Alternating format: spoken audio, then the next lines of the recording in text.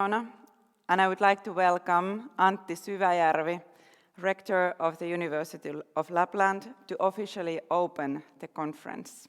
Welcome.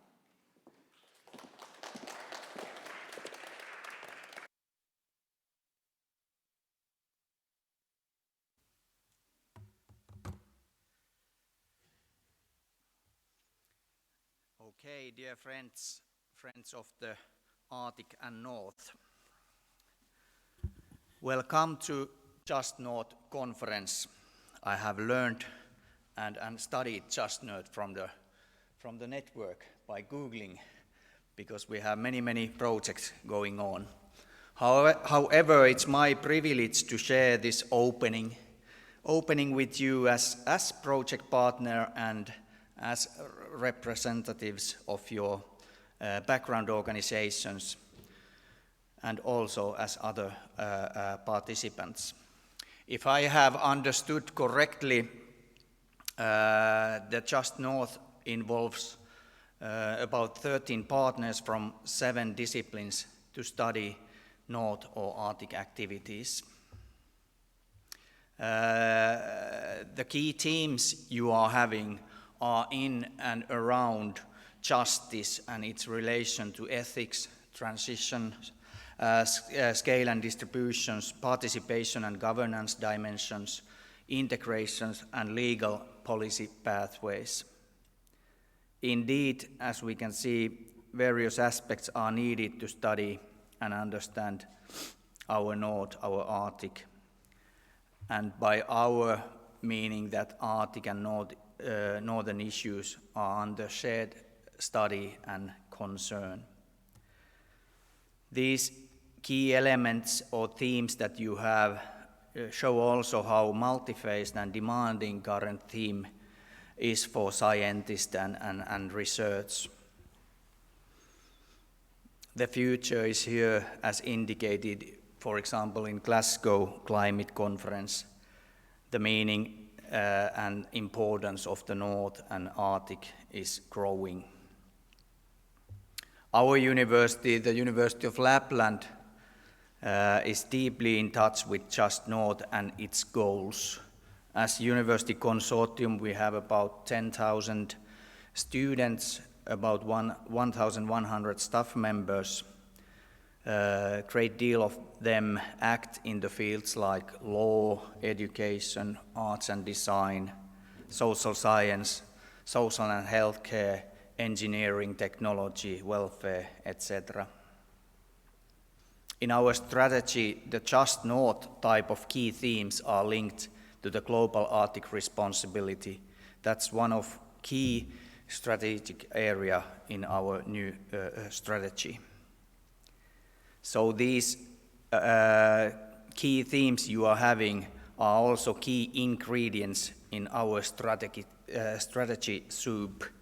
Your valuable key themes are carried out by many of our students, postgrads and staff members. But mainly this work is done by Arctic Center and probably by the Faculty of Law. The University of Lapland can be seen as Arctic University of Finland because of our national responsibilities on Arctic knowledge and Arctic know-how. This conference is organized in connection with traditional Arctic Spirit Conference and cooperation with 2 other Horizon projects, Arctic Hubs and Charter. Thank you all for the cooperation. It's my humble honor to hope that you enjoy your stay and coming days alongside various discussions. Hopefully and surely you will learn from each other and share your valuable thoughts to each other. Once again, welcome to the conference, also to the Arctic Spirit Conference and the Arctic City Rovaniemi, and of course to the University of Lapland. Thank you very much.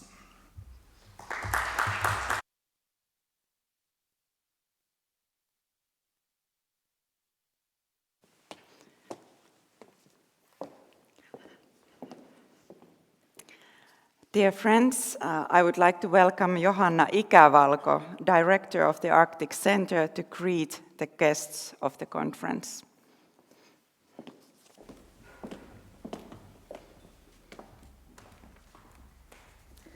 Thank you, Tanja.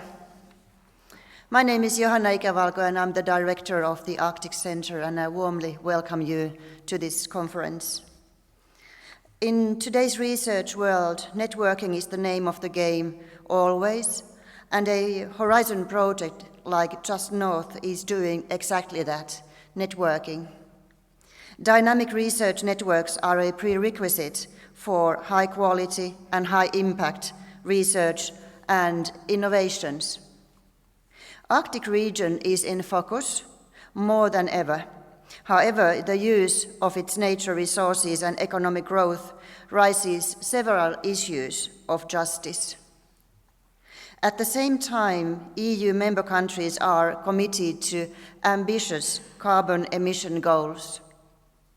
Also, climate change mitigation and adaptation require notable efforts from everyone.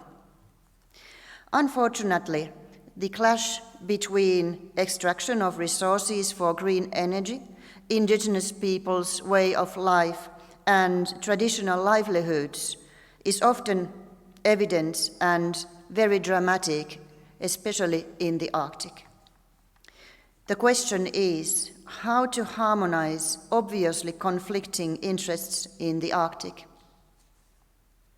JUSTNORTH project is of particular interest because it is carried out in cooperation with stakeholders, not only in Finnish Lapland, but in the entire Pan-Arctic area.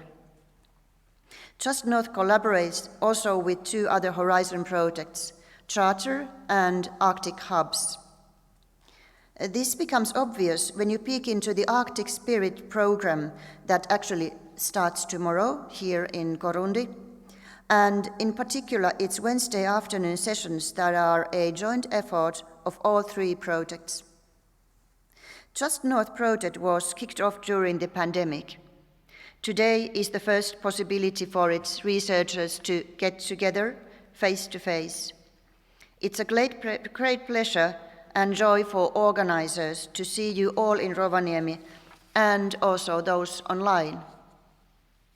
During the past 1.5 years, we have all learned a lot, especially of alternative ways of doing things.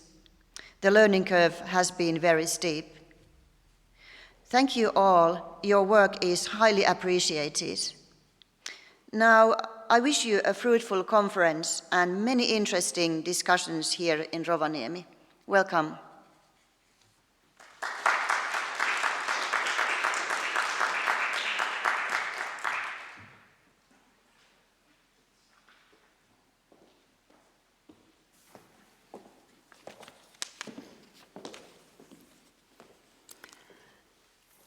Ladies and gentlemen of the conference, our next speaker will be online, directly from Brussels.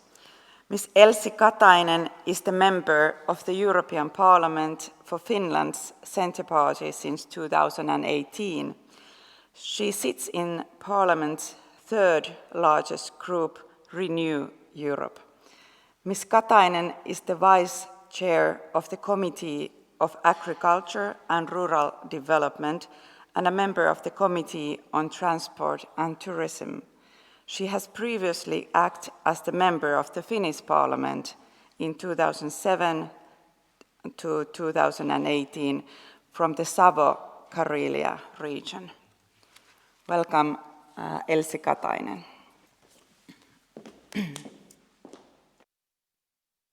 Thank you, Tanja. And thank you for the opportunity to talk to you about the impact of the policies on the Arctic. As Tanja mentioned, I'm Elsi Katainen, Finnish member of the European Parliament, Vice Chair of the Committee of Agriculture and a member of the Committee on Transport and Tourism, and also Vice Chair of EU's Russia delegation.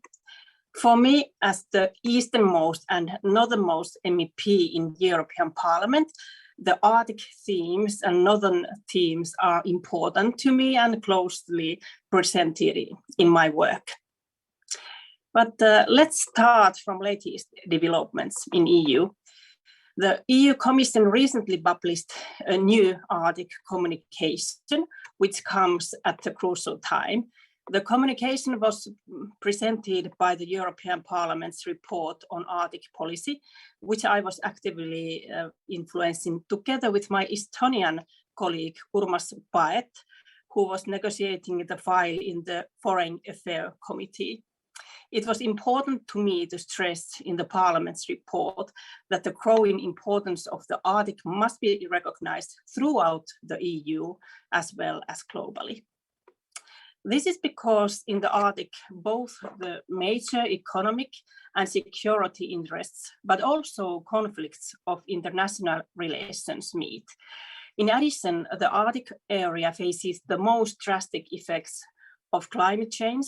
The key of EU Arctic policy is to see the big picture, and this was what we wanted to underline.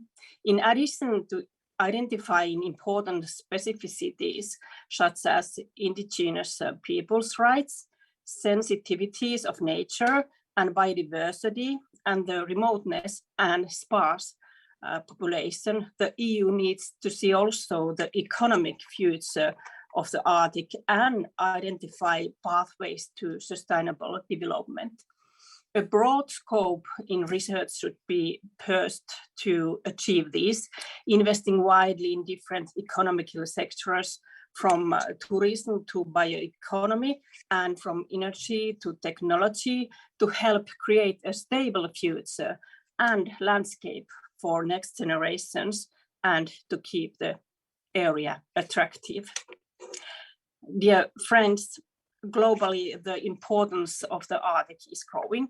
Natural resources from forests to minerals, a strategic location, and an exceptionally sensitive nature to climate change create a complex network of interests. Therefore, the EU needs a clear and more coordinated Arctic policy, which is underlined in the Parliament's report. The EU must determine how and for what we operate in the Arctic, or others will do it for us. Comprehensive international arrangements in the Arctic are needed, and the EU should be a proactive player in all these talks. This means that the EU needs to support and be an active participant in all existing Arctic cooperation structures. If EU is not active, then Russia, China, and United States will fulfill this role. Russia and China are already cooperating in the Arctic following the melting northeast passage and the economic opportunities it brings. It is unfortunate that Russia has not seen the benefits for letting the EU to become an official party in the Arctic Council. On the positive side, however, Russia and the EU are constructive partners on an equal footing in the Barents Council and in the EU's Northern Dimension Partnership. The EU should make much greater use of both of these structures and also ensure that they receive proper funding. The European Commission, which has presented itself as the first ever geopolitical commission, should deliver on its promises and take a broader and more ambitious perspective on Arctic policy. I think that the new Arctic communication is a long-awaited and a good start on this. It is important that the EU extends its view also to security, which has been lacking in previous strategies. The EU's Arctic policy will continue to have three main priorities alongside security: environmental protection, sustainable development, and close international cooperation. The Union has an important role to play in promoting the vitality and growth of the northern regions and communities. We must take an active role as experts in these discussions And I think Arctic players have done a good job on this. Alongside Sweden, Denmark, and Norway, Finland must continue to work actively to ensure that the security of the Arctic region, economic stability, sustainable development, and the needs of local communities are taken into account in EU policies. This requires concrete goals as well, though through implementation to achieve them. In this light, strengthening the Arctic policy in the EU Neighbourhood Programme is important.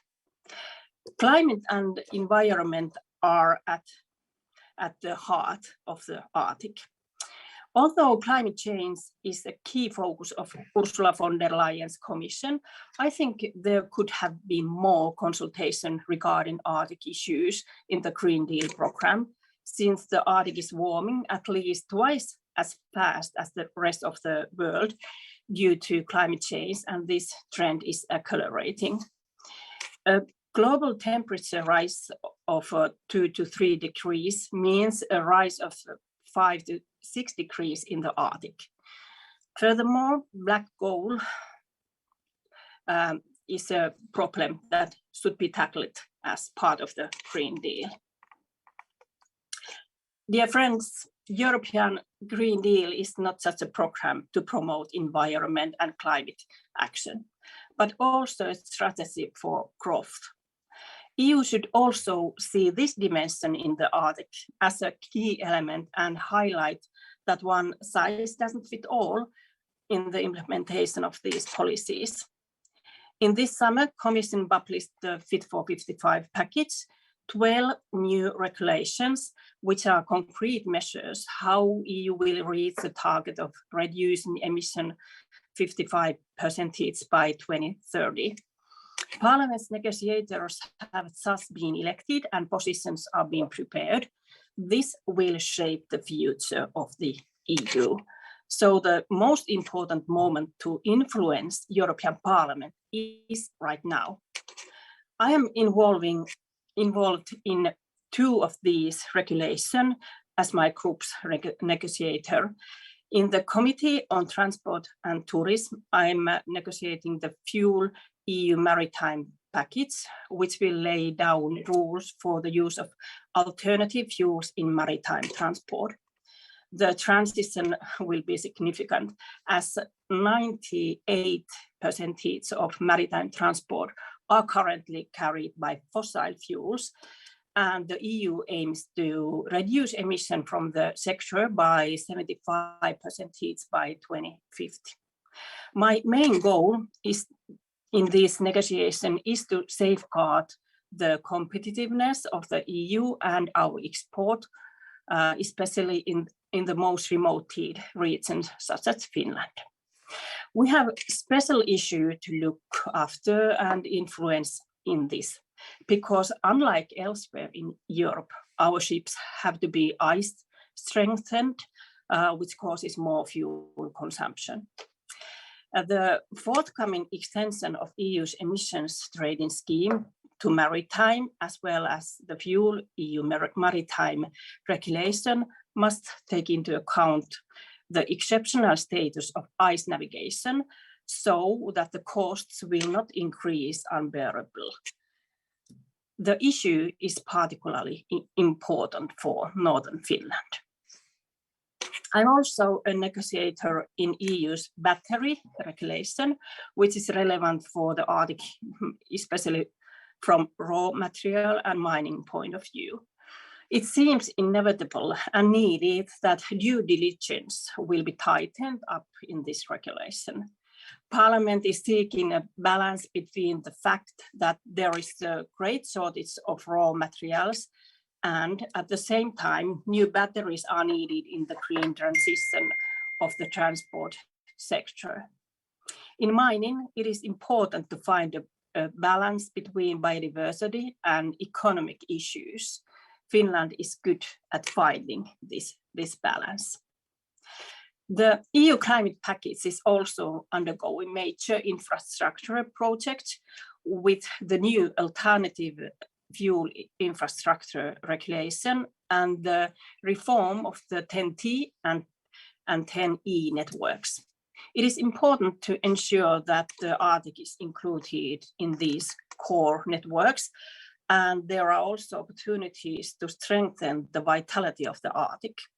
However, the specific features of the area must be taken into account, for example, when adjusting the distance between the refueling points of hydrogen stations. There are risks for both business and biodiversity, and a balance needs to be struck. At the same time, wind power generation is developing at a rapid pace in Europe and Finland, for which the EU climate package is creating a huge demand. This could bring new income opportunities in the Arctic region. Then about forestry. Alongside other duties, I am our group's negotiator in the LULUCF regulation in both Agri and Tran committees. The EU is setting a target of 310 megatons for increasing carbon sinks, which is a big change from the past. This time, the Commission has proposed a reasonable accounting method, and thanks to sustainable forest management, it seems that Finland can reach our national target by 2030 of having a sink of 17.8 megatons. It is crucial to safeguard in this regulation that the conditions for sustainable forest management are maintained in the future. Member states must be able to decide about their own forests. It is important that this is recognized in the EU's new forest strategy, to which the Parliament will draft its position in the upcoming spring. Also, in this paper, it is fundamental to safeguard the balance between economic, environmental, and societal dimensions based on United Nations Sustainable Development Principles, as Commission is unfortunately too often stressing only one of these important principles. Wood constructions has now a demand in the EU policies due to its ability to sequestrate carbon, and this is an opportunity for the Arctic. However, the importance of versatile uses of wood must be constantly underlined for everyone in Brussels. It is important to emphasize that in addition to long-term products, we also need short-term and recyclable wood products, from hygiene products to packaging materials, which replace fossil materials in circular economy. Lastly, a few words on research and innovation policy. The EU's Horizon Europe program is now underway, and for example, the work of the Arctic Centre and the University of Lapland are well identified in Brussels. It is crucial that there is a constant communication with EU Commission and Parliament, since the preparation for the next Horizon program is already underway. Overall, the sparsely populated areas network and the Northeast office in Brussels have done a great job of influencing research and innovation issues, as well as regional development and Arctic issues. Together we are stronger, and we need to keep working hard so that European attention is kept in the Arctic. Thank you for the opportunity to speak to you. Thank you very much.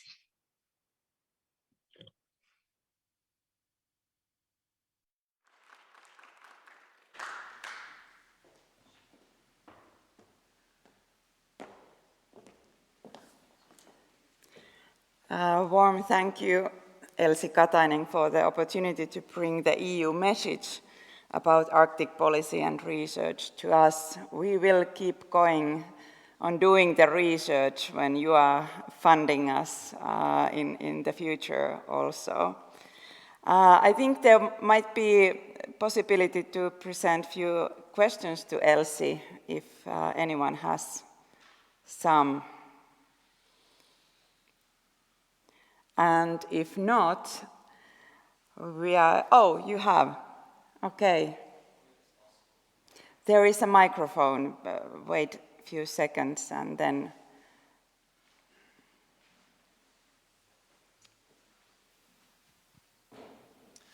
Yeah, hopefully you can hear me okay, Elsie. My name is Professor Darwin Mccauley at Erasmus University Rotterdam from the Netherlands. And my question is, you mentioned in your talk about the lack of presence with regards to Arctic issues in the EU Green Deal.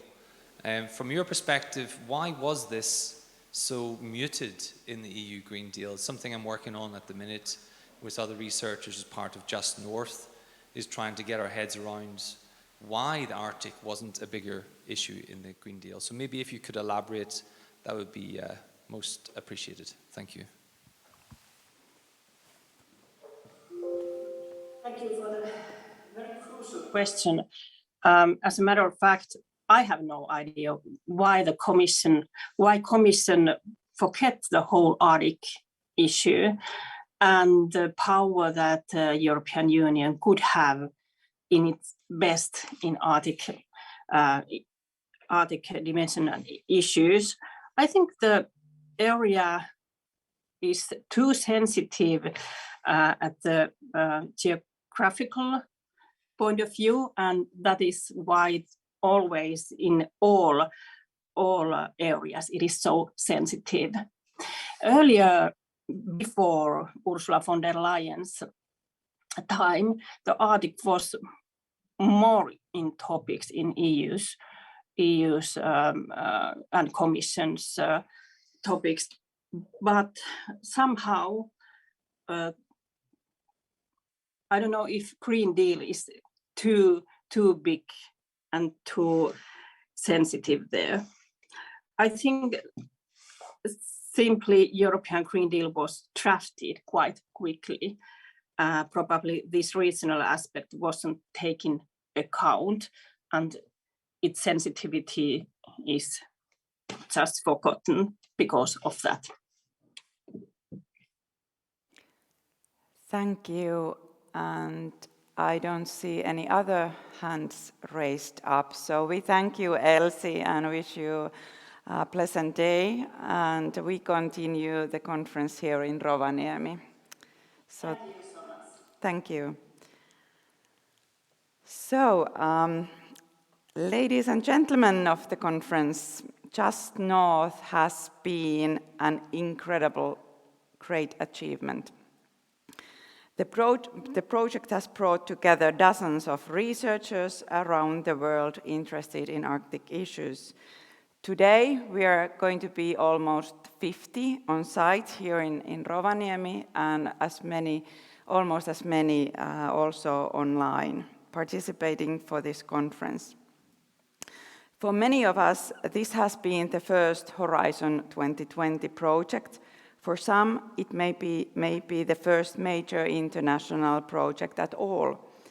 I want to express my gratitude and thanks to our coordinators, Corinne Wood-Donnelly and Roman Sidortsov, as well as Gustav Siegemann, the author of The Magic Tricks.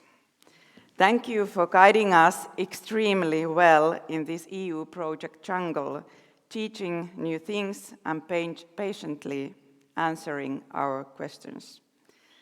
Dear friends, we started the preparations for this conference in April when I hired Laura Tarvainen to coordinate the conference.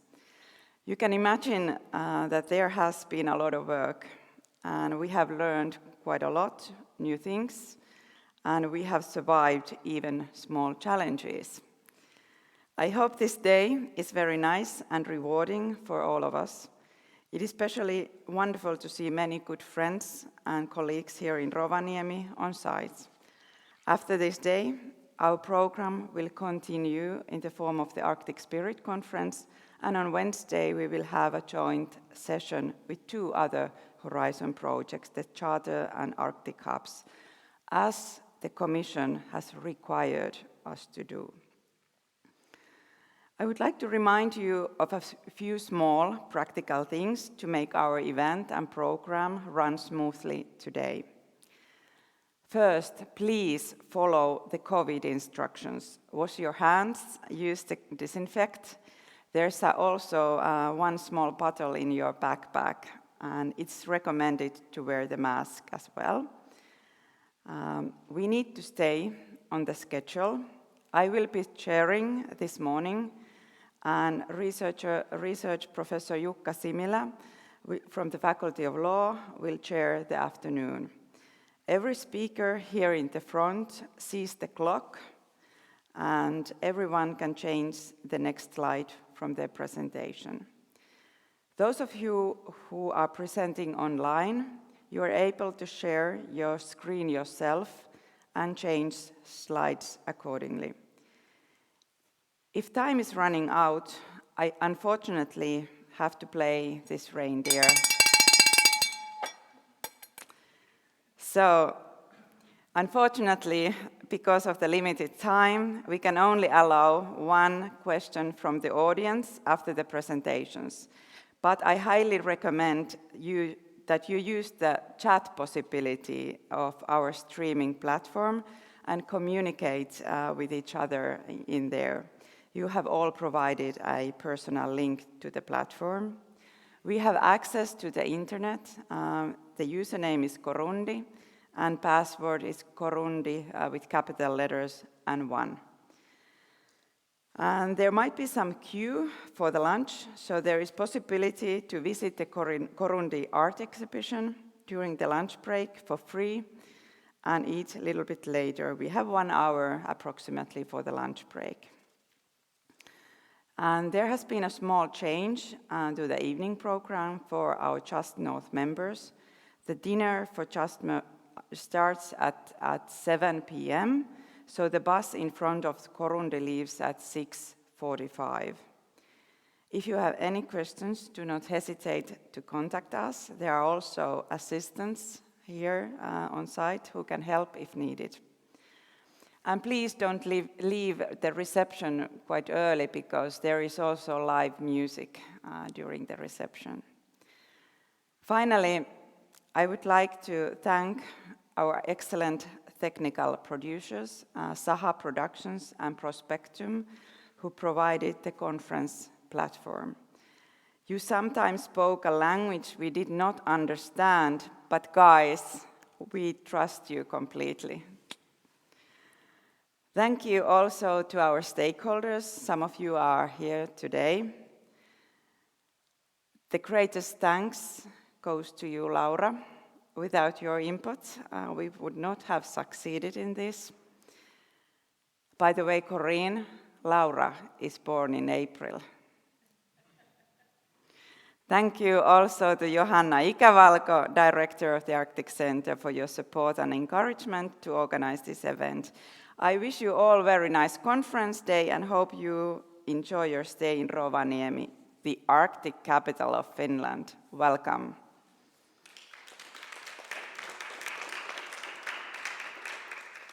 Now there is a coffee and something small to eat in the lobby, and we will continue 10:15. And before that, I hope that those who are presenting in the first session could come a little bit earlier here in the front so that we can put all the equipments on place. Okay, now coffee time.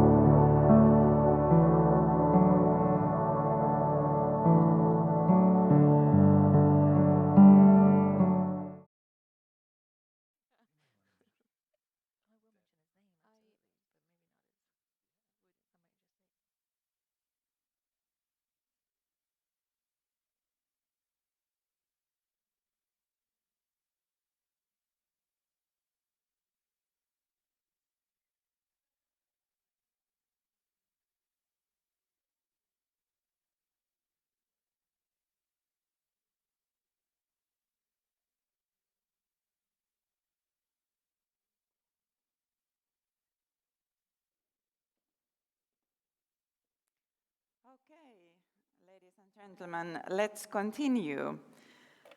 The first session of today is based on the work of the Work Package 1, theoretical work package on justice issue, and it is organized so that there will be a roundtable or panel discussion on justice issues. And maybe we start by so that you will introduce yourselves first and then continue, and I assume that there is also possibility for the audience to make questions as well. So we welcome you on stage. So, thank you please. so much, Tanya.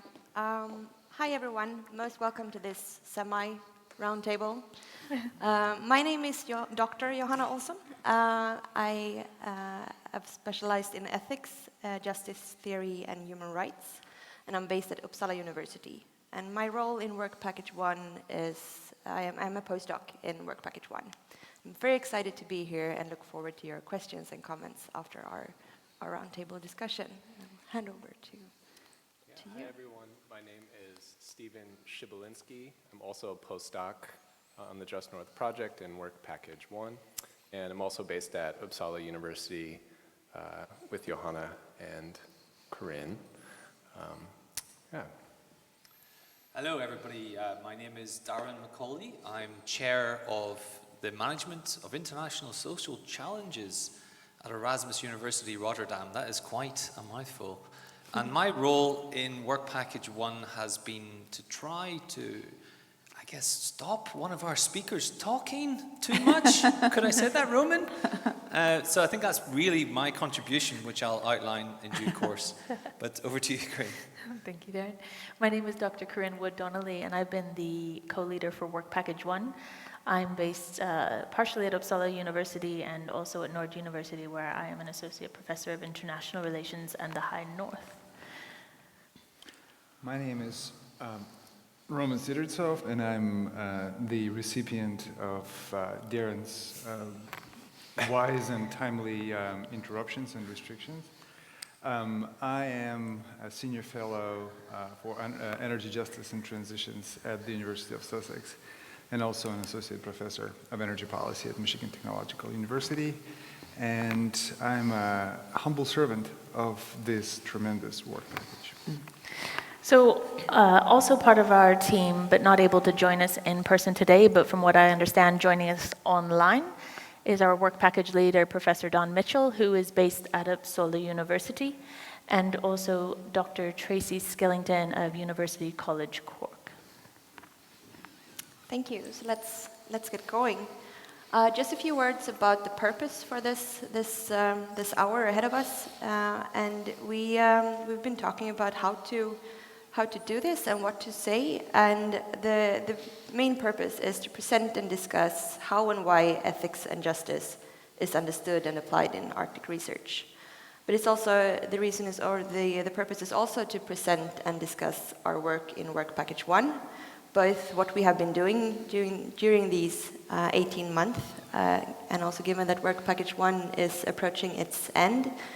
But we will also talk about how our work will continue from now on, so making the connections between reports to scholarly output. And let's start about talking about justice. Like, why should we talk about justice, and what role does justice play in Just North? I guess, first of all, just emphasizing the role of justice in society in general, but also stressing how and why justice is important for social sciences, and in particular for projects such as Just North. For many, justice is an intuition, a feeling about justness, and an issue connected to right and wrong, and it's therefore also very closely connected to issues of ethics. This at least partly explains that justice has a high symbolic value, but it's also a matter of signposting, and it allows you to sometimes plant a flag on the side of the good, and that gives justice a very normative meaning in many ways. But justice is also understood very differently across different theories or schools of justice or traditions of justice, and this is something that we will highlight throughout this panel discussion or roundtable. But Stephen, why is justice important? What would you say? You're gonna start right there that early. Okay. I was just gonna follow up and say that part of the work that we've been doing is trying to help us think through and sort of become critical of the concept of justice to advance how we think about justice, how we can make claims to justice. And so, while justice has sort of a moral value to it, it also is obviously politically charged and is a concept that we probably most understand as a political concept. But sort of the work we're doing is trying to understand justice theory as an ideal, but also where it comes from on the ground in actual social processes from the bottom up, and not just as an ideal or perfect set of theories. And so hopefully we'll get into some of that today with some of the examples too. But it's important for really honing in on what we actually mean when we use the concept and apply the concept of justice itself. So that's a lot of the work that we've been trying to do over this last year, is identify not exactly what justice is as a perfect ideal, but how it's used differently and how people understand it differently and apply it differently. So that's a really good way of skirting your huge question. Yeah. Yeah. No, I think that has also been clear throughout the work over these past 18 months. And by the way, I also want to take this opportunity to thank you guys, because I think this work package has been a great deal of fun. And I've learned a lot, and I have really found our discussions really rewarding. But I think also that something that has become increasingly clear is that justice is a value-laden concept, which means a lot of different things. And as you said, it's both an ideal, it's a process, it's about relations, and it has been conceptualized very differently. And another thing that has become clear throughout our readings of different justice literatures is that it often signals a bottom-up approach rather than a top-down. But I would also argue that it's both. It's both a top-down and a bottom-up. And I think that is also one of the strengths about the concept of justice, that it could be, I guess it's both a challenge and a strength in that it could be used flexibly.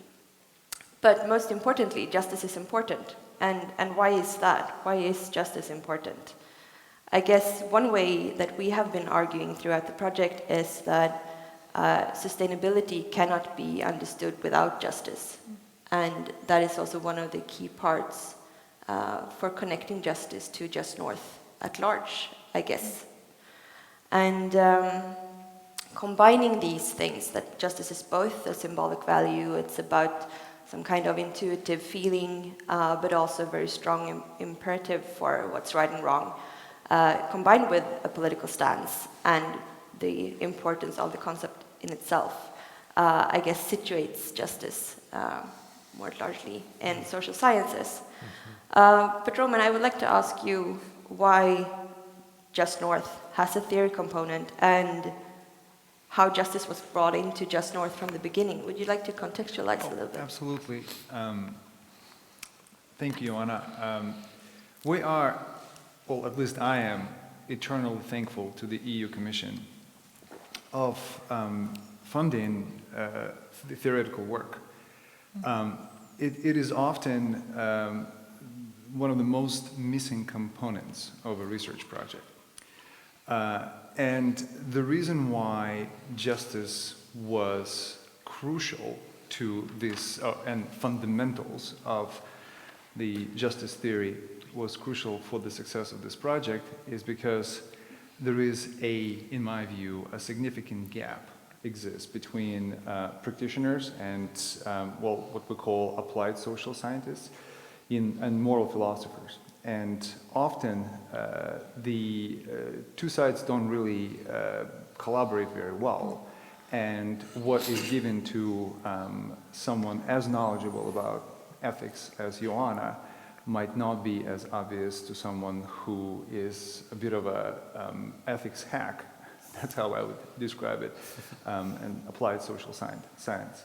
So when we were designing the project, we have recognized that this gap exists, and we again are very, very thankful that we were given an opportunity to fill this gap by having this work package. Thank you. And throughout our work, we have produced a set of reports aimed towards different audiences, slightly different audiences at least, with fairly different purposes.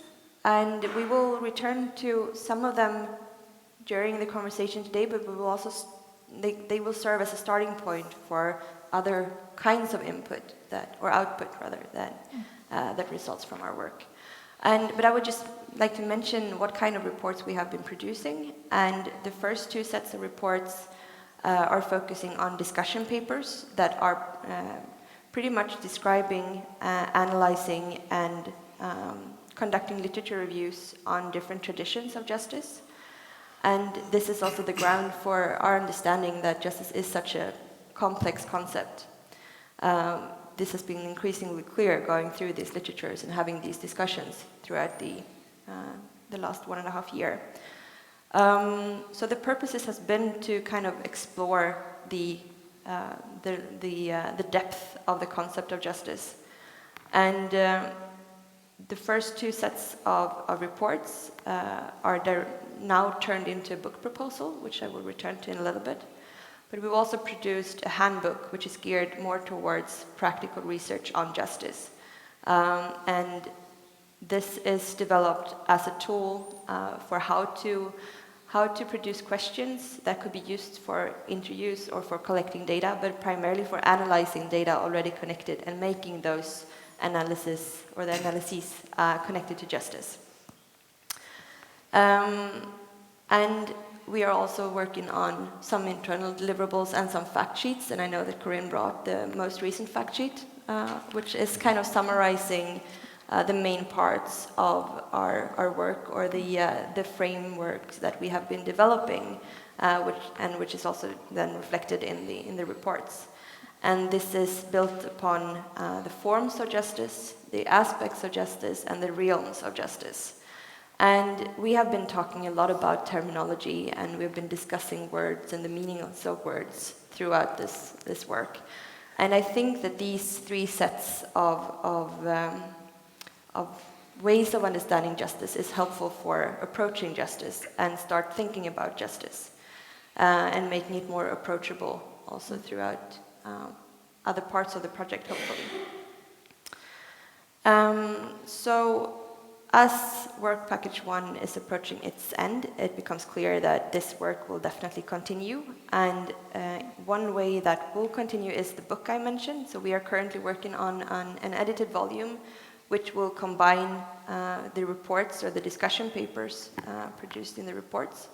But these will be developed, and we will be happy to hear your thoughts about how that could be made as useful as possible for you, both for scholars and for stakeholders. And we'd be happy to return to that in the Q&A if you find it interesting. So the book is called Theorizing Justice. It takes a little bit, it has a wider scope than justice in the Arctic, so it's more justice in the social sciences. And I think you phrased that really well, Corinne, like what the purpose of expanding the scope. Would you like to just say something about that? Sure. So, of course, we started off this work package thinking about justice in the context of the Just North project and how justice could be used by the researchers in the 18 different case studies on economic activities that we have in the project. And I think we have achieved that, but we have also been trying to think about how to take this beyond Just North and to extend the lifetime and the applicability and usefulness of this work to broader social science audiences. And there are reasons that became evident that it would be very useful to do that, which Roman will talk about later and Darren will talk about later, in the different ways that the work that we have been doing as scholars within Work Package 1 has become really useful in our own practices. And so we thought it was very important to move the work of Just North and justice in Work Package 1 beyond just the Just North team. And in doing so, we don't feel that it compromises the applicability of the work to scholars of the Arctic. It is still just as useful, even though we have broadened the scope to be more inclusive of all social science users. Thank you. So the book is one of those examples that will kind of continue throughout and beyond Just North. But we also have a set of publications in journal articles, but also this also relates to teaching. And these are some of the examples that we will return to. We have 3 different examples, both on spatial justice and on just transitions, but then also on how teaching on justice helps improve teaching on energy justice. But in one of the deliverables or reports that we have been producing, we have developed this model that you can see on the screen. And throughout Just North, the concepts of justice, ethics, and values are central. And these are complex concepts on their own, and the complexity increases when they are combined. And this is also a reason for why this research is necessary and important. And this was developed in the handbook for justice research that we have been developing. And this is rather to be seen as a model for thinking about the connectedness between these values, or between these concepts, ethics, justice, and values. And this represents the way we perceive the role of these concepts throughout the project. But we also see this model as extendable beyond the project. And this is also a way of kind of situate our work within the framework for the larger project. And I would say that our work is primarily positioned in the I don't know, I hope you can see that it's not too blurry, but in the sessions like ethics, which then is connected to meta or abstract ideas of justice and justice theories, but also guiding principles or norms of justice, and kind of leaning towards justice in action. But as we see it, justice in action is primarily taking place in the work packages 2, 3, and 4. But this is also how we see our connection to the rest of the project, but also how these three values, justice and ethics, how these three concepts correlate to each other. And the model is supposed to imply this as both a cumulative process, but also circular. So there are no clear stops in the process, and this kind of goes around, so that everything is informing the process throughout. And values are central throughout the different steps in this model. And sure, this is abstract, and we're trying to make this a bit more concrete throughout the examples. Corinne, you want to add something? Of course, what is important to remember in the reflecting on this model and the work that we have been doing on Work Package 1 is not that we are going to find the answer of what is justice for the Arctic. That is far beyond our power and our capacity and would be, in fact, unjust. But this model shows the iterative process of justice, and that the work that we have done creates a starting point for looking at how justice can be achieved in the Arctic through different types of ideas and normative principles, but that this process needs to continue and repeat itself forever in order to achieve true justice. This is only a starting point in what is hopefully a very long spiraled pathway, perhaps, towards justice. I also just want to say that I think why we like this model, this image, and we put it in the analytical handbook is because we recognize that people come to justice in many different ways and have different understandings of justice and how the values associated with justice inform their work. And so it was important for us to sort of sketch out how we might be coming at it, but how others might see it too, and how the values associated with their research might connect with what we're doing as well.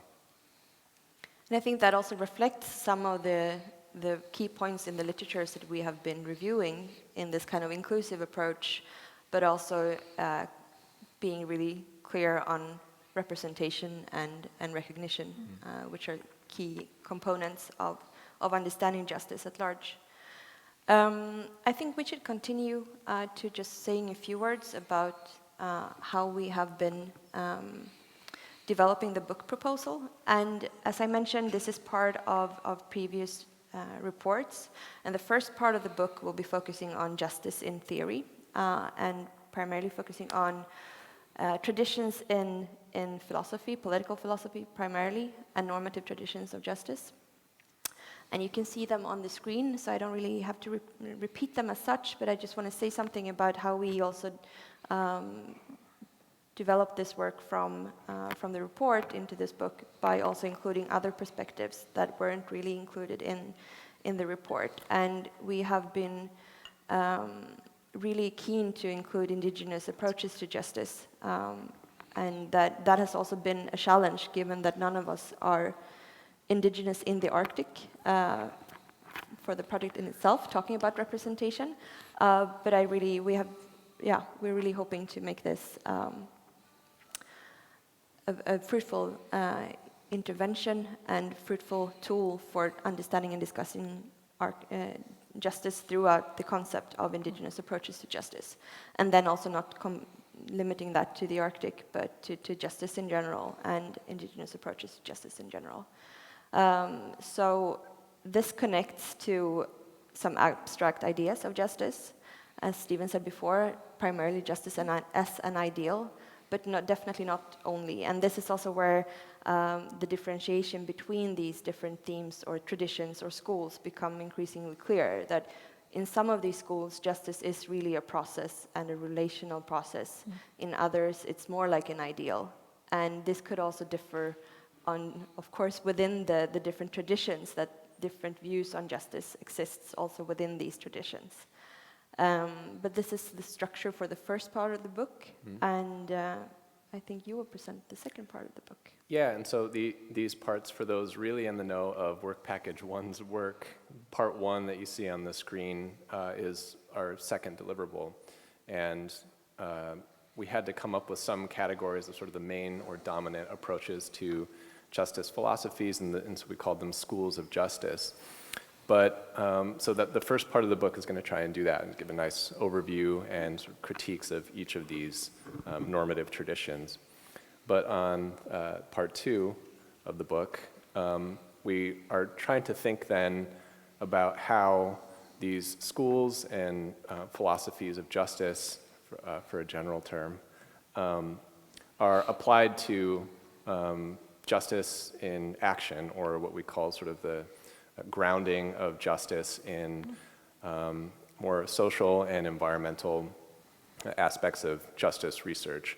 And so the book, how we're trying to arc it right now, is why does justice theorizing matter for social scientists, and particularly our bent, just given our expertises in the social and environmental sciences.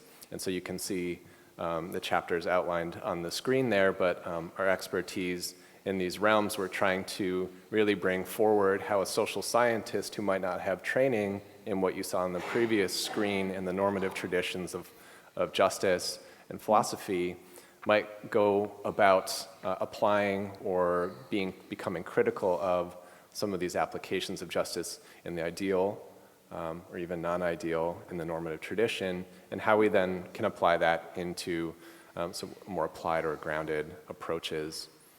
And some of the examples then that follow will get a little bit more in depth about how we see the application of justice from our own work.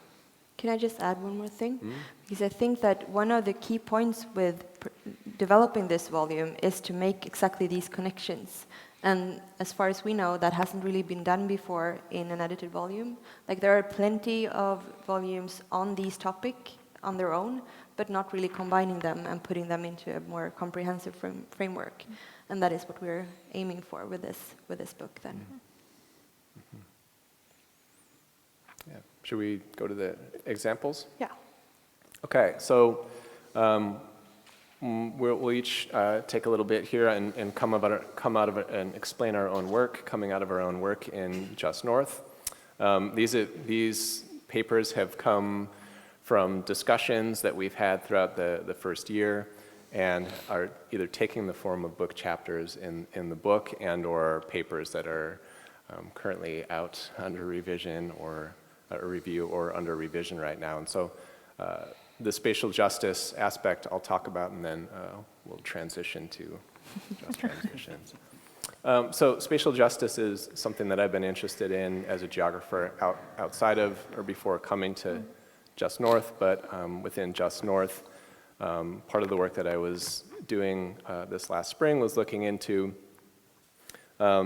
how geographers have understood justice and applied it to their work. As a human geographer, justice theory has played quite a prominent role within geography over the last 50 years. But it kind of started off in the discipline as something traditionally concerned with very liberal or distributive understandings of justice, or redistributive theory, following some of the dominant work of liberal theorists like John Rawls' justice as fairness theory. But so in the spatial justice chapter that we intend in the book, I have kind of two things that have come out of spatial justice. A chapter that really gets into spatial justice and why space matters, and an understanding of scale and how that matters to spatial justice. But the paper that I have out and am currently revising actually takes a broader look at how geographers in general have approached theorizing justice. And so it goes beyond the sub-literature of spatial justice. And so I'll speak to the two very quickly. So as I said, spatial justice kind of came out of the work of David Harvey in the early 70s, who was thinking deeply about how to think about justice with using a Rawlsian framework of how can there be equitable distribution between territories in terms of goods and services.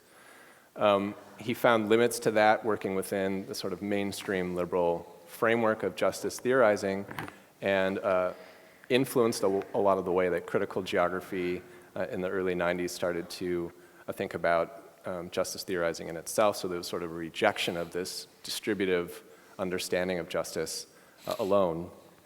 And so spatial justice really became popularized in the early thousands as a term itself. Edward Soja wrote a book, a geographer from UCLA, called Seeking Spatial Justice, who was really trying to understand, sort of, for lack of a better term, the ontology of how space and social relations co-produce injustices. So a classic example of spatial injustice would be something like housing segregation. And so a lot of critical geographers were thinking about the ways in which social processes, the building of housing, the constraining of who can be in what spaces, lead to these spatial forms that are unjust. The way I see spatial justice, though, which I'll talk about in the chapter, but not here today much in depth, is spatial justice in my mind is not so much a theory of justice, but a way of, a methodological way of understanding or situating, or a guide for analyzing how and where justice takes place in space. So it's not a theory of what's just or unjust, but it's a way of situating and helping us understand, or putting scale, or understanding what we mean, our scalar understanding of the processes taking place. So is there one site where processes of injustice are taking place, or are there multiple scales contributing to injustice in a particular locale? I think that's the particular strength of spatial justice, is this sort of methodological framework. That's spatial justice in terms of this very specific literature that became popularized as a term in the mid-aughts. The second point I want to make, I guess, about spatial justice that comes out of another paper I'm working on now is kind of a broader look at justice theorizing within human geography more broadly. And I sort of ask in review, it's more of a review piece that asks, how do geographers theorize the concept of justice? Human geographers, as I said, have been theorizing justice for a long time, but not until the 1990s were they really starting to think through critiques of sort of mainstream paradigms of liberal and distributive justice alone. So influenced by a lot of feminist theorists and more critical theory, deliberative democratic theory, geographers have started to embrace sort of a shift, not to a focus on ideals of justice, but sort of situating injustices from the ground up, from actual struggles taking place in the world, and trying to understand justice from the bottom up, for lack of a better term. So there was this sort of rejection of the ideal or perfect theories of justice, and sort of a more grounded, or for lack of a better term, applied understanding of how justice comes out of the social processes that relate to place construction and the production of space. And I think there's three subfields that were really prominent in this, and one of the literatures comes out of, or maybe subliteratures, is spatial justice was one of them, but also the environmental justice literature and landscape justice literature, and we've covered those in some of our deliverables as well. But all three of these sort of sub-literatures have contributed to the advance of critiques of justice, but also justice theorizing through those critiques, and recognizing participation and why that matters to just processes, the recognition of peoples as subjects of justice. And so through those critiques, I think that these three sub-literatures have really helped advance justice theorizing in the application. Many of you are probably familiar with environmental justice as a movement, but as we looked into it in terms of its body of justice theorizing, that's somewhat different and not actually in conversation with the movement at all times. So much of the work out of the spatial justice, environmental justice, and landscape justice literatures is normative in a political sense, where it has an understanding of what ought to change based on the social and environmental processes taking place in the world. But very recently, some geographers have become critical of sort of the lack of justice theorizing itself within these bodies of literatures. And what I mean by that is that some have suggested that geographers have not explicitly theorized the concept of justice itself, and because of that, they caution that we might lose, we being the field of geography, but I think this applies to broader social science who's working through justice theory, might lose the specificity of the concept. So some critiques, that is, especially from Clive Barnett and a few others, that geographers do not rationalize or reason through what the concept of justice is when they're articulating or just applying the notion of justice in their work. And so the call is to justify or give reasons for why something is unjust or unjust. I would say as a generally sort of descriptive discipline, human geography has, for good reason, sort of stayed away from sort of ideal theorizing. And so this critique is contested. And so I actually see it in the review piece, and I'll just end here, the review piece that I'm writing on human geography's theorizing of justice in general is that I think both normative approaches to justice are quite helpful for political reasons, but also for that push to help us better rationalize and justify why, when we use the term something is unjust or these processes or relations are unjust, that we can give reason for that. We're not just saying, well, that's unjust, but we're identifying what exactly is unjust about that. And so something I'm still toying with in the paper and how to end the review is thinking about not only why justice, but whether everything is about justice. And the clearer we can be about that, again, in sort of the social sciences, thinking about social environmental relations, is whether this is explicitly about justice and what components are and why that's the case. And to see those two normative traditions of sort of a political thrust of justice and getting more specific about what we mean by justice, I think is a benefit to sort of thinking through justice in the social environmental world. I think that's where I'll end on the spatial justice work. Yeah. Well, thank you, Stephen. I think I'll pick up from there. I think you might have an idea what our meetings are like now. Lots of fun, lots of detail, lots of amazing commentary, and I think you've also got a sense of who the real brains in the room are sitting to my right, Johanna and Stephen, who have really taught us on their left a great deal about these issues. And, you know, I guess developing some of the concepts and ideas that Stephen talked about, where I wanted to start very briefly with before I get on to just transitions was in 2007, which feels like a very different world, Professor Christopher Roots at the University of Kent once said to me when I was an aspiring young, apparently I was young back then, social movement scholar, and I said, oh, dear, you know, I think we should really think about this idea of justice. And he said to me, no, in social movement studies, we don't talk about justice. I said, oh, why? Why, Christopher? Why don't we talk about justice? He said, well, justice is for theorizing. It's not to be applied in research. And I think we're on a mission to prove him wrong. And I do reflect back, and I guess I was intimidated at the time at a standing professor in the field, and I thought, oh, okay, I better stay away from justice. And then on day 2, I thought, okay, I'm going to make it my life's work to apply justice to prove him wrong.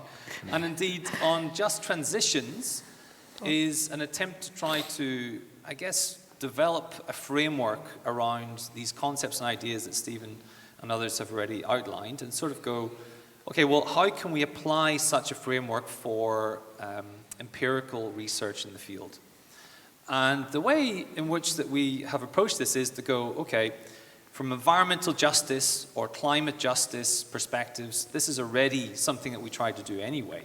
There's some fantastic scholars who have attempted to apply these theoretical concepts like distributional and procedural justice to various different case studies across the world. And myself, I started to develop with people like Roman this idea of energy justice, specifically focusing on how we apply these ideas to different empirical settings on energy matters.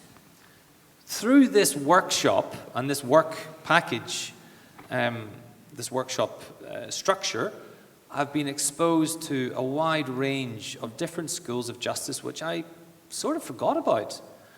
I mean, hands up, I'm a liberalist-focused scholar. I haven't really thought outside the box, and this work package has allowed me the space to do exactly that. And through that, we have developed this idea of just transitions, which is, of course, very policy present right across the European Union and also increasingly in the Arctic field.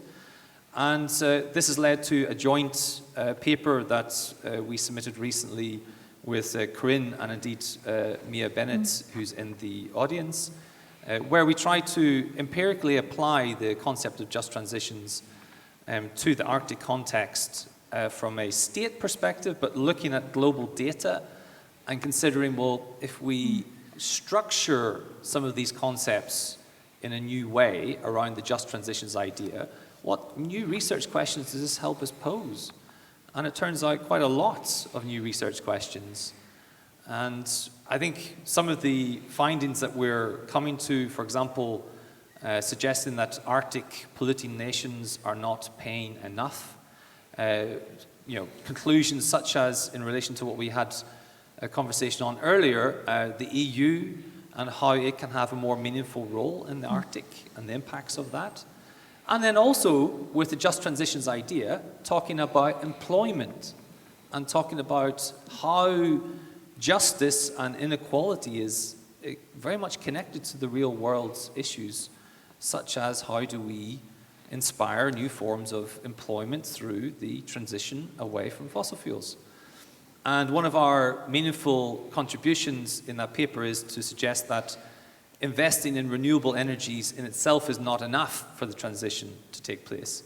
But this justice component means that these employment structures and processes that are to accompany this renewable drive has to be fair, has to be equitable, has to be based upon principles of meaningful conditions of work and indeed recompense in terms of wage. So this is what Just Transitions and this work package has allowed us to do, is to consider new research questions, to hopefully develop new arguments and ideas through applying concepts of justice.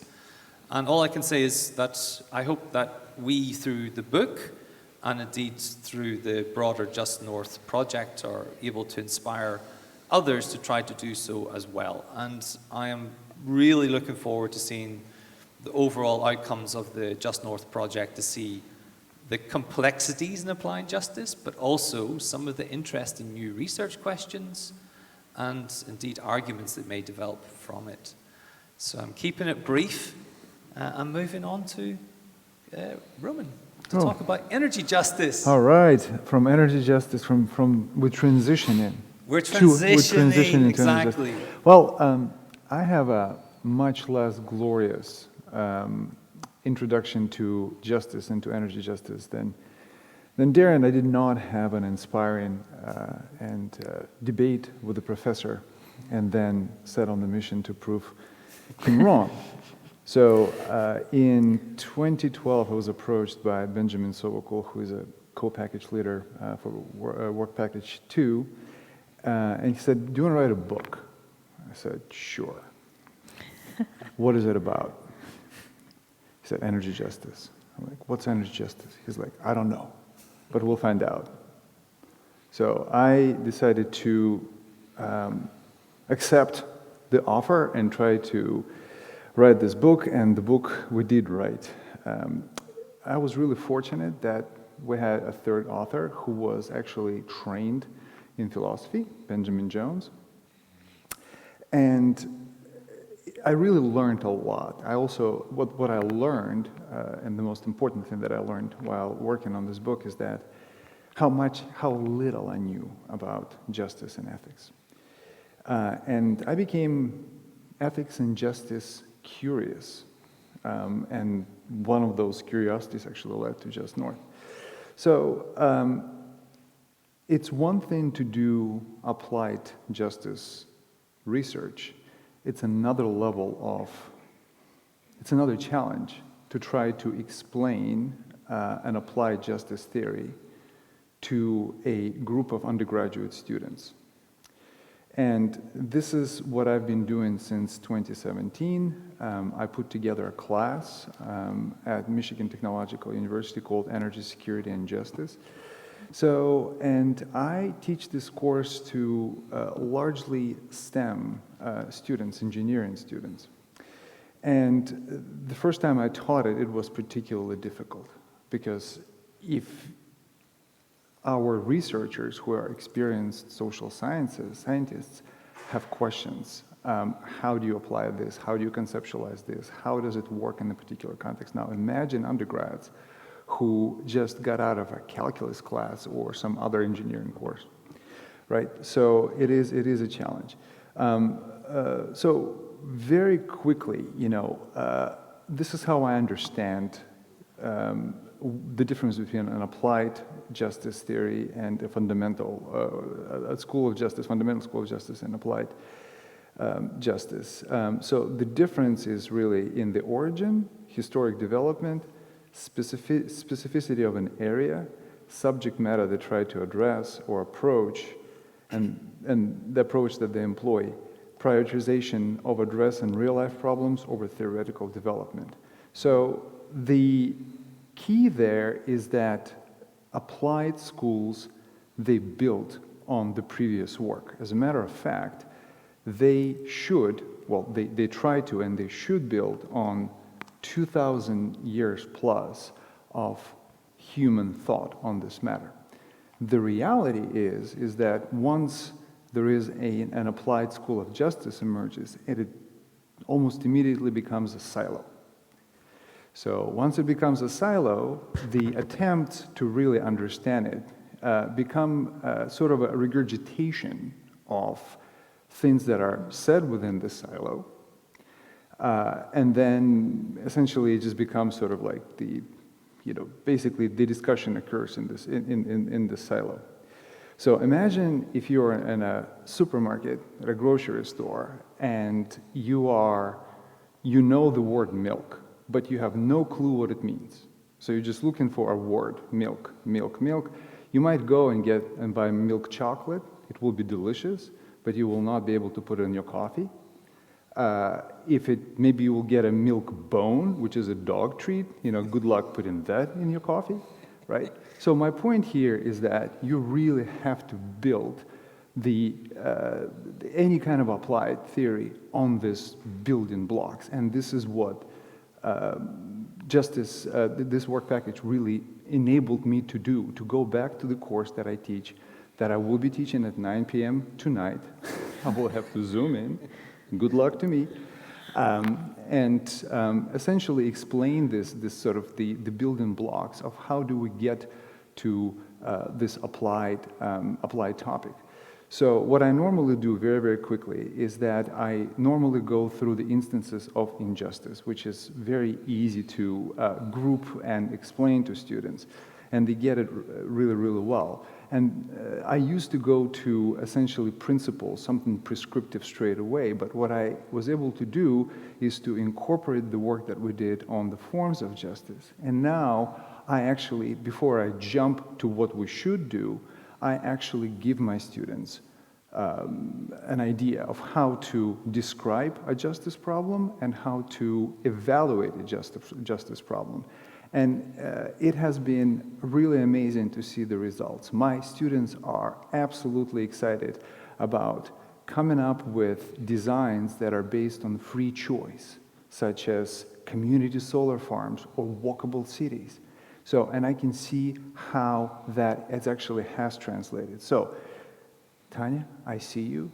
All I'm gonna say is that I'm really, really looking forward to this book because finally I will have something to put in my course, distribute it to the students, and instead of me trying to make sense and trying to explain this, use a much better explanation that will be given by my co-authors. Thank you. So before turning to the Q&A session, I would just say a few words. I will try to reconnect this to the model that we developed. And to me at least, I think it's clear that we have been talking about ethics and the ideas of justice. We have been touching upon the guiding principles or norms of justice via the first part of the book that I explored or discussed a little bit earlier, but also now the 3 examples have been geared towards justice in action. And we look very much forward to the following steps in this model and to follow that throughout the project. And I would also like to take this opportunity to summarize 3 points throughout our discussion now that I would like to emphasize before moving to the Q&A. And the first one is the, not tension, but to some extent tension on the starting point, if we start with justice or injustice. Because this is something that is clear from our work, that this differs between the different traditions that we have been exploring, that injustice is not always the starting point, but it perhaps should be, and there it is for many of the traditions. The second thing I would like to emphasize is that justice is seen as a critical concept in the most constructive and forward-looking way, and that is also how we have been approaching justice, regardless of how it's defined, that this is a tool for asking critical questions. And the third point is that, I don't remember who said that, but encouraging thinking outside of the box and initiate new conversations and new questions and new research questions is something that justice really could be helpful for doing, and we hope that that will be a part of the future of our work. Corinne. So speaking of our work, where you can find our work, for everyone who is in the Just North team, of course, you have access to the discussion papers that we have written and, of course, to the analytical handbook that we have produced. For those of you who are not in the Just North project and maybe joining us online, of course, you may have to wait a little bit longer for us to produce our edited volume. But in the meantime, I'd like to remind you about the fact sheet that we have produced, which is a bit of a shortcut to thinking about justice. So as Johanna mentioned earlier, it talks a little bit about the aspects, the forms, and the realms of justice. For those of you who are here today, our team has printed out a small pile of these, which you can find at the reception. If you are joining us online, this should be available on our website, and if it is not there right now, it will be soon. So please look up this work and use it in your daily practice. So, any questions, comments, thoughts?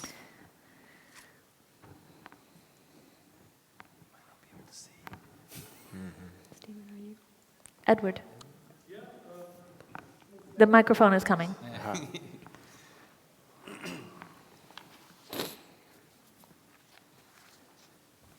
Thank you, and thank you for keeping the framework there on top.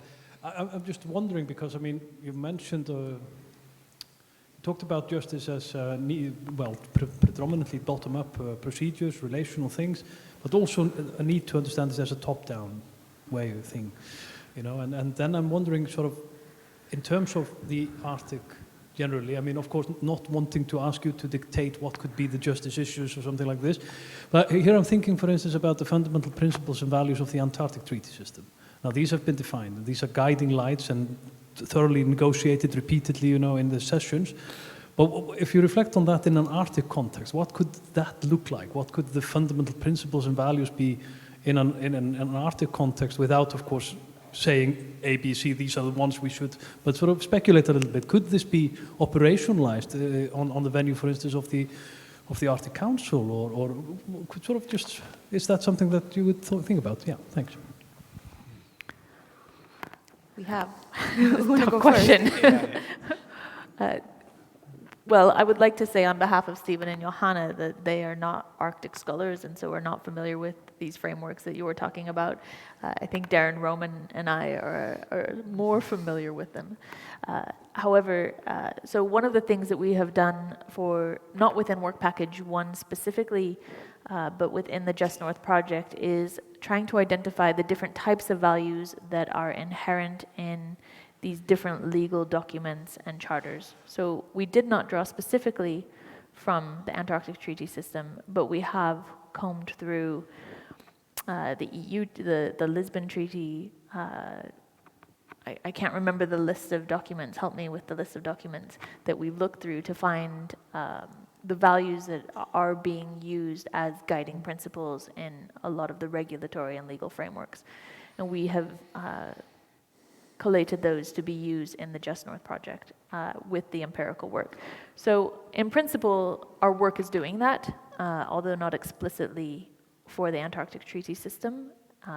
And of course, because there isn't a similar treaty system for the Arctic, it is difficult to draw explicitly or even to take some of the same principles from the Antarctic Treaty System, in part because of the context in which the Antarctic Treaty System was developed, which was a different era, and focusing on the preservation of resources.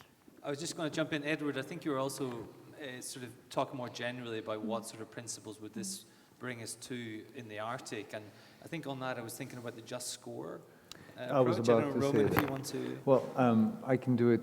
I'm going to give you a preview of a very abbreviated session. 1 minute.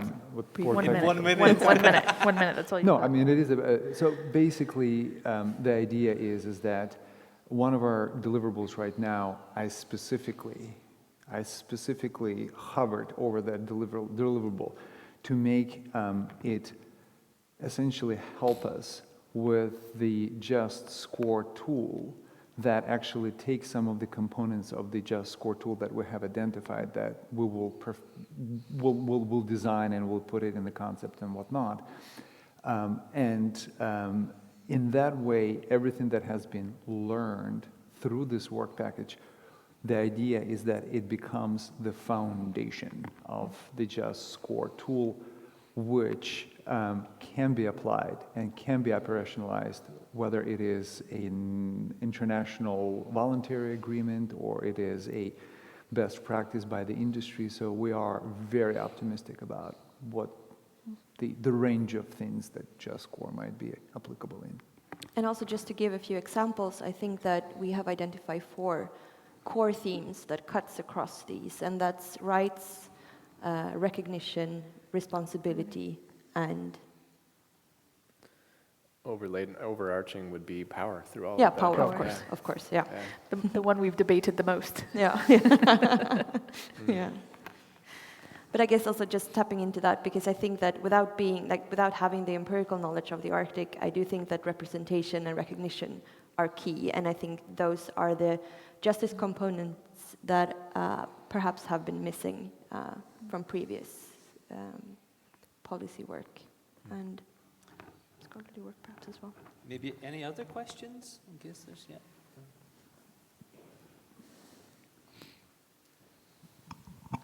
Hi, many thanks for all the interesting talks. My name is Yue Wang, and I'm from Tampere University and the Arctic Center, University of Lapland.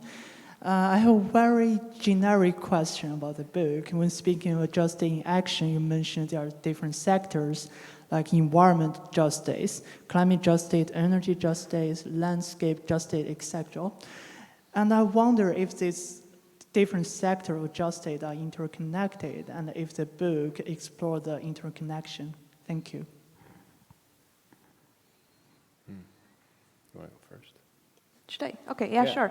Yeah. I would say that that is part of the book, making those connections between the literatures, because also as has been mentioned, quite a bit of the literatures are in silos, so the connections aren't really there, even though there are also clear connections in how things or questions or approaches are developed. So there are clear parallels, but the connections aren't always there, even though this is, sure, it varies depending on which perspective you take. And also, that's been clear from Stephen's presentation, environmental justice is deeply connected to spatial justice, for instance. So there are quite a few connections. And I guess also connecting the first, like the second part of the book with the first, would also clarify how the philosophical foundations also have been influencing the different applied themes in different ways, and emphasize different things depending on which perspective you would focus on.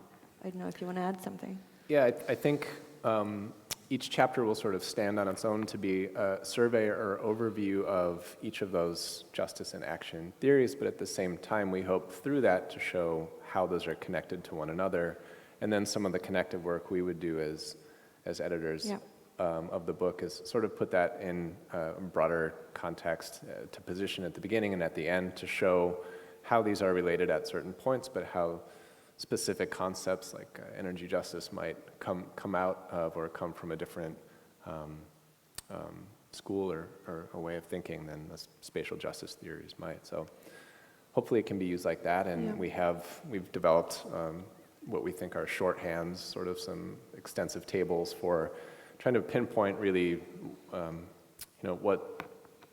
what is really important, or what each school of thought thinks about or talks about most, but to show those connections in a shorthand way, we hope would be super helpful for. If I could just add on very quickly to that, I was just going to say that indeed interconnection is extremely important. I think that's been covered, but I would see each of these areas as, I think the best way I could put it is clear and present opportunities for exciting research. And I think that's what we really are driven by, is the fact that as a researcher, you would often just go straight to Raoul's, and you must follow the Raoul's way of looking at justice. What we're doing is we're exposing all these fantastic opportunities for you as researchers, us as researchers, to go out and start to think, okay, not just interconnections between each of these schools, of which there are many, but also seeing the opportunities of investigating clear and present problems through these opportunities. So that's the way I would best put it. But I guess also revealing which connections hasn't been done yet. So kind of exploring where the connections could be done in the future and where research is still needed. Definitely. So I believe we're out of time. Yes. So I would like to thank Stephen and Johanna for leading this discussion and for all of their really impressive and interesting intellectual work and everything they have taught us over the last 18 months. And I'm sure they're available to talk more about justice today and from now on forevermore if you have more questions. But thank you. And thank you to the rest of my panel as well.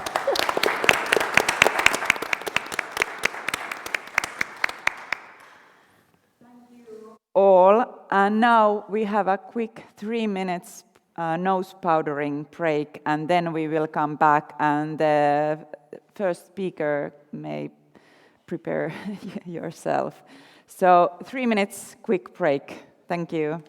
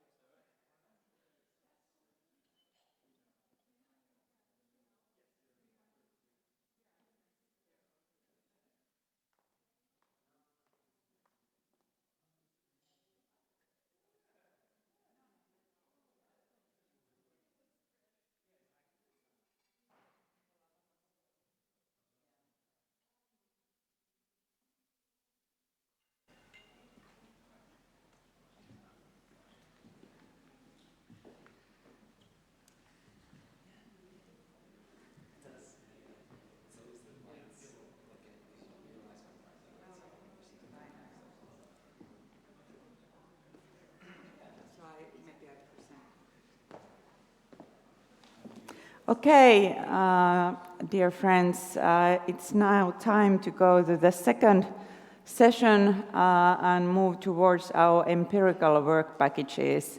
First, we have the work package 2 presenting their work already, starting by Roman Sidorchov, Senior Fellow in the Energy Justice and Transition at the University of Sussex, and he holds a position also at the Michigan Technological University at US. Please, welcome.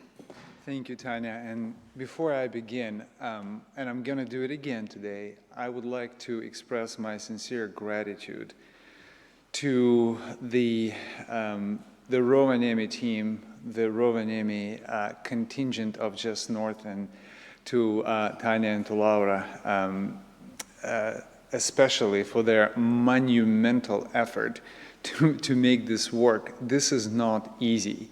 So we are essentially one of their, we are work package 2 are first to go, and we'll be really the guinea pig, but we have everyone online who is supposed to be online, and we have everyone in person who is supposed to be in person. So, and it is only possible because of your monumental effort.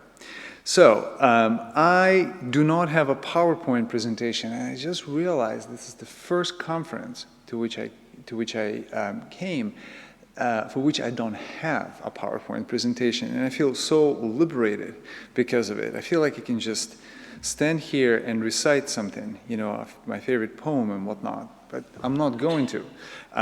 Instead, I'm going to introduce our work package. So the overarching theme of our work package is justice in transition.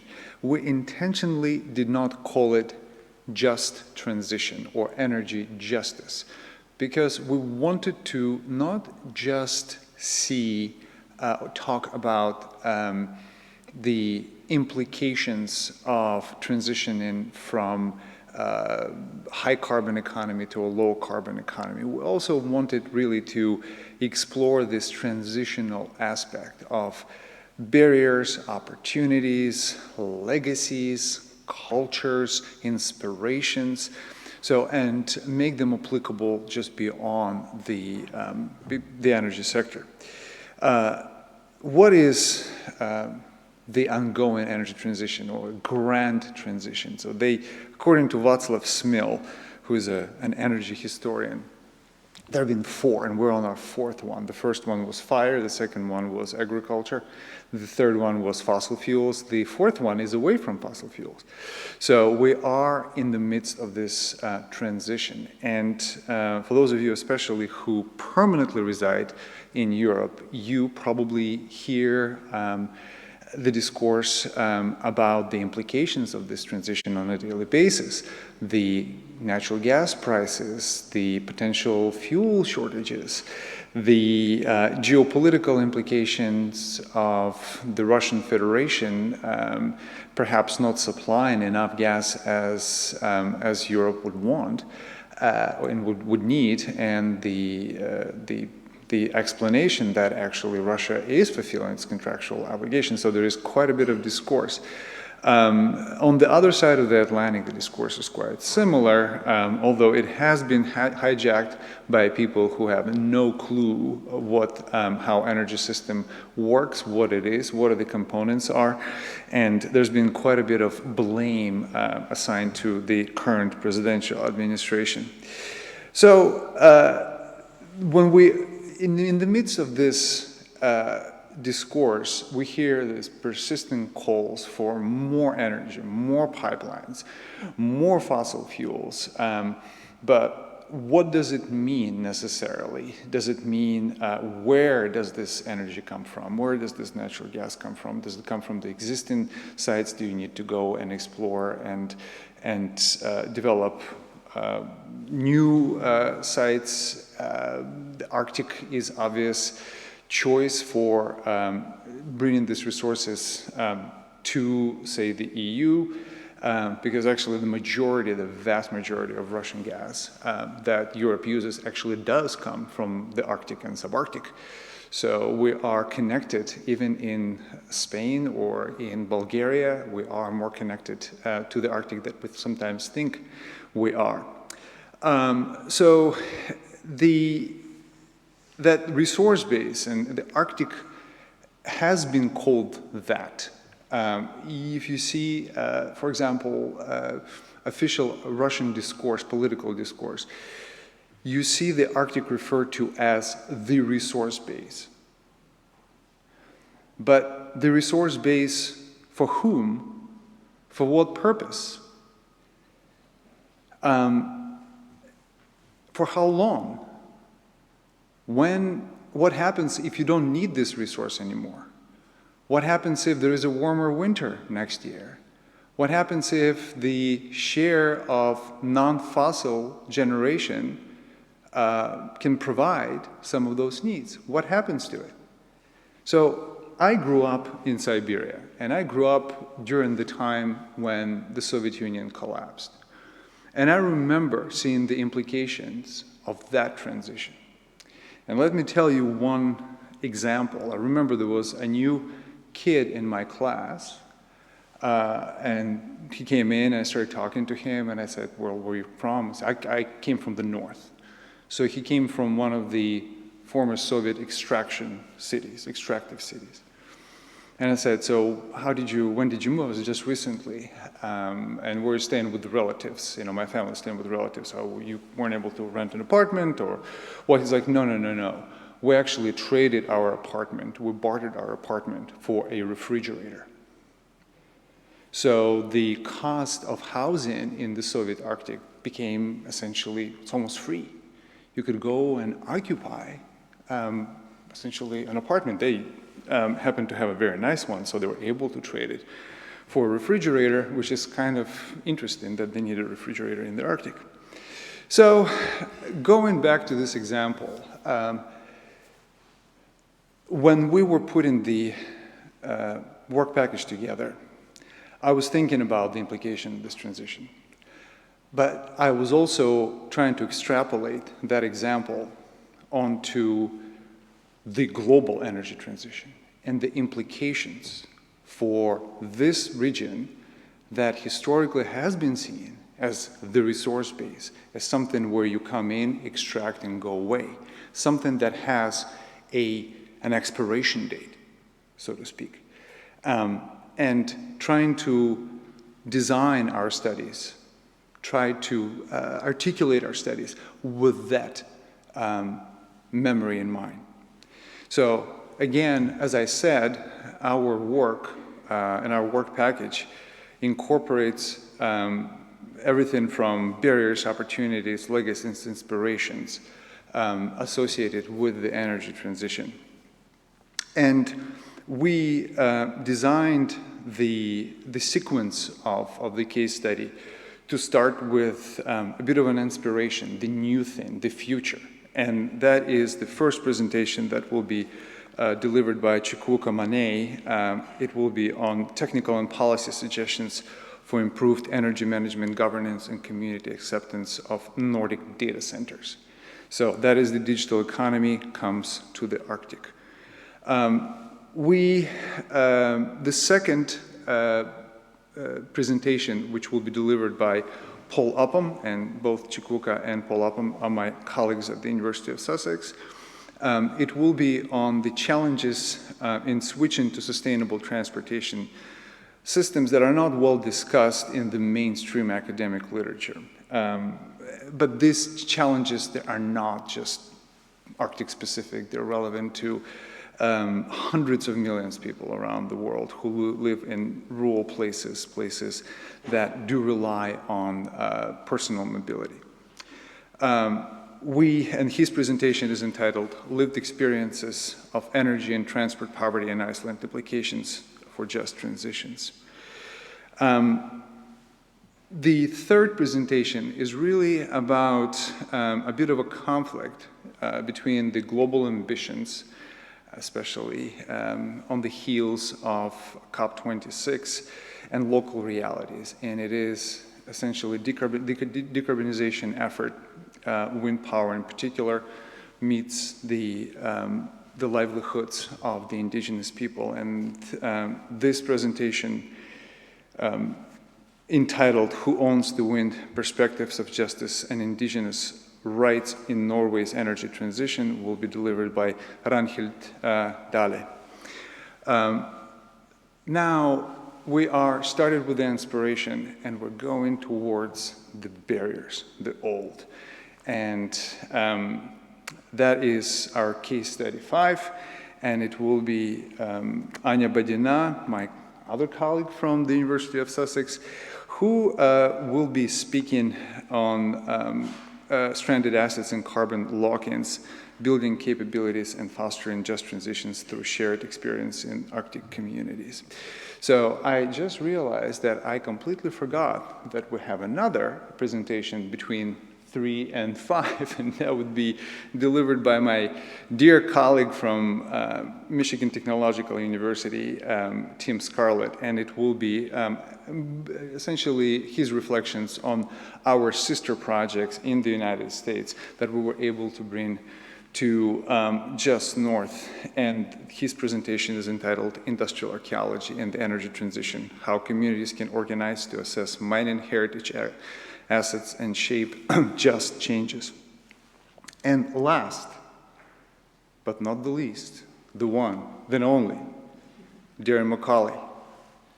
Also on the barrier side, ironically, corporate cultures and geopolitical aspirations, exploring socio-political barriers to the energy transition. So I welcome our first presenter, Chikwuka. The floor, or the screen, I should say, is yours. Thank you, Paul. I'll just begin by sharing my screen.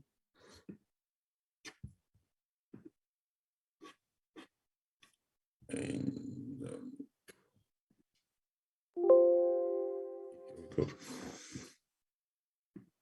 yeah, morning all. I'm Chikwuka Monye. I'm a research fellow at the University of Sussex.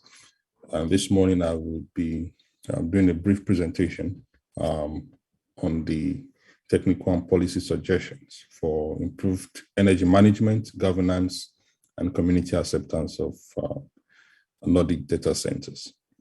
Thank you, Paul, for the, thank you, Roman, for the brief introduction.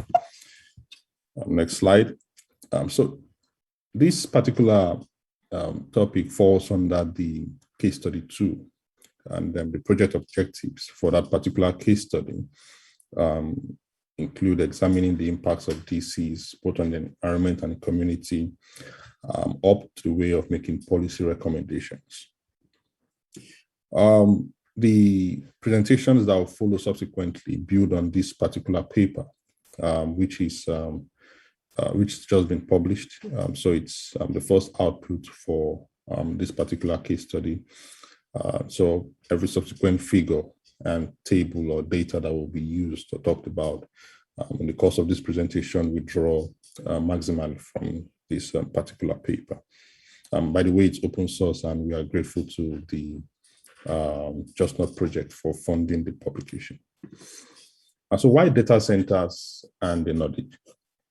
So I think one of the things we tried to explore was to look beyond just data centers as a component and explore perhaps the surrounding implications.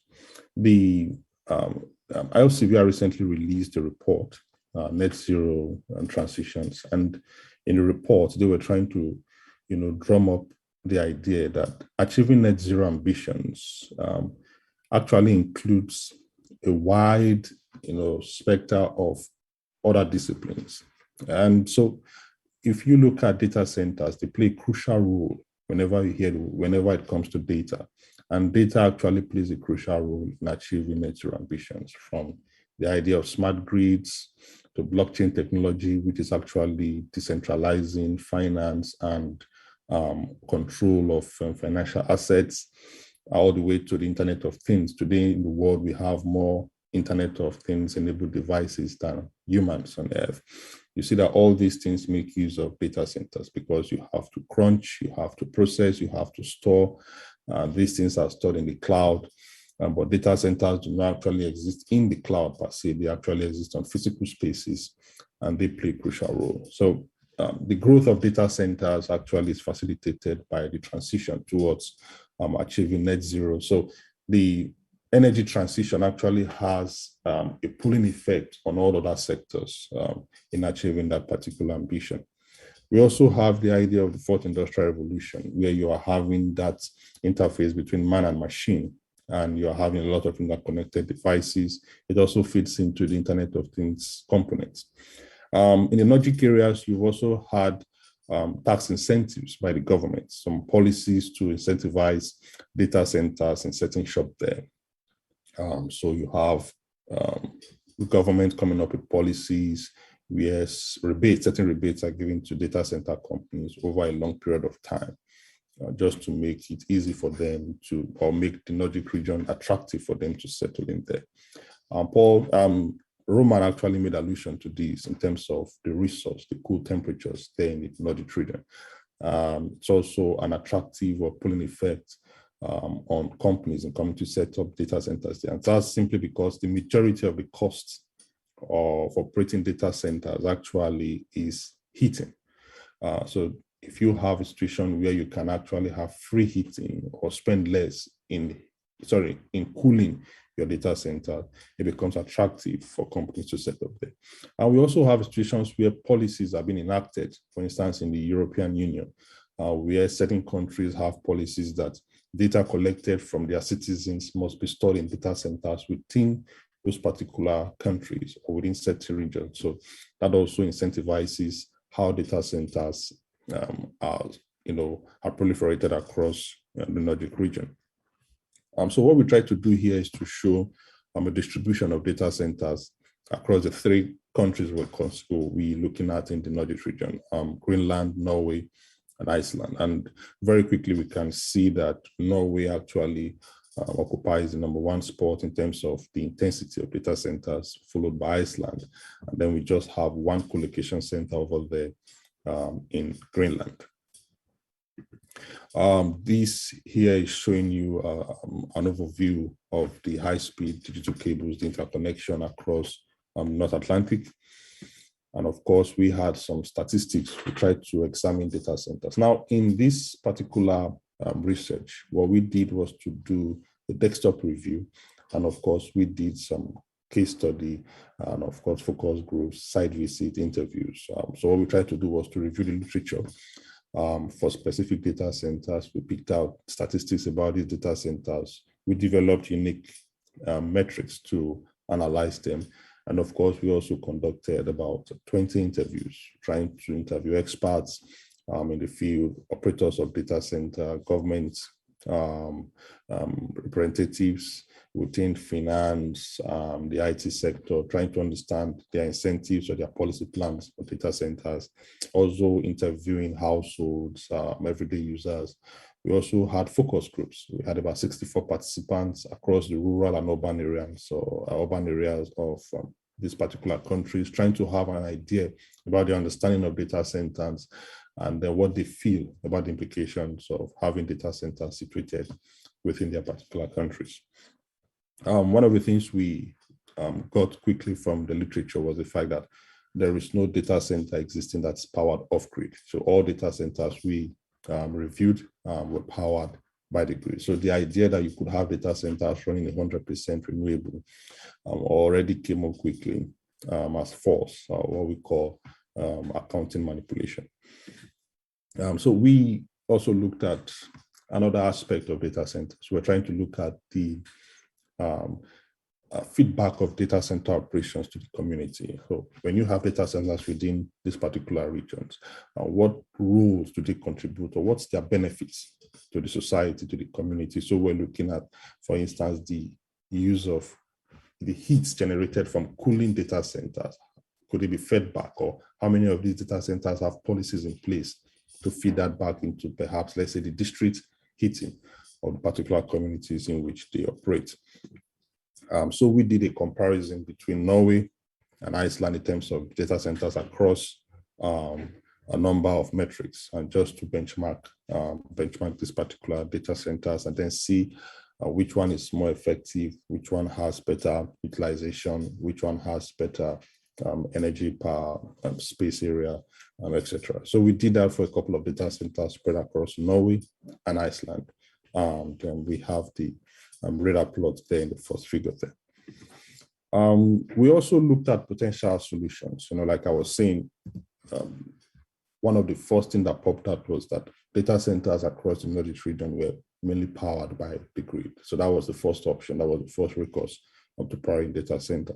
And then we tried to look at some other things about data centers in terms of the waste management policies existing, and if they are adopted by data center operators.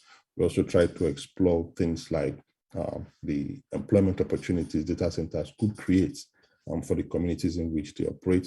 We also looked at things like the land management practices involved in data center operations. So for instance, how do governments redefine or zone out areas for data centers? And that's specific because data centers are not just sited at any particular source. There are considerations in siting them. We are looking at their proximity to the power source. We're also looking at their proximity to perhaps a cooling resource. It could be a fjord, it could be any of these things. So those are specific properties involved in siting data centers. And the problem with that is it has the potential to disrupt the existing land zoning in particular communities. So you also have the problem of contestation between communities and the government, over, redesigning or rezoning land areas to make it suitable for data centers to be sited there. And so we summarize by looking at policy perspectives across these particular areas. How could data centers be designed for improving their efficiency? Do you make them bigger? Let's not forget the fact that more data centers is equivalent to more energy use. Roman was talking about countries demanding for increasing fossil fuel outputs, etc. It's very instructive to note that by 2030, 21% of the total energy consumption will be done by data centers. So data centers will consume about 21% of global electricity usage, which is quite massive, already showing you the potential for data centers to actually act as a huge hub of operations. We also looked at the integration of DCs with district heating and reuse. In one of our interviews with an operator of a data center, he said there was no incentive for him to actually feed back SSC generated from his data center into the community heating districts, because who is going to bear the additional cost? Where was the existing infrastructure? So those are some of the things we actually looked at in the course of data center operation. Another thing again was integrating these data centers with renewable energy technologies. When we looked at data centers, we tried to examine their resilience. How many extra power sources did they have? So if the grid failed, how long could data centers remain operational? We tried to look at if there was a major outage from the grid source and then the backup source, just to look at how resilient those data centers were. One of the things we also examined was the fact that while it may be impossible for now for renewable energy technologies like solar and wind to 100% power data centers in an isolated scenario, these could be built into the data center infrastructure to displace some of the energy usage, like maybe lighting and some other usage, or used in concurrence with the grid. And of course, one of the hidden figures that we also looked at was the massive amount of electronic waste data centers had the potential of generating and how this could be managed. And lastly, we looked at the justice consideration. So when you have data centers coming in, what job opportunities do they create? What's the potential for the data centers to create opportunities when they are big and all that? One of the things we looked at was that they do not really create massive jobs for the communities they operate. And that's because of the nature of data centers. They need minimal staff. Most of the data crunching, analysis, or management is done remotely, usually by staff based out in Asia, like say India and China. And so that already puts an extra strain on the community. We also looked at the tax incentives. When governments give data centers taxes, that means that governments have to look for other ways of raising those particular money back, and usually they piggyback on residents. We also look at the problem of land contestation, where you have communities competing with data centers for land because it has to be rezoned so that data centers could fit into that particular area. We looked at the waste management and disposal, tracing it all the way to the mining of the resource materials needed to make those particular equipment. Chukwuka, excuse me, I'm sorry to interrupt, but you have already exceeded your time and there are several. Okay, and that was the last slide. Yeah. Thank you. Thank you very much. Thank you, Chukwuka. Thank you for handling the challenges of time management so gracefully. I would have been much less graceful. Paul, the screen is yours, and if possible, let's err more towards 5 to 6 minutes, if you can. Yeah. I know you have a lot of really great photos. So. Okay, good morning, everyone. Can you hear me? I'm assuming you can. Yes. Okay, thanks. So good morning from, in fact, Guernsey, which I suspect has a lot of parallels with Iceland's socio-economic system. So I'm looking at the from data centers to something completely different. The lived experience of energy and transport poverty in Iceland. So why are we doing this? Well, actually, let me firstly... I'll just tell you the project objectives. We were to identify and map transport poverty. So what are the characteristics that this has? Identify who is experiencing transport and energy poverty. That should say transport and energy. Look at the any synergies with decarbonisation and policy recommendations. And we're looking at energy and transport poverty together because researchers have found that they're increasingly connected. And in fact, this is like very obvious because if you're poor across a whole range of your life, not just energy or transport. So why Iceland? Why is Iceland? Why are we looking at Iceland? The big yellow sections are the renewable sections. So in some ways, this is primary energy supply in terajoules. In some ways, Iceland is much closer to the end point of the energy transition than most countries. So how is it faring, socio-economically, especially socially, in terms of energy justice? So that's one of the reasons. Another reason is something I only learned yesterday. So after the Second World War, Iceland made a lot of progress in terms of equality in wealth and income and improving its standards of living. And I think for many countries that was probably shared. Then from the late 1990s to 2007, Iceland experienced a greater increase in income inequality than previously seen in any other Western country. And this is borne out in what we've been finding. So how did we investigate? We used Statistics Iceland data and qualitative content analysis of focus groups and interviews.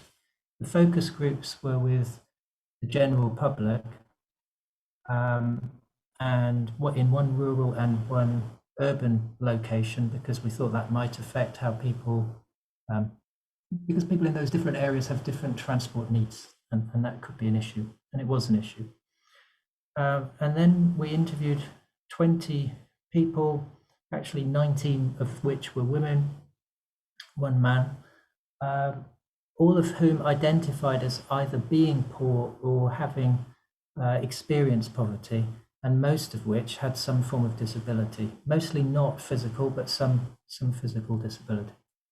And they were all identified for us by the Iceland branch of the European Anti-Poverty Network,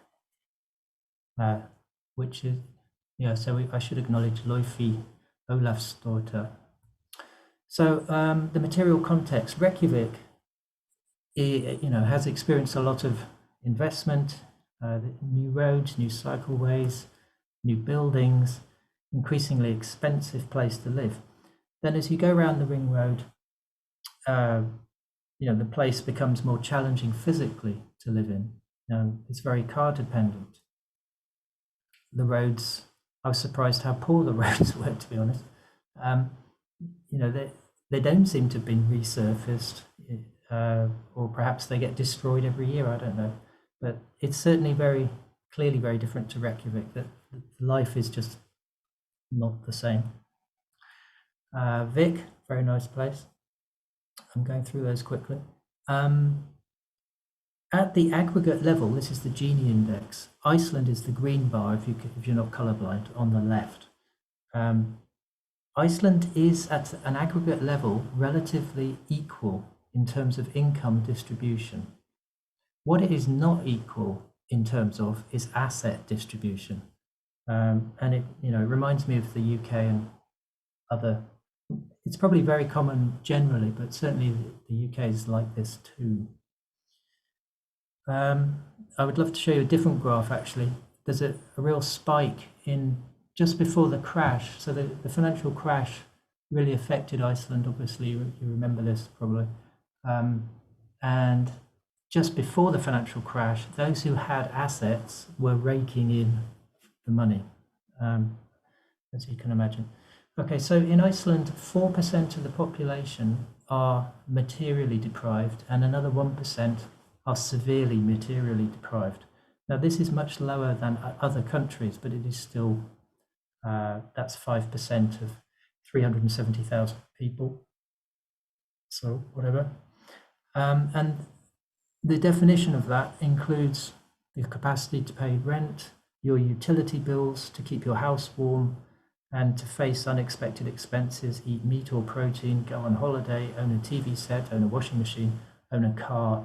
And so the red ones are related directly to energy and transport poverty.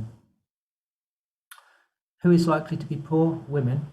Women of those ages, 35 to 44, 55 to 64. Now, of course, the question is why. They are probably running a single household, but the statistics Iceland do not tell us, but I suspect so. Also, if you are immigrant, that is non-native, the largest immigrant group is actually Polish and then Eastern European, you're more likely to be poor. In this case, perceiving your housing cost as a heavy burden. Who's most likely to use public transport? Tenants and single parents, basically poor people again. So, yeah, we had 30 person hours of interviews. What did we find? Condensing it all down. Well, first of all, this is different to many countries. So most people did not have a problem with heating their home. And this is partly because heat is wrapped into their rent price, and partly because I think it's technically difficult to disconnect them from the heat, because the power companies have no problem cutting people off in Iceland from their electricity. Really? Okay. Okay, so some people had experienced being cut off from electricity, but no one had experienced being cut off from heat. In the focus groups, people are aware of poverty but haven't really experienced it. But all the, everyone else, it was just painful, and to be honest, just made you very angry listening to what they were telling you, because they couldn't eat properly. Their kids had to eat before them. They couldn't. The car, if they had to have a car often, but the car was broken down and they couldn't repair it. Public transport was not functioning adequately, and so on. So I don't have time to do all this, but we're just at the. Actually, I've nearly written this up, and I could give you a good summary now. But it was a real eye-opener, and thanks to EAPN for helping us hugely with this.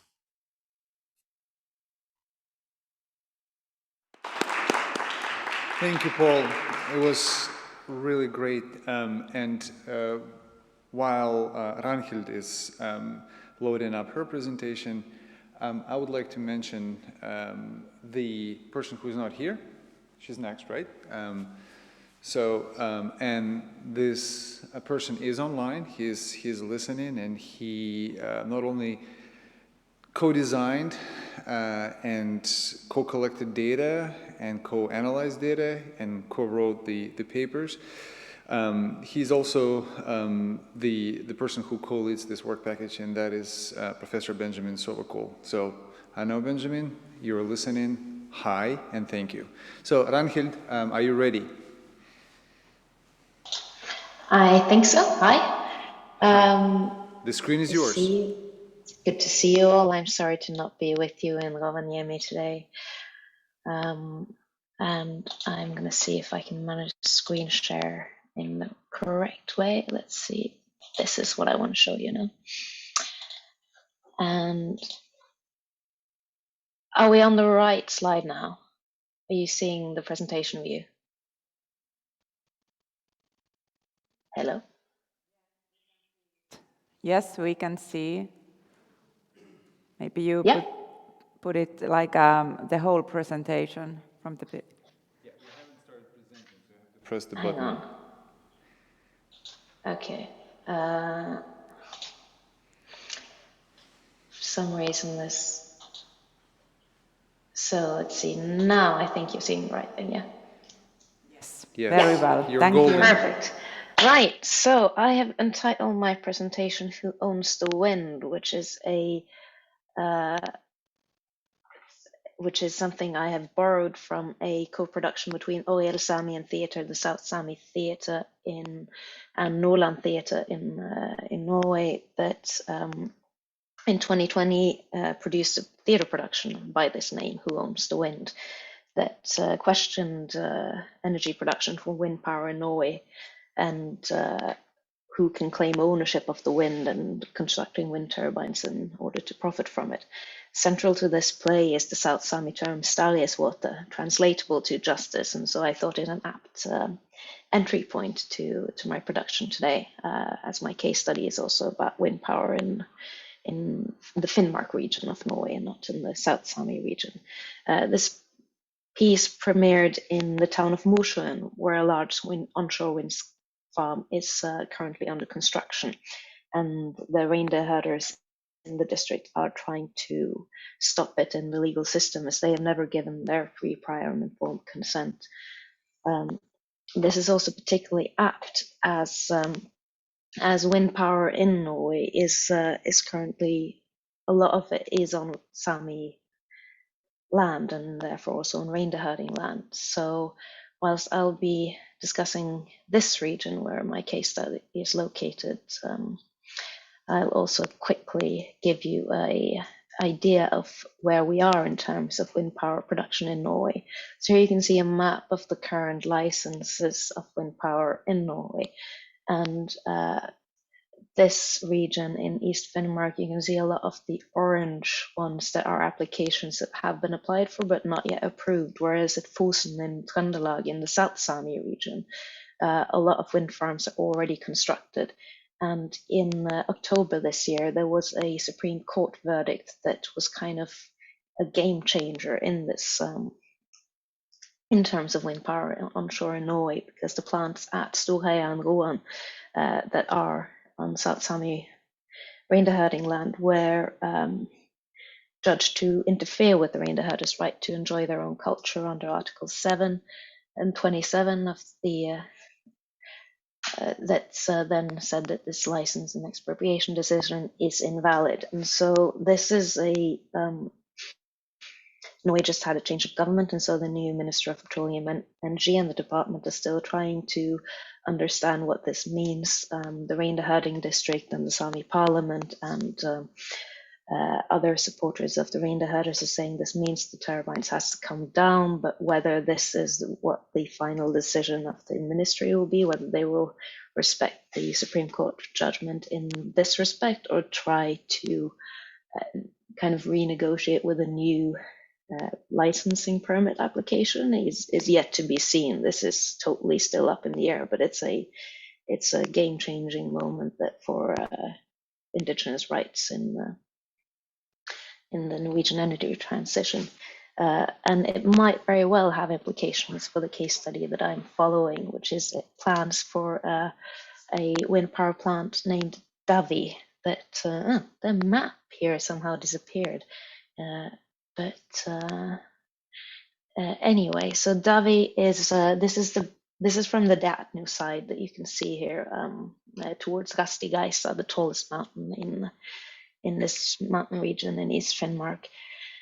And it's on a border, so the proposed wind power plant that Grenseland is applying for and have named it Davi, which is the Northern Sami word for north, is going to be taking up 78 square kilometers of land if approved, and it's proposed to be between 100 and 231 wind turbines. It's on the borderline between three municipalities, Tana, Posanga, and Lebesby.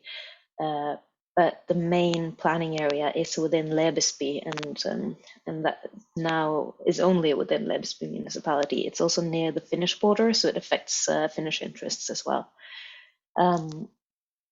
Related to this infrastructure is also plans for a power line from Skaidi to Adamselv. This is then currently this is kind of traveled further down the planning line where it's being applied for currently, and the public hearing received 170 responses in June this year, which is more than usual with such projects, and also a lot of them are as part of my data collection. I've been going through, yes, thank you, these hearing responses, and a lot of them are really passionate explanations about why this nature area is incredibly important for the locals who live there, for reindeer herding, for threatened species, and for tourism operators as well that live from nature-based tourism. And the power grid is part of the kind of enabling infrastructure for further wind production in East Finnmark. So some of the impacts and controversies I touched on just now with the public hearing responses. It affects reindeer herding districts all across the area that it's proposed in.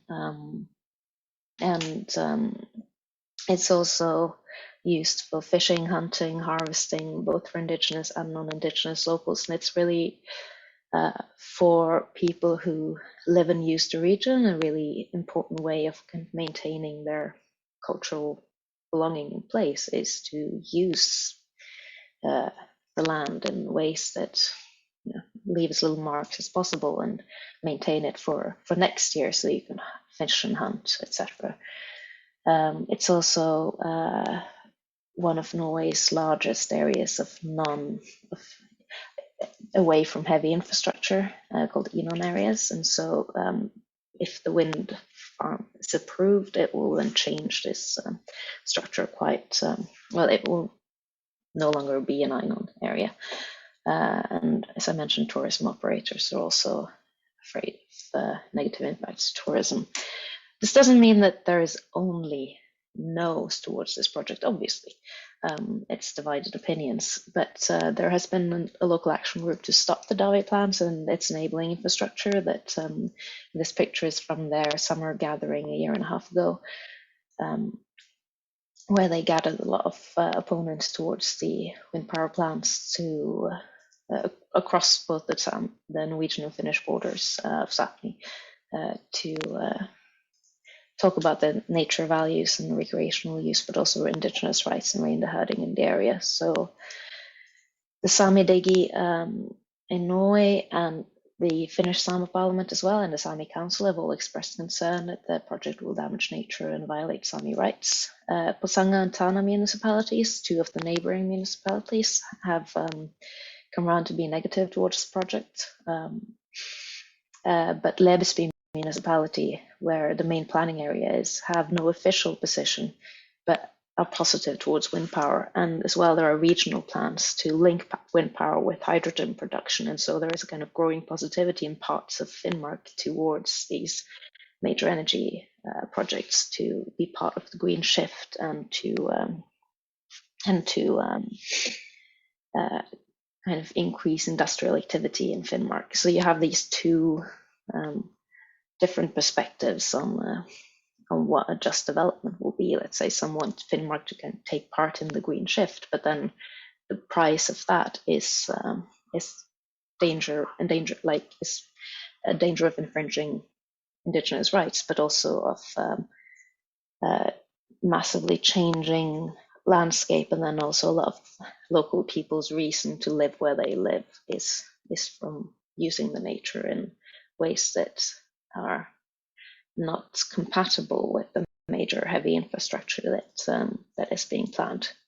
Yes, and that's it. So thank you very much, and I wish I could be there to discuss this with you further. But I think I've talked a lot about it a little bit in general terms now, but I think this is like a project that speaks quite a lot to the difficulties of the green transition that Roman also talked about at the start. So yeah, thank you. Thank you, Ragnhild. And thank you very much for finishing on time, on budget. So, ladies and gentlemen, what I would like to ask you to do is to give a round of applause to Ragnhild and to our next presenter, who is currently in the United States, and it's just after 5 a.m. in the United States, and he actually has been up and tuning in into our conference since, well, I guess almost yesterday. In the United States. So I give you my colleague, Timothy Scarlett. Round of applause, please. Can you hear me? Tim, you really have to deliver. You got a preemptive applause.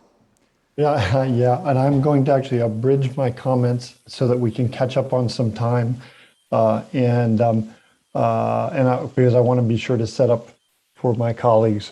Roman and I have been working with Anna, who's going to speak a little bit more on some of these topics.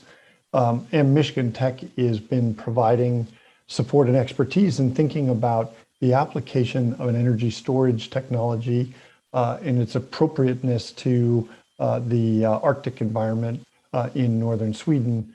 And just to give you an idea, we have completed here in Michigan our first study that was really much more focused on the technology aspects of this energy storage system. We live in a region that is a post-mining region that has a lot of similarities to the Nordic environment, but like any post-mining region in the world, it faces the same three major categories of challenges: environmental degradation, economic recession, and cultural depression. So that all of these communities are struggling with these things in one manner or another. And energy storage technologies potentially provide a solution or an opportunity for them to take advantage of those barriers that were preventing their success as communities in creating opportunities, converting those into opportunities for them. I'm going to abridge this, and I assume most people in this audience are familiar with energy storage problems, why it's essential for the energy transition, and how pump hydro storage works. We have a facility in Michigan called the Ludington Pump Hydro Storage Facility. It's now over 50 years old, and it was, at the time it was built, the largest facility in the world. It is no longer, but this is an established energy storage system for storing hydropower, storing electricity as hydropower. But you can't build them anymore. And one of the primary reasons why it's so difficult to build them is that you need elevation drop and you need surface area to store a lot of water and drop it over turbines. And those sites are simply not available for purchase anymore in most places in the world. We began considering this question of what happens if you were to take that entire system and install it all underground in an abandoned mine, where you could use upper levels as the upper reservoir and lower levels as the lower reservoir, and pump water back and forth in a closed loop system to store electricity and generate it at peak demand cycles.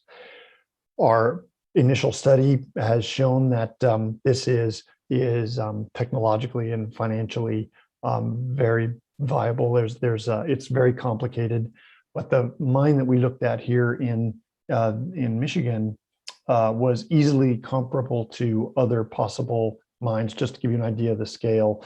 By some measures, it would be one of the largest hydropower stations in the world if this mine were converted.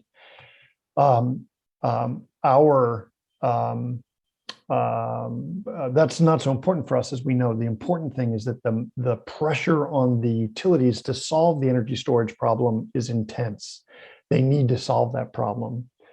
And underground pump hydro storage provides a solution, but all the information that they need to evaluate that is held at little local municipal historical societies, community groups and organizations and archives.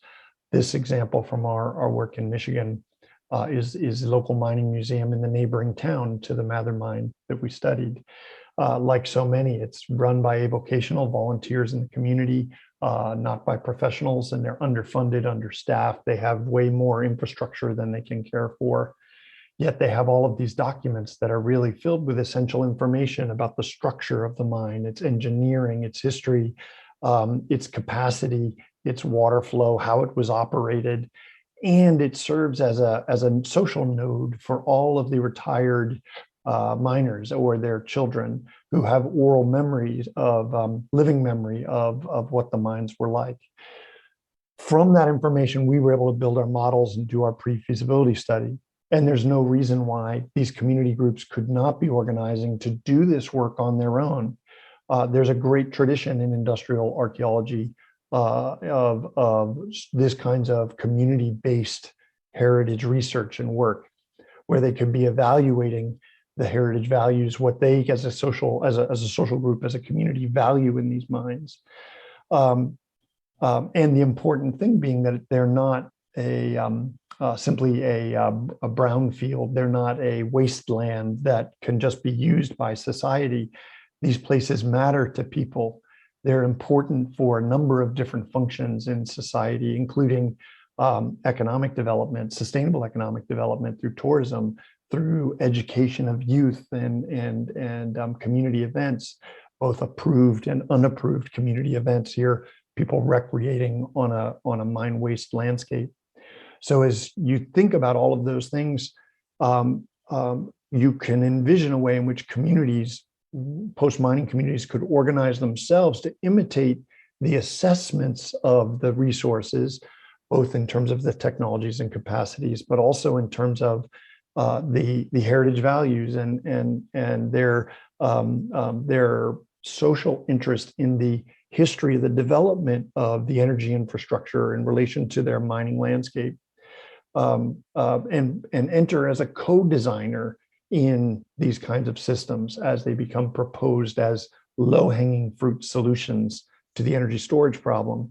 And pump hydro storage is just one example. There are many emerging technologies, from geothermal to compressed air to different kinds of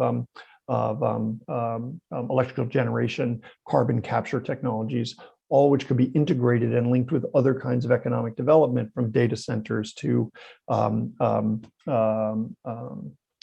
sequestration, other things like that.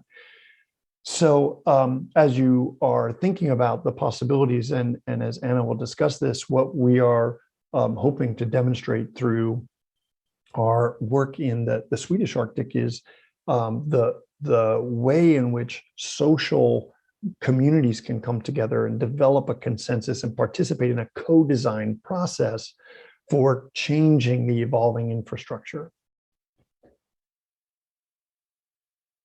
I'm actually fine. You can take that and pass it to Anna.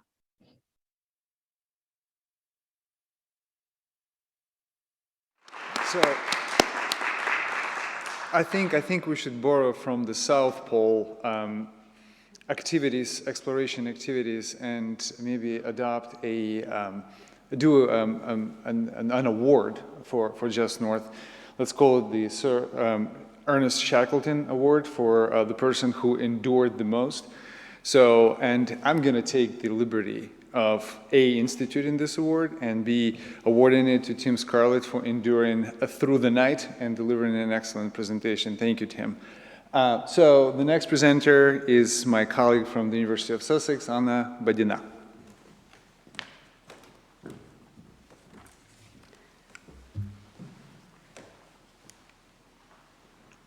Can I have the presentation? I'm going to present about our case study 5, in which we try to explore the long-term implications for Arctic communities from the planned and unexpected ending of oil and gas projects, or what we call as stranded assets. And I'm bringing here the definition of Caldecott here, who sees stranded assets as assets that have suffered from unanticipated or premature write-downs and devaluations, and these situations can be caused by various environmental risks, and these risks are usually poorly understood and resulting in significant overexposure to environmentally unsustainable assets throughout our financial and economic systems. So for our case study 5, we look at 3 major projects within the Arctic. So one is in Norway, Goliath, and connected to it Hammerfest community. Another one is in Russia, which is Yamal LNG plant, which is located in Yamal-Nenets region. And the third one is Prudhoe Bay field, oil development field in Alaska. We have done interviews with a range of experts, and we also done co-production workshops with local communities. And for now, we have come to some interesting findings and ideas. So basically, stranded assets are inherent yet manageable risks for companies.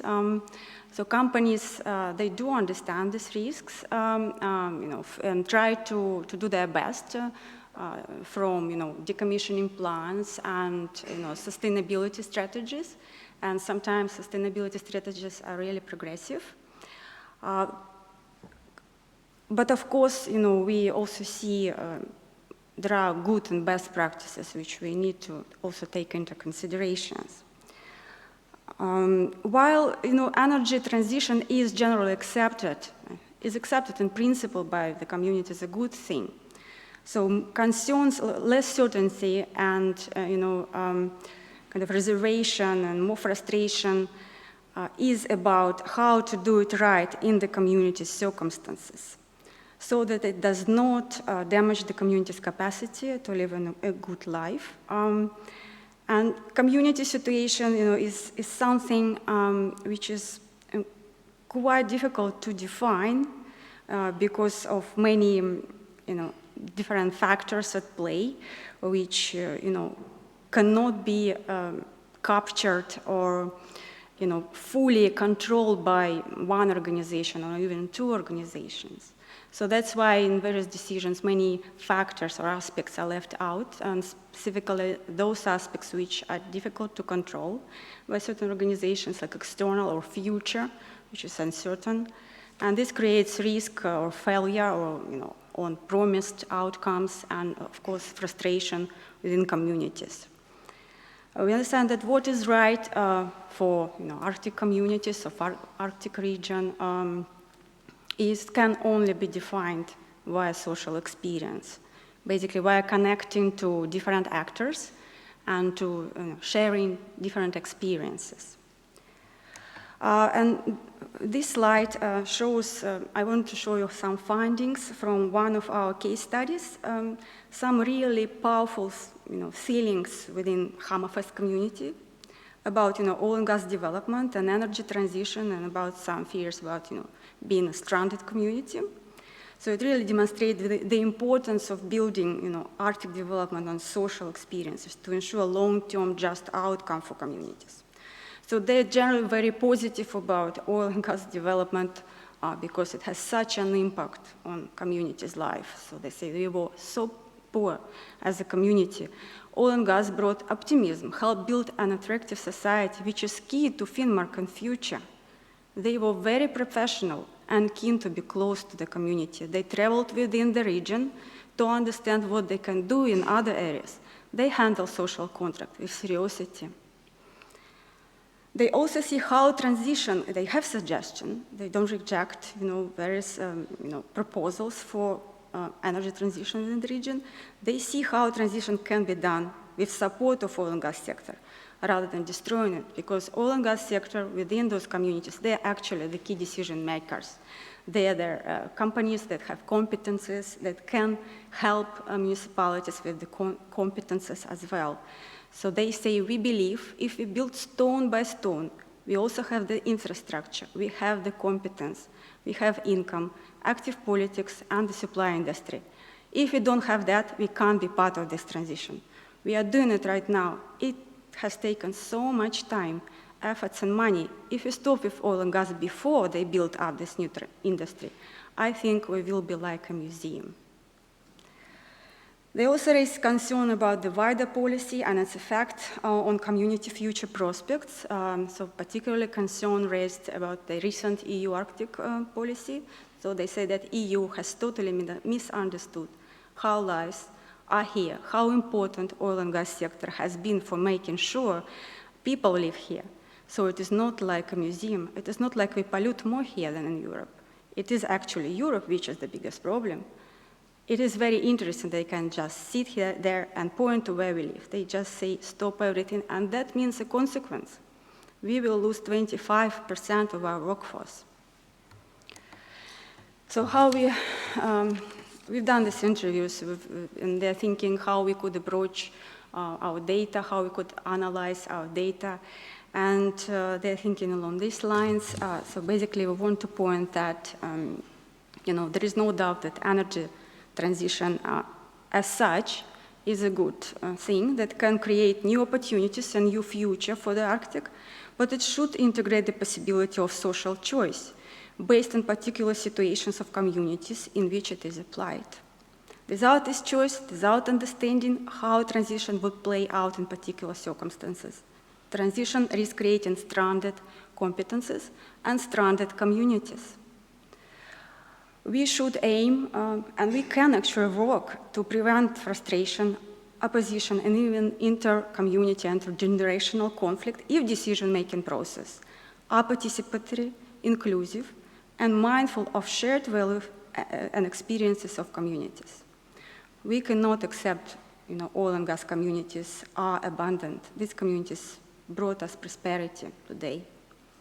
So we want to define justice as an ethical question, and basically it is about finding the right way to do the right thing together with the communities. And there are some theoretical approaches that we find particularly useful in helping us elaborate on this type of justice.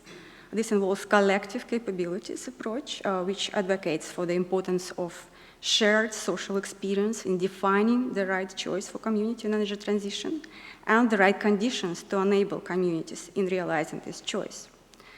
And also energy justice and spatial justice approaches to kind of help us further elaborate on social experiences, on some key factors or conditions that could block or otherwise facilitate meaningful transition to clean energy or to sustainability.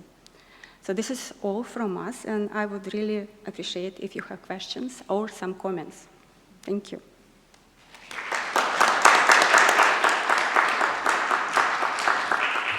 Thank you, Anya. I think we will plow through, and as I told you, last but not the least, the one and only Darwin Mccauley.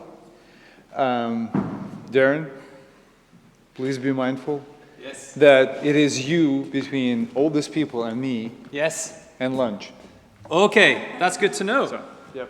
Thanks for that. Yep. Wow. Just to clarify. Yeah, that's very positive, isn't it? So maybe I should just conclude. As you probably can tell in this part of this work package, you have two identities. You're either from University of Sussex or you're not. And I am not. That's all you need to know in terms of identity. Okay, yes, so what I would like to briefly discuss is the work that we've been doing in case study 6, I believe. And this is on geopolitical aspirations and corporate cultures. basically examining social political barriers. So we've done something really smart, which is we, from the very offset, or really get-go, we said what we don't want to do is to walk into Russian and Norwegian companies and ask them about justice, because they're probably not going to answer any questions and they're going to put down the phone. So what we did instead was we said, well, let's discuss social political barriers to the transition. And, you know, they were more interested in talking about the barriers than they were talking about justice. So we sort of fooled them into giving us some really interesting insight into the ways in which they look at and indeed value justice differently, so that we as academics can then consider, well, okay, how are we going to suggest that we should apply notions and values of justice to the ways in which businesses go about their behaviors in the energy transition? Hence the reason why we have the title, Applying Justice to CSR, looking at the examples of Russia and Norway. And, oh, I might have pressed the wrong button, there we go. Just to unpack a few concepts very briefly, what I wanted to say is, well, what is CSR? CSR, which you would have seen in the title, is basically corporate social responsibility. The way in which we've looked at corporate social responsibility so far has been effectively to avoid questions of justice, and I'll talk about that in a second. I'll also refer to JUST as part of a just transition framework, a bit like what Roman said earlier. You can look at these concepts and ideas and go, right, what do we want to fill the just part of just transition with, so that we can generate interesting research questions, and I'll come back to that. But above all, what we want to try to do through our work is to develop a new justice framework and then apply it to the different company activities, which I'll go on to speak about briefly in a moment. And through doing this, hopefully reconceptualize the way that we can use justice in CSR. We also wanted to contribute to the broader discussion around just transition. I think it's fair to say, whenever we look at the Green Deal, indeed the EU's approach towards just transition more generally, not only does it avoid the Arctic, but it has a very simplistic interpretation which is based upon how do we get from fossil fuels to renewables and make lots of jobs. Okay, that's a very nice starting point. But I think a lot of us who have spoken today want to say, in an Arctic context, we want to try to develop this into a little bit more of a sophisticated analysis and realize the complexities involved in that, and sort of think, well, what are the questions of justice that a company needs to consider whenever they're going about their activities? So, very briefly, I know it's information overload. I can hear Roman's stomach churning behind me, very impolitely, but anyway. There is a problem in the literature, which is to say that whenever we look at companies' behaviors, they're often implicit, not explicit.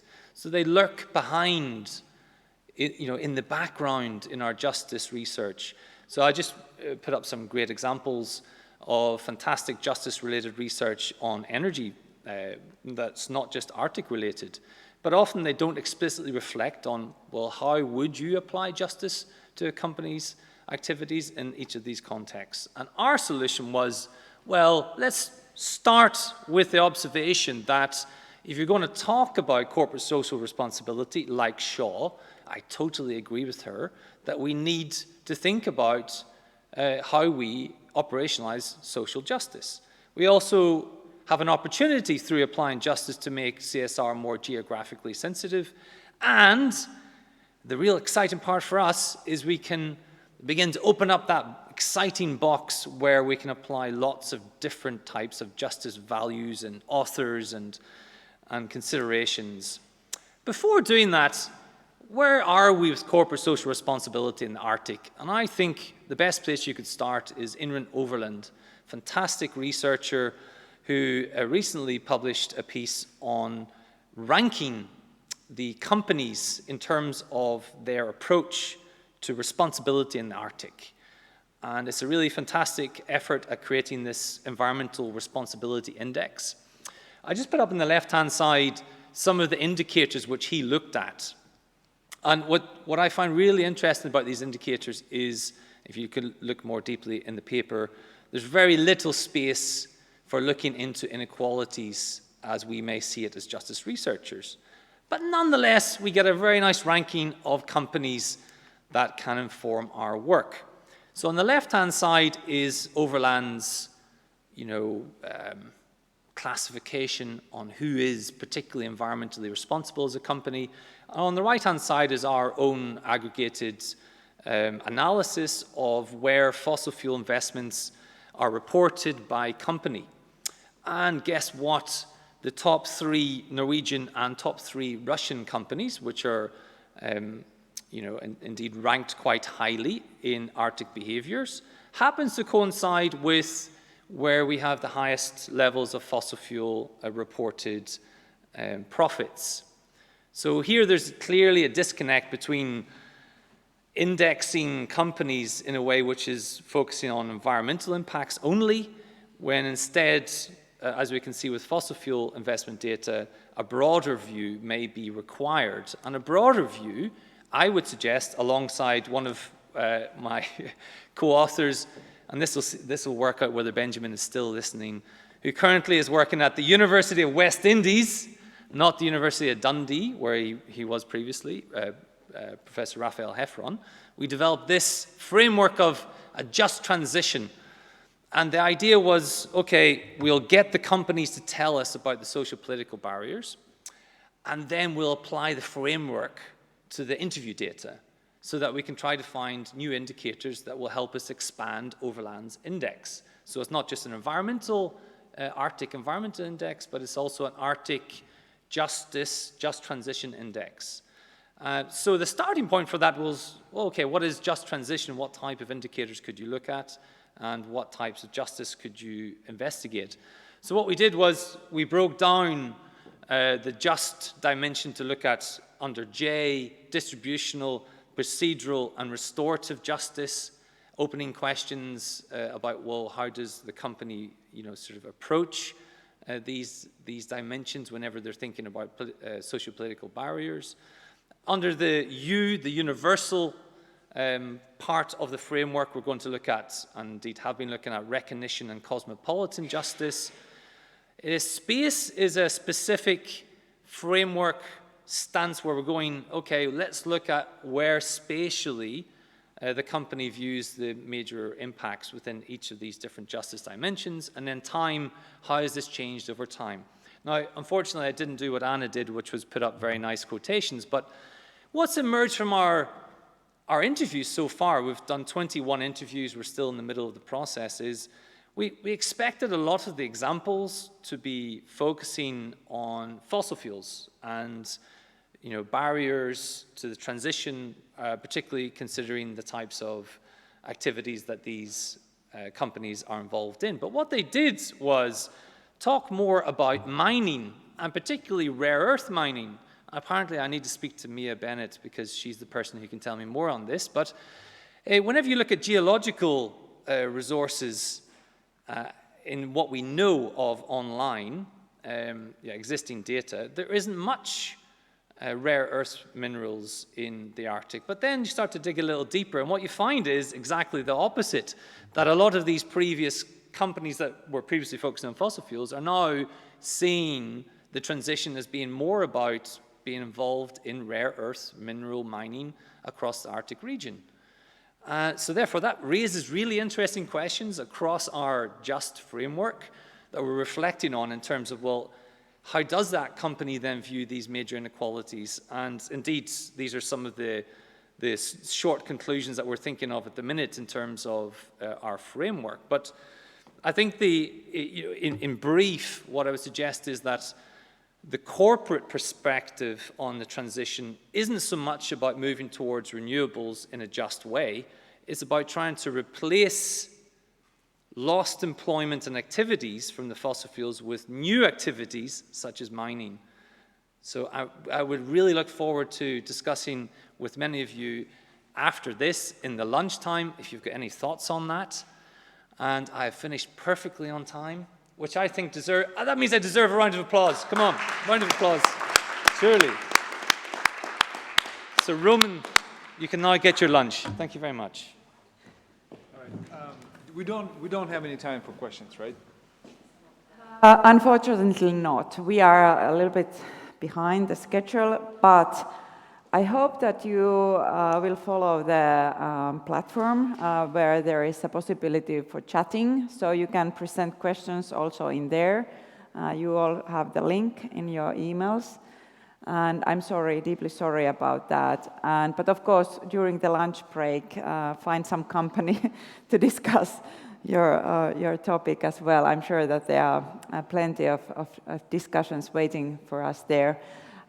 We have to be back at 1:30, but now there is a break for lunch, and I'm deeply impressed about the timing that you have managed to do. I was looking at my timer like the MacGyver, and yeah, so happy about it. And then, lunch is included for all of us who have registered, so we will be back within an hour.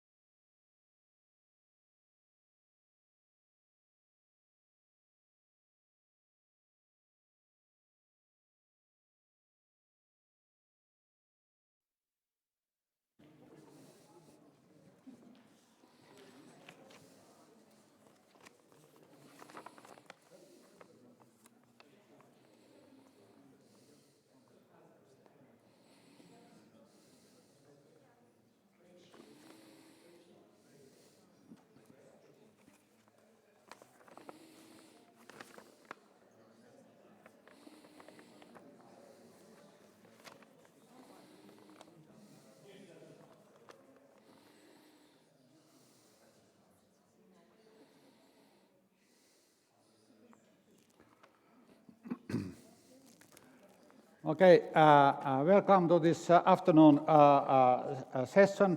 My name is Jukka Siimilä and I'm sharing this session next 2 hours. So we will start with work package 3, which is justice in scale and distribution. From this work package, we have 3 presentations, and first our project coordinator Corinne will give a presentation. Perhaps I don't need to present herself anymore, but in any case, she's talking about JUSTNORTH SAR game, which relates to case study 11 fieldwork. Thank you, welcome.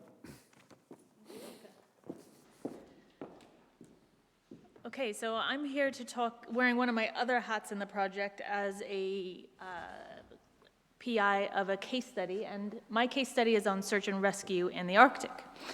So we don't have any results at this stage, and I wanted to progress the conversation on a little bit from the early overview presentations of the research questions that we had been doing in the case study, and talk a little bit more of what we've actually been doing in the field, because we've been having a lot of fun playing games.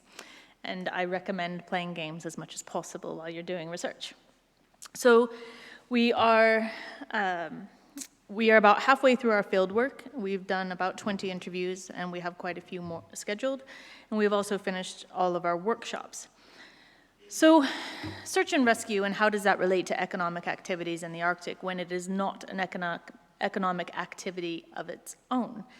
Well, of course, SAR, search and rescue, supports a lot of economic activities. It supports the oil and gas industry, it supports shipping, it supports the tourism industry, it supports hunting and fishing, and so it's quite an important player in sustainability of various Arctic economic activities. So who does this search and rescue? A lot of search and rescue research in the Arctic really heavily focuses on the operational level and the capacity of militaries and large-scale infrastructure to support search and rescue activities out at sea. So you see a lot of news about SAREX activities conducted by the Arctic the Arctic Coast Guard Forum, where the various nation states get together and practice these mass casualty disasters or responding to oil spills.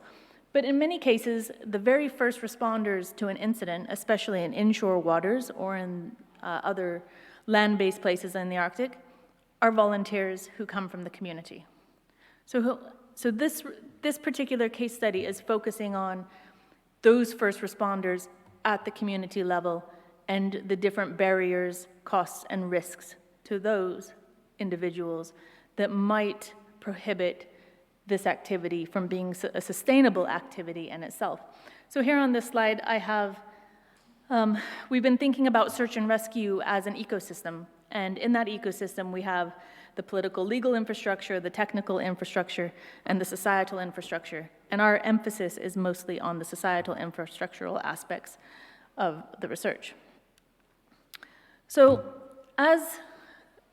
search and rescue is something that we need today, but with increasing economic activities in the Arctic, it may be that search and rescue and the demands on search and rescue and those providers increases. So we're trying to understand these questions. There's a lot of questions tied up into this diagram, but we are trying to understand what are the social risks, the social barriers, social costs, environmental risks, costs, and barriers, or economic risks, costs, and barriers to SAR providers in these communities. And then in the long run, we want to look at pathways, opportunities, and benefits that will help these communities overcome these different risks, barriers, and costs. Now, how do we bring values into that? Well, there's an IPCC report that talks about the importance of values in understanding how different individuals respond to emergencies and to crises. So I've mentioned this at the bottom, that these values are important for understanding behavior in the context of disaster risk management and for managing trade-offs. So we are using these values, which are beliefs about desirability that organize experience and direct behavior, and that inform action, judgment, choice, attitude, and evaluation for understanding why volunteers would be willing to place their lives on the line and why they would be willing to take these costs and risks that are inherent in this particular activity. So like all the other researchers on the case studies, is we're trying to look at value indicators. So what are value indicators? Well, if you take a value of decent work, you have to ask the question, who wants to have decent work? I suspect everyone in the room would raise their hands. But what decent work means to different actors in different economic activities is different at different places and different times and different industries. So for a fisherman, it might mean regular days off or reliable safety communication equipment. But for a reindeer herder, it might mean the health of his herds. So we are trying to find out across Just North in these case studies what these different values and those value indicators are for different groups of people. So particular to me, I'm trying to understand what decent work means to search and rescue volunteers. Now this is quite a tricky operation, as you can imagine. How do you get search and rescue volunteers to step outside of their everyday professional lives and think about their values in the context of search and rescue? So to do this, we designed a game. Now, I brought some props here to help me, if I can find them in my pockets. We started off with scenarios, because search and rescue people, when you're training for search and rescue, you rarely have a real emergency to respond to. You have to simulate an emergency. So this is a very common way of training and preparing for emergency response amongst crews, is practicing scenarios. And often these are just game-based or tabletop exercises. So I thought, okay, to get everybody in the mood of talking about their values in the context of search and rescue, let's do a tabletop exercise. So we have SOS cards. Every one of these SOS cards, which SOS is no longer a legitimate thing for calling for help, so I mean, if you use it, people will know, but learn the rules. Here is a scenario, and this happened. Most of the scenarios on these cards are incidents that have happened in the Arctic or sometimes in the case of the Mediterranean, with names and dates to protect the innocent. Imagine you are a first responder, and you hear about this incident. Teenage boy, 17, falls off a paddleboard while on vacation with his family and is swept away by a strong current and an ebbing tide. He is wearing a life vest. Last known location, 45 minutes ago, sunset in 3 hours. How do you find him? How do you save him? Well, we all have tools. So this is the cards that you can see with the different symbols of equipment on them. The trick is that different search and rescue responders, different search and rescue crews in different places have different equipment and different capacities. So in the game, you only have the tools that you happen to have drawn in the game. So it's not based on your actual training. Your response is based on the limitations of what you have in the game. So if you're lucky, you got some local knowledge. Probably the first thing that popped into everyone's head is, if I have to save this person, where am I? What do I know about where I am? Local knowledge. In our field work, local knowledge has been coming up as one of the most important tools that crews can have.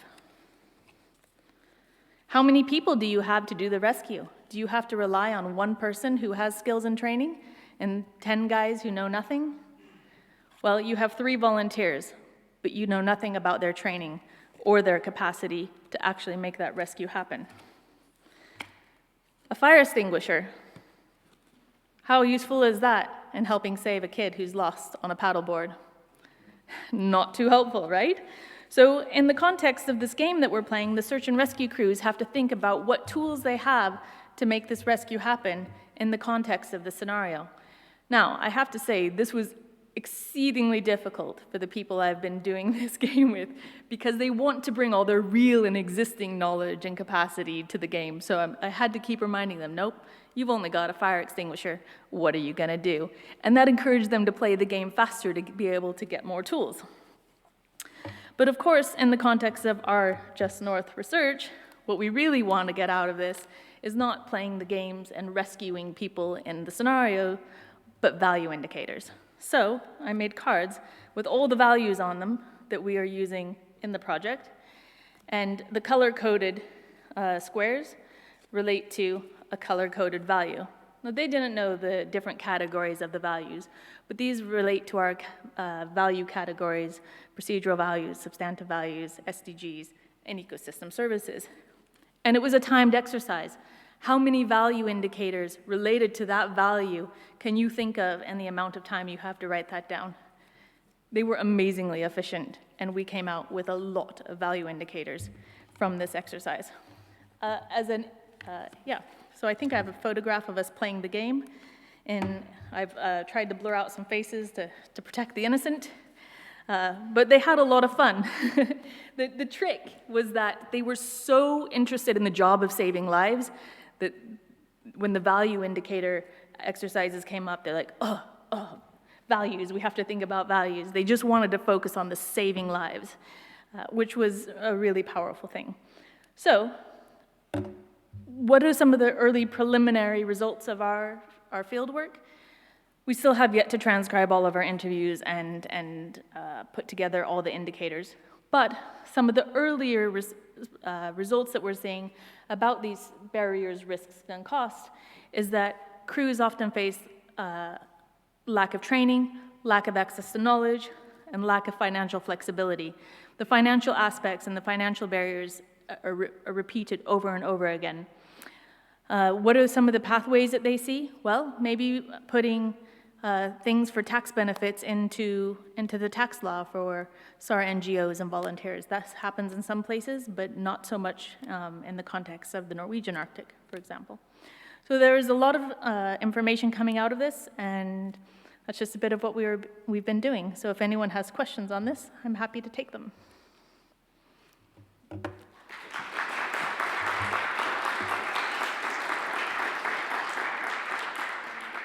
Are there any questions, or can I hand it over to Hannes?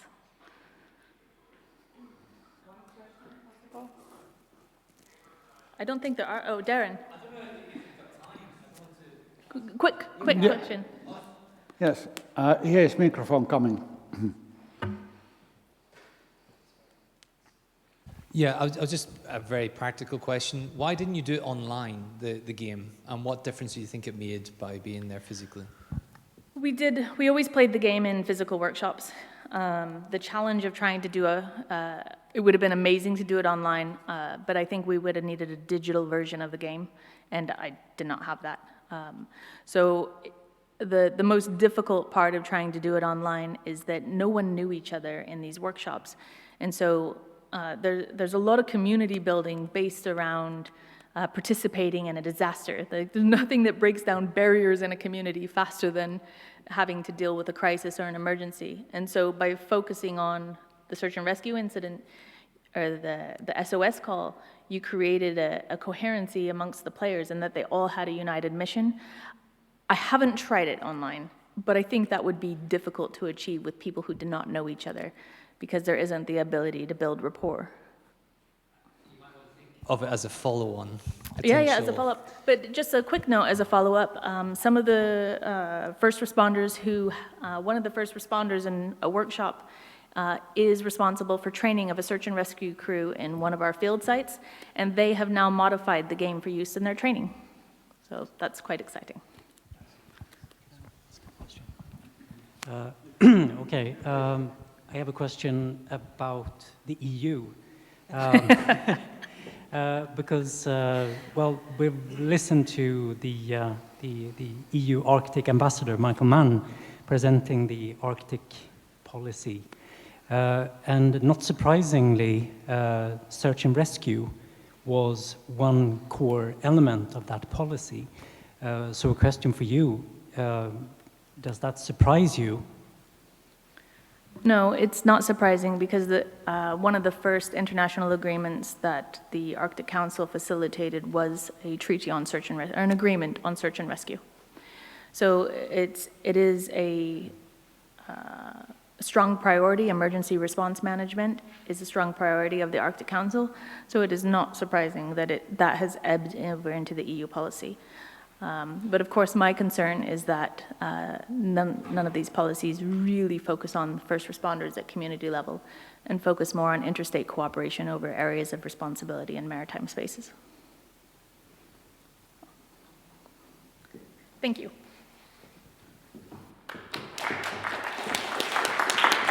Thank you very much, Corinne.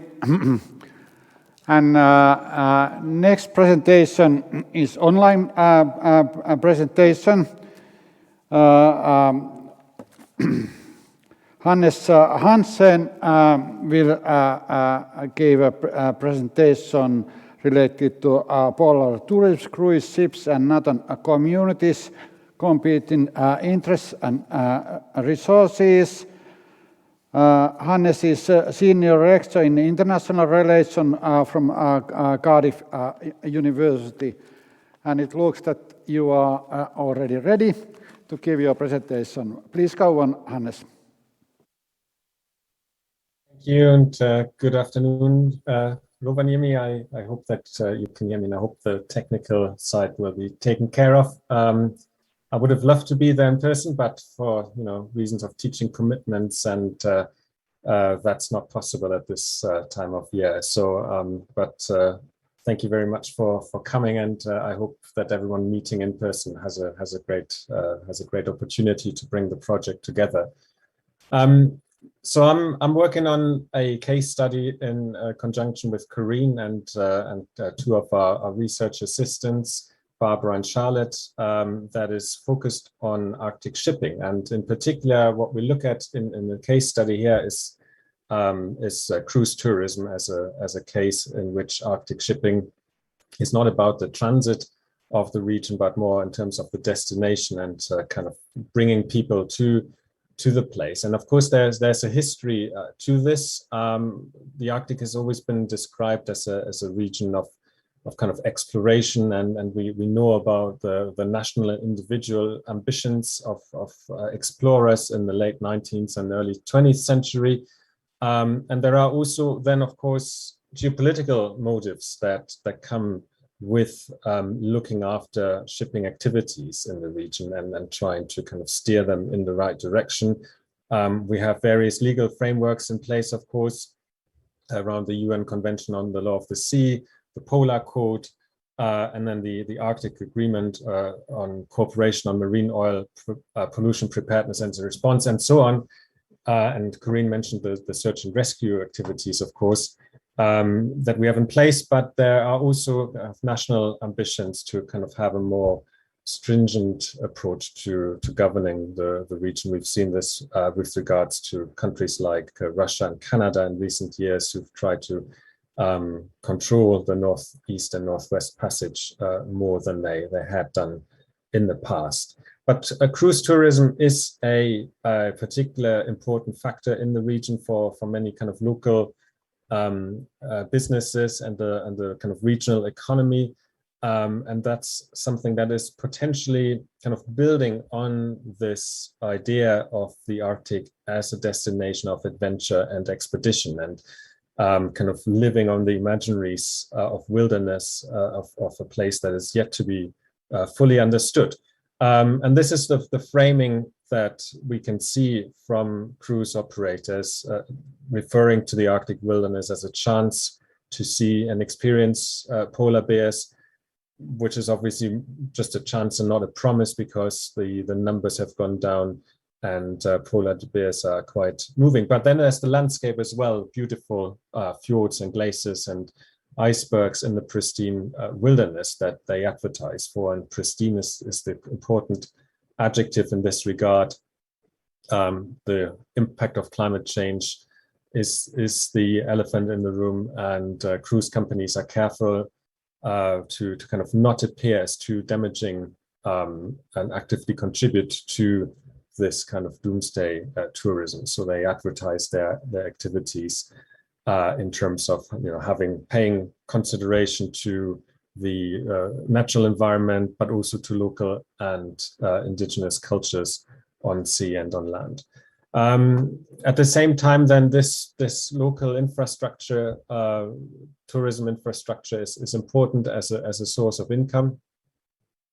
And it's here where our case study 12 is kind of making a contribution. So if we maybe just turn to the next slide, please. We've made more than 50 interviews in northern Norway, in Iceland and Canada. We've had a workshop in cooperation with Corinne's case study on search and rescue that we held in Tromsø earlier this year. And we've interviewed these participants in Arctic cruise tourism coming from a variety of different levels, if you like. So we've interviewed politicians, local tourist information, but also regional tourist associations. We've interviewed port authorities and local tour operators. So where the cruise kind of tourism meets the land and makes landfall, that's where the money is, and that's where we can see all sorts of different values between the stakeholders coming to the fore and being in contention to some extent. Sustainability is the main ingredient that operators kind of work around, and it's very present. The interviews that we've looked at so far, it's basically accepted as a given that these activities need to be sustainable. And they come, however, with different expectations about how this sustainability can be ensured and can be improved maybe in the long run. So we depending on the interviewees we talk to, they emphasize different aspects, some more on the safety side, so the land side of search and rescue, for instance, or just kind of educating the operators of local tours, for whale watching or seeing northern lights, also to kind of educate them about standards that they need to follow, but also in terms of the safety procedures that they need to follow to make sure that if anything happens, then the impact on people and the environment is as little as possible. But on the whole, I think without wanting to kind of dip into the findings too much, what we can see is that there seems to be a longing for tighter governance processes and tighter regulations in some places. We can kind of a theme that has reoccurred, and this plays into the topic of wilderness, is that there are what a lot of interviewers have independently of each other identified as pirate operators that are seen as a problem in the region. So these are local tour operators who operate without licenses or without the different types of certificates that are on offer, and this is an issue that both tour operators, in terms of the competitions that they face, would like to see strengthened or kind of looked into, but also the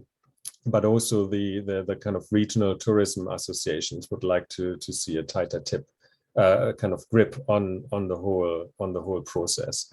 And then there's the question of making it sustainable from an economic perspective in the long run, to kind of manage the flow of tourists to different destinations, to kind of manage the kind of timing of tourists coming to a place in order to be more sustainable locally in terms of the place. So you don't want 500 or 1,000 people descend on the same spot at the same time. You want this managed across the day, ideally, but this requires coordination and perhaps a kind of licensing mechanism that some of us are experiencing with kind of public venues now, swimming pools or so on, that we might use. So these interviews across the different levels, we still need to look into the details and how they play out and what common themes are. But I think it's one aspect that has been showing is this longing for tighter kind of control in some of the details. And since I'm running out of time, I'll stop here. Thank you very much.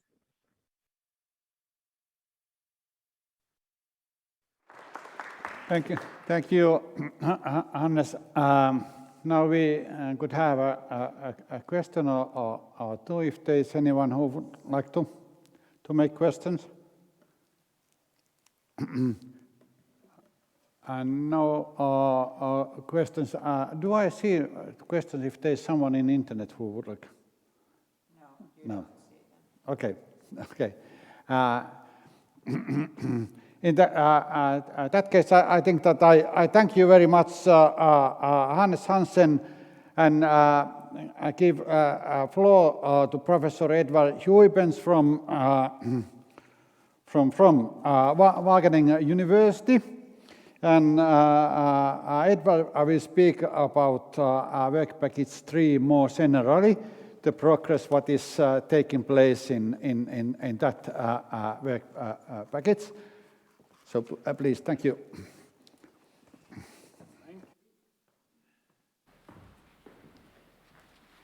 Now, thank you, and good afternoon, everyone. Good to see you. Well, I can barely see you now.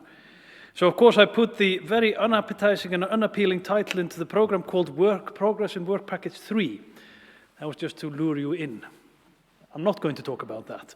Although I have it, but I'm not going to talk. I'm going to talk about the marine tourism in northeast Iceland, which is part of case study 8 in Work Package 3, under the tentative title of Replacing Marine Valuing. So let's, how do I, oh, I have the button. Oh, look at that.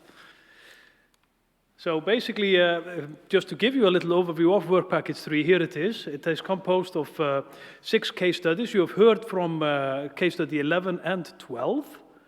The other case studies are, 7 and 8 in particular, are in Iceland, and the Icelandic research team is based there, gathering data very successfully. That's Catherine Chambers and her colleagues, on coastal communities, fisheries governance and equity issues, and then on what I'm going to tell you a little bit about marine tourism. And then we have a couple of other one in Greenland ongoing, and actually they're in the field in Greenland as we speak, Jon Haukur and Jon. And then ecological entrepreneurship, that's on research station in Sweden and in the Arctic more generally. But I'm going to talk about replacing marine valuing or valuing the marine. And here you have some pictures from my fieldwork.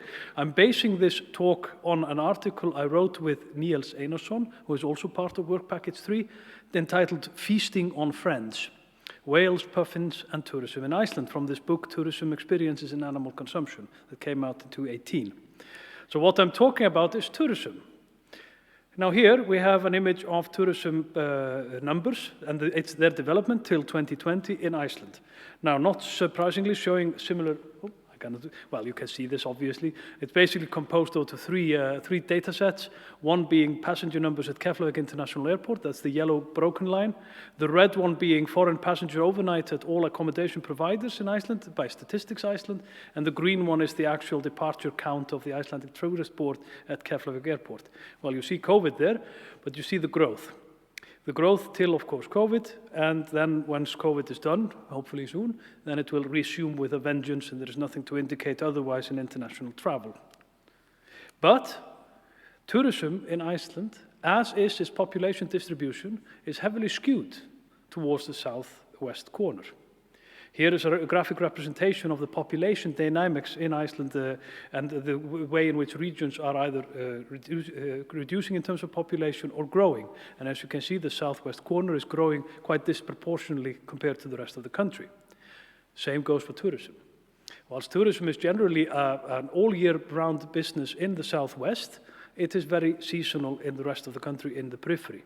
And we are in this project focused on the northeast of Iceland and the West Fjord region, which are both peripheral regions to the country, where tourism is highly seasonal, but seen, of course, mainly in the context of these exponential growth curves since the 2010 as the tool to remedy regional development and peripheral issues of outmigration, unemployment, and economic downturns.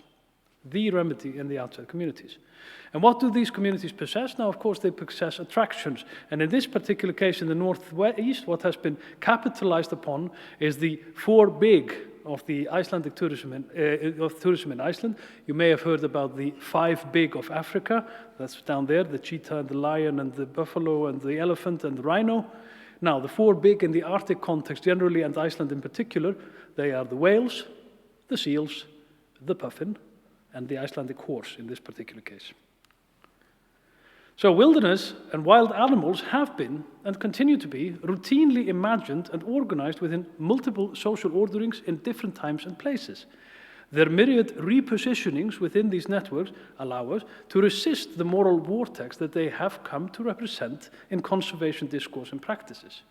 What Sarah Botmore here is telling us is directly that animals become part and parcel of the way in which we do things and want to do things. Basically, in this case, they have been incorporated into tourism development rhetoric, not for to be conserved or to be put out there and conserved in wilderness settings, but actually repositioned within the networks of tourism in regional development. And the way in which it has happened has very much taken the growth curve of general tourism in Iceland. These are whale watching passengers in Húsavík, 95 to 217, deliberately skipping the 218-19 years because it just represents a drop. And the puffins has become a staple of Icelandic tourism souvenir making. And as you can see in the souvenir shops and paraphernalia made from the charismatic beast.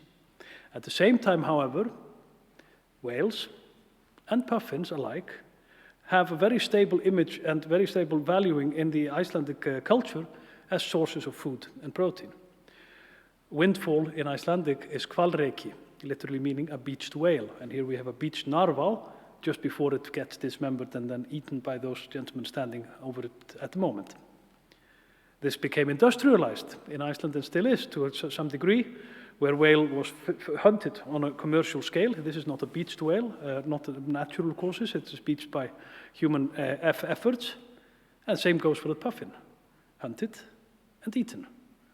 Sunday meal for my wife, who is born in the archipelago of the Westman Islands in the south, here, was puffin.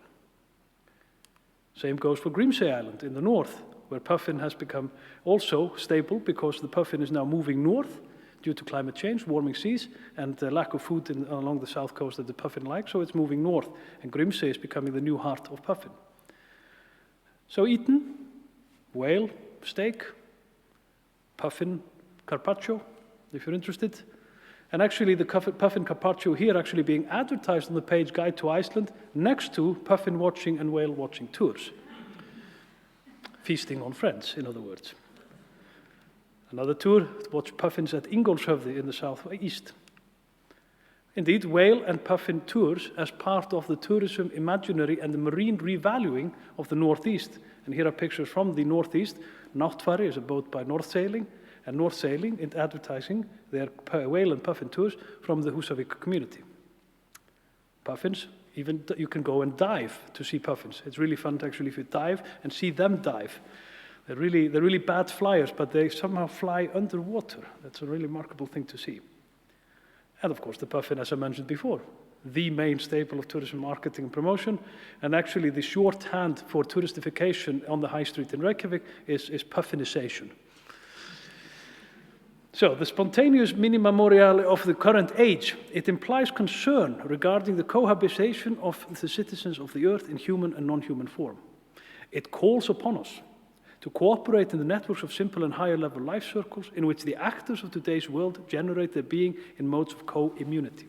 Here Peter Sloterdijk is talking for Textures of the Anthropocene, that we need to see that we are more than human, more than non-human, or take them into the circles of life which we want to animate in our doings.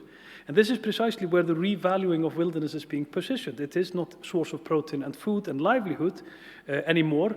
Well, it is actually still, but it's also becoming something more. It's becoming, as is described by Berit Kristoffersson in a book that I edited some years ago on tourism in the Anthropocene, the ethical frame of whale watching as an Anthropocene tourism has thus been changed by the reimagining of the whale and the puffin as an earthly companion species with characteristics of personhood and with rights and territories that requires humans to behave in a new way and engage in new relationships. And that's the point about the replacing the values of the marine values from that of eating to that of watching at the same time, or are the whales watching us? Who knows? And this is the framework of what I see, and now the research team, led by Kat Chambers in Iceland, have actually gone out and interviewed and collected some of the value indicators that we are in the process of collecting now in the project. And the value indicators so far sent and compiled actually represent this tension very nicely. Here is from some of the group work in Húsavík, the value indicators. Well, you can't really read that. Here you can read it better. Substantive value indicators identified around the Bay of Skjálfandi, where Húsavík is about food, income security, economic development, but at the same time about physical, mental health, cultural identity, inspiration, beauty, health and diverse ecosystems, recreational activity, and security and safety. And what I see therein is a very much a tension between these two, the valuing of the food source and the protein source, and the valuing of fisheries as a form of economic development there developed around, whale hunting included, and actually the inspiration, beauty, economic development from a tourism perspective, recreational activities as another way of valuing that very same piece of life. In the terms of procedural values, we have the same tension in the sense of looking at climate action, family and next generation, access to marine space and resources, but access to those marine spaces and resources from two very different ways. So those who see the future in tourism, those who see the future then in marine fisheries. Now these are not mutually exclusive industries, not at all, but there is tension there that needs to be negotiated and managed with. And that's what I see through there, and this is of course work in progress. And then these have, the value indicators here have been translated onto the ecosystem services. And just for you to look, where substantive and procedural have been set in the context of ecosystem services. And that's it, 10 minutes. All right, good. Thank you. So, if there's any questions to Edgar, you have now a good opportunity to pose your questions. May I ask whether what is actually happening to this whale industry? How much, if you are comparing tourism, it is going up, except currently when there's COVID crisis, and then there's whale industry, how they are meeting each other?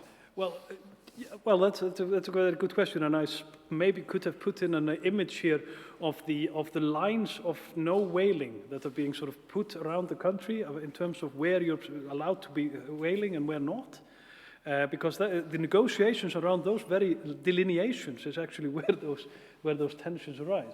So basically, there is a whale hunting industry still, indeed. There is minke being caught, not much of it, because there is no domestic market, and there's definitely no international market for it. The already stockpiled whale meat is desperately trying to transport it to Japan, and the gentleman in charge of that is not even allowed to actually. Well, the latest I heard, that's a year ago or 2 years ago, he wanted to do the Northeast Passage actually. Take the ship from Iceland around the coast of Russia, basically, and towards Japan to try and sell it. But still, I mean, the Japanese are not even buying. So it is a bizarre industry that is managed through, to some degree, through revenues that are produced from the fishing industry, where fishing, in this particular case, where the gentleman owning that fish company, Kristján Loftsson, is basically taking the filthy, I would almost say as filthy surplus that he generates from his exclusive access to the fisheries resource and funneling that into supporting a non-viable whaling industry. But it definitely competes with the tourism industry.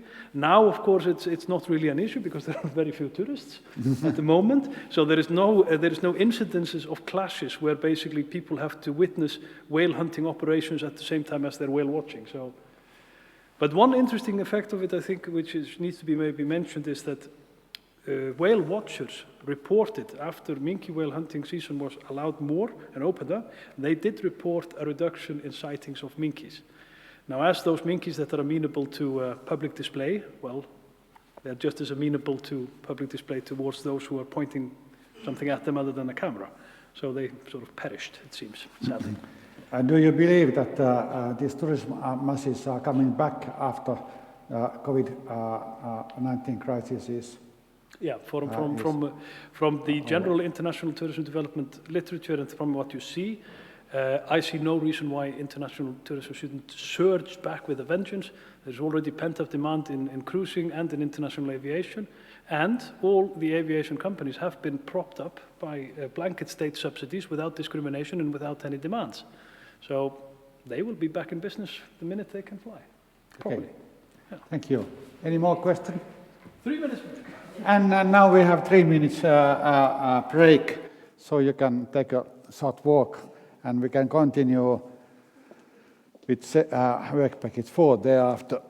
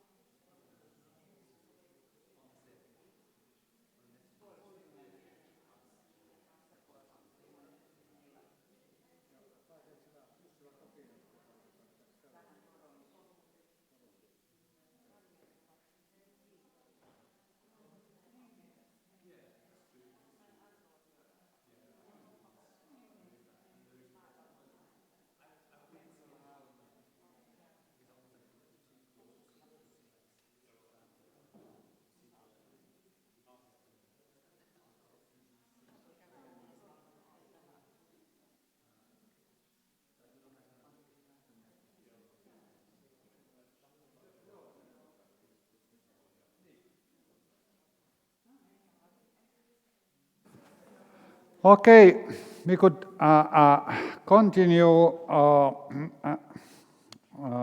this session, and now we will go to the work package 4, which is Justice in Participation and Governance.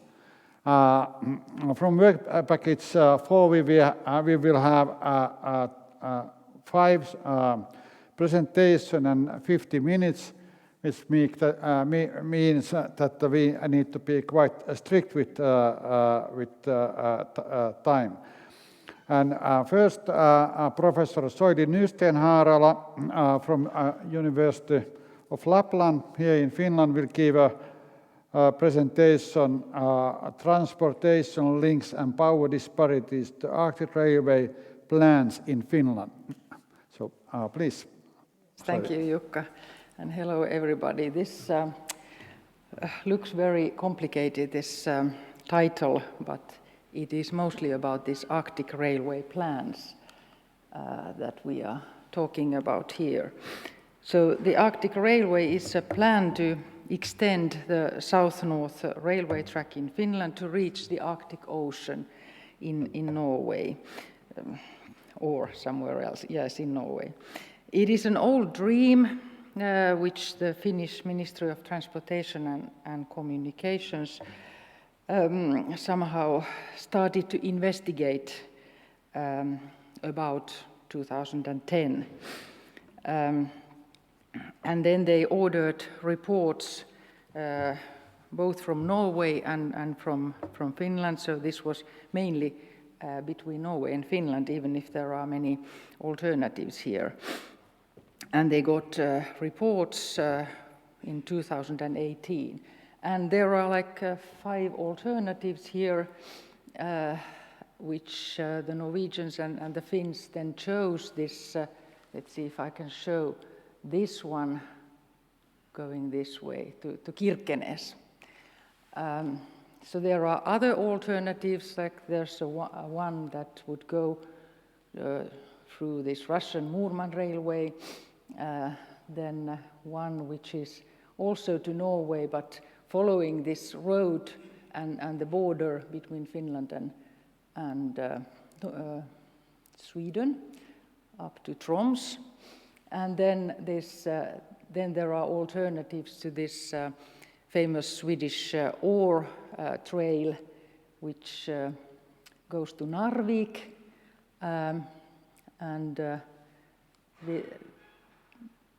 but the problem with this one is that it actually is very much in use already, this track, so they would need to build another track actually. It's this LKAB, this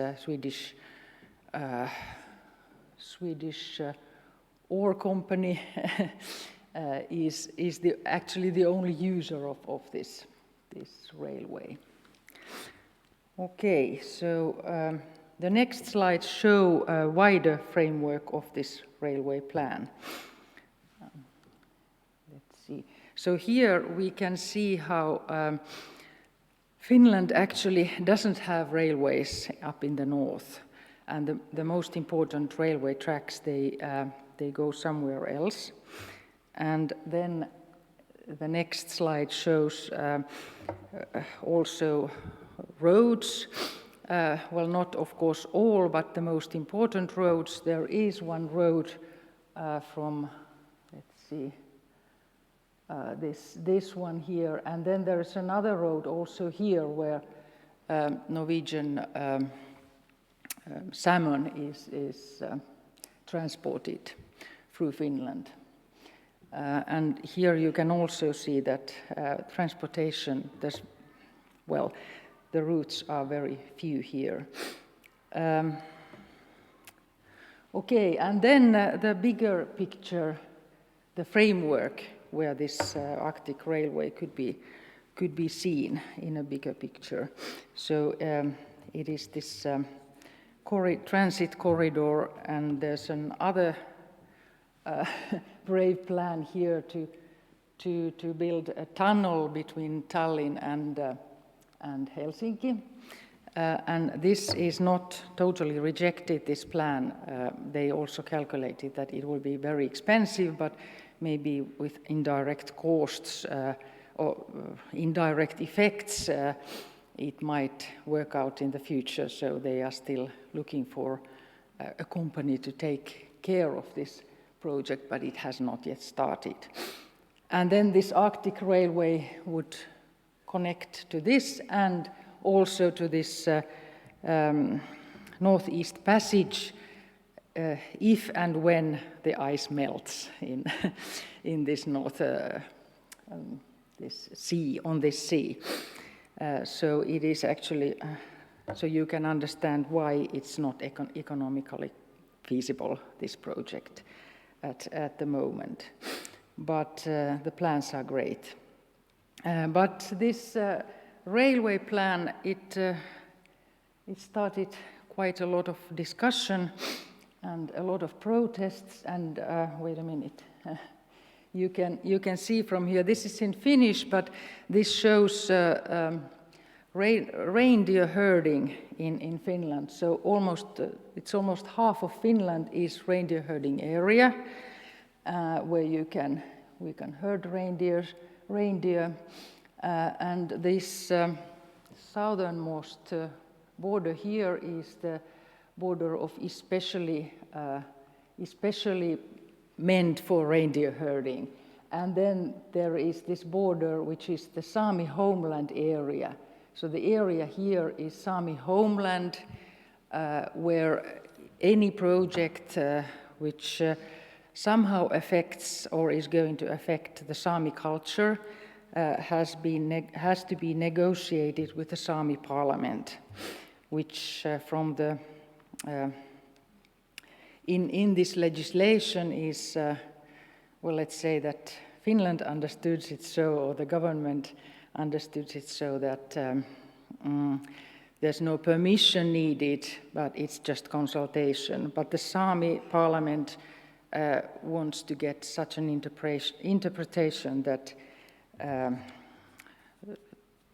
there would be permission required for anything which has to do with reindeer herding, which is part of the Sami culture here. So this is a typical case where reindeer herding is like losing its pastures to other competing industries and infrastructure projects, and reindeer herding is a livelihood among others in a market economy, but it's also the core of indigenous Sami culture. So in 2021, the Regional Council of Lapland actually voted against these Arctic Railway plans, which means that it's not going to be marked in the map, this plan map for future plans. And now we are going to find out why it was rejected and what values weighted most, and what is maybe going to be planned instead of the railway roads or railway routes. A bit of this also, but we claim that this railway plan will continue to haunt in the minds of local people, even if it is not drawn in the map, even if it's taken away. So it may pop up in the far future, I guess.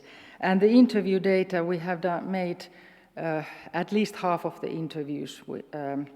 It shows that there are a lot of contradictions connected with the plan, and people somehow show that, or these interviews show that there's a lack of knowledge and a lot of suspicion, also towards global interests like China or other superpowers.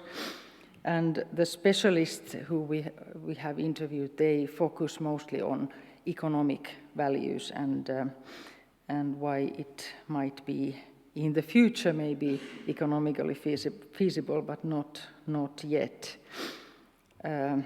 So this is now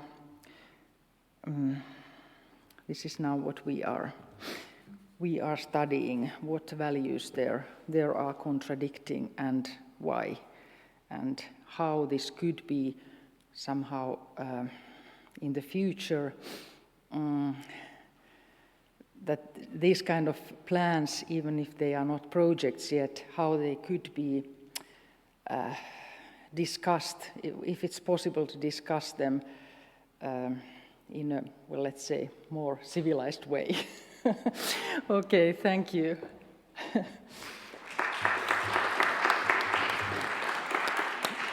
Thank you, Soili.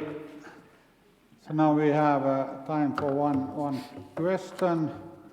Not from many questions. I have one. Do you think that this situation what we have now, that there is a strong opposition towards our railway, can ever change, and if it changes, what could it cause this change? It's difficult to say, because now it is economically, because there are also a lot of people who think that it's not economically feasible. So there is a lot of resistance. Also the municipalities seem to think in that way. And also they seem to think that it is a lot of this kind of top-down ideas come here, how planning happens here in Finland from top down.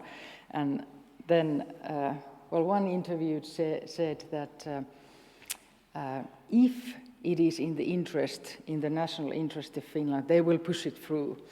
But maybe it will, it will be very far in the future. That's why we think that this is not over yet, but it's not going to be in the near or even in the far future. Thank you, Soili. Now we need to continue. And so our next speaker is Mia Landauer, university researcher from University of Lapland, and she will talk about the power and perils of multiple land use for indigenous and traditional livelihoods in Finland. Thank you, Jukka, and good afternoon. So I'm going to present the case study number 15, and here's the official title. But basically, it's about tourism, so nature-based tourism, reindeer herding, and fishing, recreational, and also traditional fishing in northern Finland. So a little bit about the background. So nature-based tourism in Finland, of course, shares the same operational space with traditional livelihoods. And nature is at the same time a cultural good, but also a commodity. So how the land and waters are used, and of course by whom, quite often raises issues of justice and different kinds of conflicts. And so the rights to own land or use the water areas and the decision-making power related to those, these are not always equally distributed. There has been some regulatory changes in the past that have particularly caused limitations to the operational environment of the livelihoods, especially fishing. I will show you an example of that. And this has led to injustices. So this is roughly the study area. So we are talking about approximately this area here, the northernmost part, which is at the same time the reindeer management area, as you saw from the previous presentation. And then here you can see the main tourism destinations or the centers in northern Finland, and then those two blue lines are the rivers where I'm talking about, which are our sort of the border rivers where fishing of salmon is very popular. And here you can see the sort of the coverage of the national parks and protected areas in Finland, and where you can also see the river rivers I just mentioned. Oh, sorry. So they are here, approximately here, and then another one is over there. So just to give you a background, what is the area we are talking about? So we aim to study the interactions between these nature-based tourism and these local livelihoods I just mentioned, and then the multiple values of different kinds of stakeholders in order to understand what does it mean, what is just equitable or inclusive governance, and how should it actually look like? So we would like to identify policy and governance mechanisms, legal mechanisms that are needed to build ethical ground for just decision-making, and also the coexistence of the livelihoods. We are currently conducting our interviews. We have done about half of them. And we have done stakeholder mapping in order to identify the key stakeholders, and then we are going on with this work during the autumn and should have the work done in the beginning of next year. And then we, of course, are doing some document analysis and of the legal and policy documents, and then we would like to compare those in terms of the values. The research questions, yes, we would like to know what is the relevance of the traditional livelihoods actually in the area in relation to the opportunities and challenges that are driven by the economic development, in this case the nature-based tourism, and then local voices and values, what kinds of economic development the locals value, what are actually the negative impacts and risks they could actually tolerate, and then what kind of decision-making and planning procedures they prefer. And then about the policy and legal mechanisms, what kinds of policy priorities, for example, and values can be found in the policies. And of course, the implementation of law is of our interest as well. So what are the challenges that, for example, some of these legal reforms are bringing about, and so on. So these are just to show you some of our key actors. And as I said, we are conducting the interviews, and I hope to get, so far it has been very interesting, very different kinds of views, and I think I've learned a lot. We have learned a lot already so far.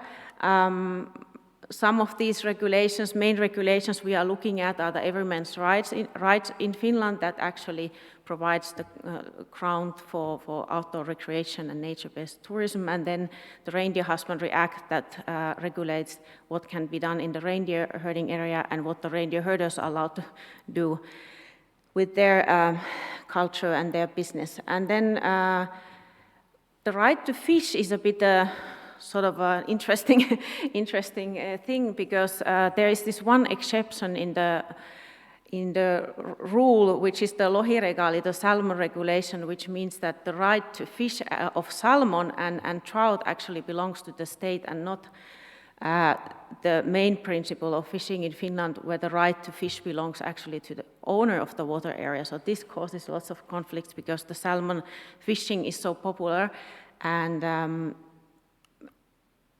but this is okay. I'm showing some of the environmental impacts of these activities, but let's go a bit faster because we don't have so much time. So changes in fishing rights have hindered fishing and led to unjust allocation of fishing rights. And in the River Teno, the salmon fishing has been forbidden in this year because they would like to maintain the sustainable levels, ecological levels of the salmon stock.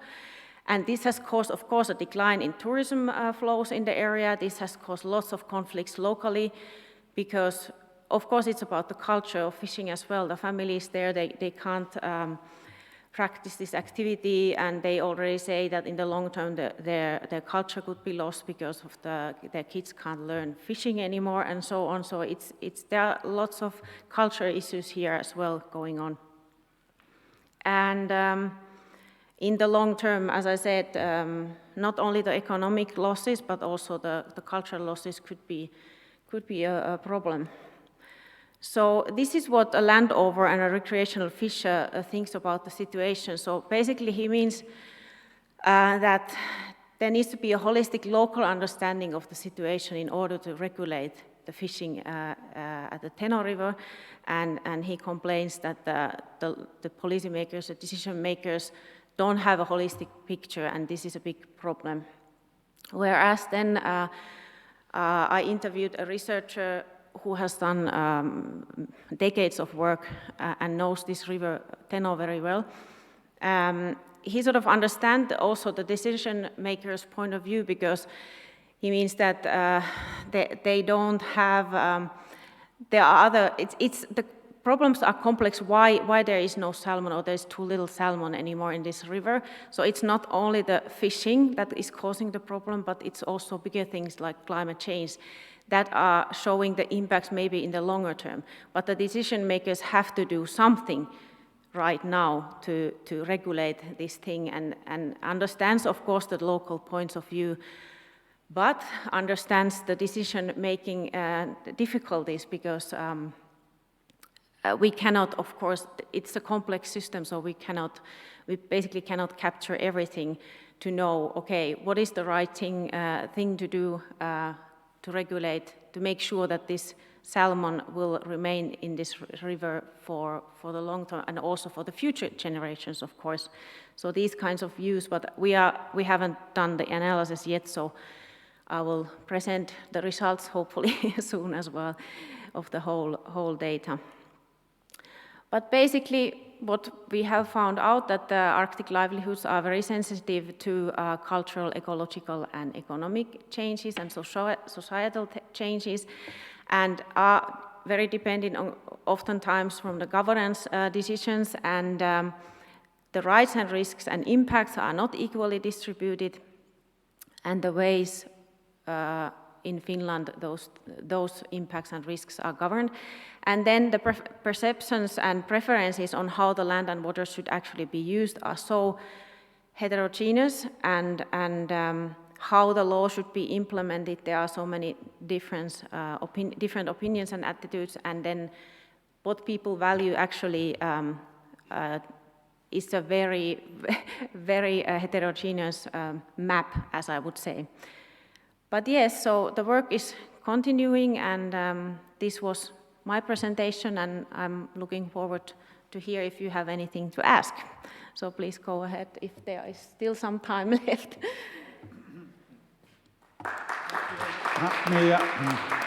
And now there's a possibility for one short question. Time is running, but still we could have one question. If no one else is doing it, then I will ask that you said that local people should have better possibilities to participate, should have better possibilities. It's your claim. And are you going to present, how to say, a governance structure, how this participation would take place?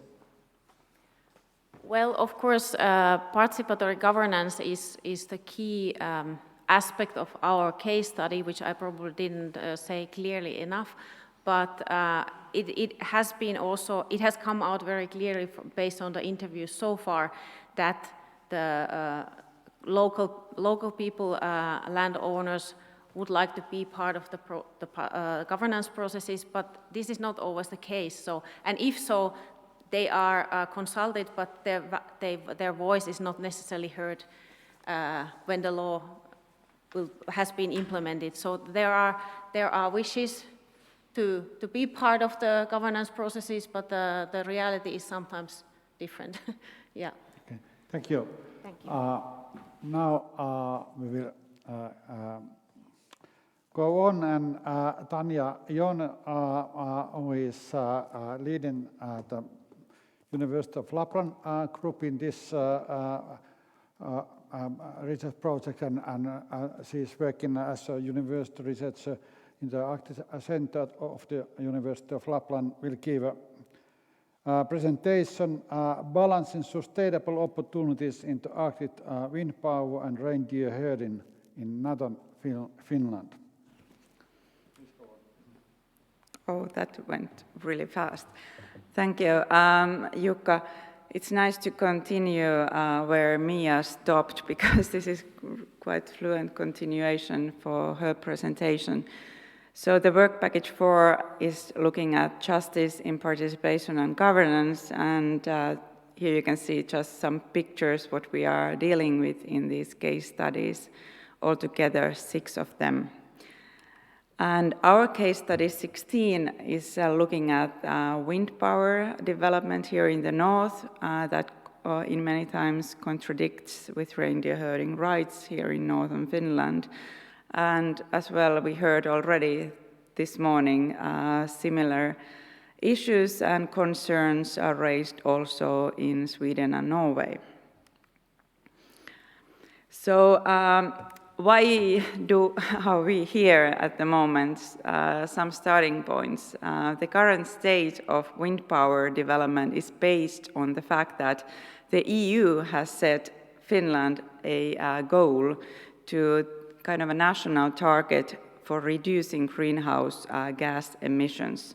So we are committed to this process, and that's why we need to focus more on developing more renewable resources to reduce the greenhouse gas emissions.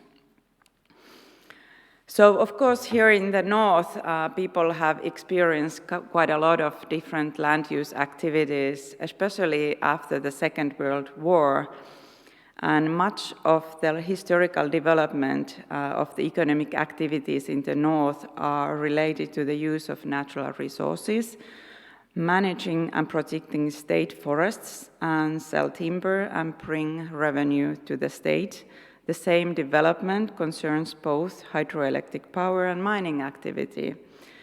It is important to understand the overall situation of different economic activities, kind of a holistic view that Mia was also referring in her presentation. So we all remember, for example, the building of the Lokka-Porttipahta reservoir in the mid-1960s, where people were relocated away from their artificial lakeside. It was a huge process here in the north. So at the moment, it is not so much a question of one wind farm for Western Lapland or one mine in Central Lapland, but of cumulative effects of large number of different land use projects that all affect on reindeer husbandry and the pasture areas. In this same area, there is a lot of deforestation, and the most important tourist resorts, for example, in Lapland, they are also located in these areas. And of course, there are snowmobile routes and all kinds of routes located on it. So when it comes to reindeer husbandry, it is difficult to understand many times that this is not an activity comparable to agriculture, but a property right based on immemorial land use rights. So according to the Finnish constitution and several human rights treaties, people have the right to enjoy the property they have legally acquired. So there is a lot of contradiction at the moment in regards to the national legislation, but international human rights treaties as well. In the case 16, I'm especially looking at one particular case, 60 kilometers away from here, from Rovaniemi. It's the Honkavaara-Isovaara wind farm that is going to be planned. There are several different options to build the windmills. The biggest amount at the moment would be 63 windmills. And there is an estimation that if the city of Rovaniemi and the municipality of Pello will join to this joint effort, there will be 130 windmills built to this site, which will be the biggest windmill park or farm in Finland. And of course, we need to build, they need to build the power line, the power grid, which would be 70 kilometers long and 30 meters wide. So there has to be a lot of forest logging also on the way of this wind farm. The lake you can see there, it's 10 kilometers long from north to south, and here is the park that is going to be planned. And here it is how it's going to be look like. I participated like a few weeks ago to the environmental impact assessment hearing in the village, and here are some thoughts that those who were present raised. There were about 70 people in there, and they were asking that what value do we give to nature or the landscape? How do we value the landscape? How to compensate for culture, how to compensate the way of life. And then they were also asking or saying nature must have some value. Also they were saying our landscape and lake are beautiful, especially in the summertime. We don't want these windmills here. Someone was saying that tourism is an important industry, as is the reindeer herding. Do you build windmills even though no one wants them here? And someone was asking who protects our property. So I started to think that about the governance and participatory processes. The representative of the company, when someone was asking this question that, okay, we don't want these windmills here, are you still going to build them? And he said that yes. So it's like, okay, I hear you what you are saying, but it doesn't matter. So to conclude, there is a need to challenge the governance status quo and uncover social injustices in order to achieve a just transition. This includes identifying and remedying the distributional impacts of certain development that may adversely affect certain groups, and addressing exclusionary practices in the decision-making process that fail to include individuals and local communities in development processes affecting them. So we need to focus for these processes. And redressing the lack of recognition of pre-existing rights, needs, and livelihoods of certain rights holders. So I think we are facing completely new situation with this green, just transition and the goals and commitments set by the European Union. And we need a lot of new research to also to help the decision makers to understand the views and rights and different aspects of local communities. More holistic view is needed. Thank you.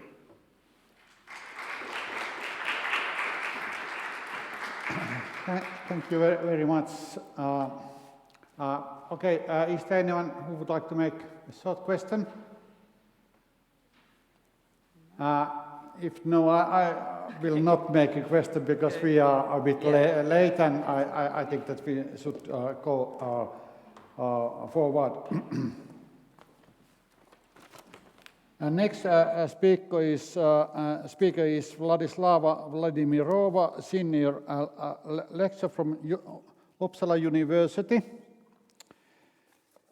and she will talk about cross-border nature conservation in Europe and its implication for different stakeholders.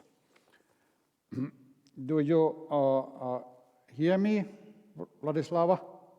I hear you. Yeah, Do you see okay. my map? Yes, I see. So please go on. Thank you very much. I'm sorry that I couldn't join you in Rovaniemi for this interesting event, but for my presentation, I invite you in my home in Morgongova. And this presentation is authored by me and Petja Monkova, from Tromsø University. It is entirely based on secondary sources, as for reasons beyond our control, we had to change research plans, and fieldwork and interviews will hopefully be conducted in February 22. Now, what is the essence of transnational protected natural territories?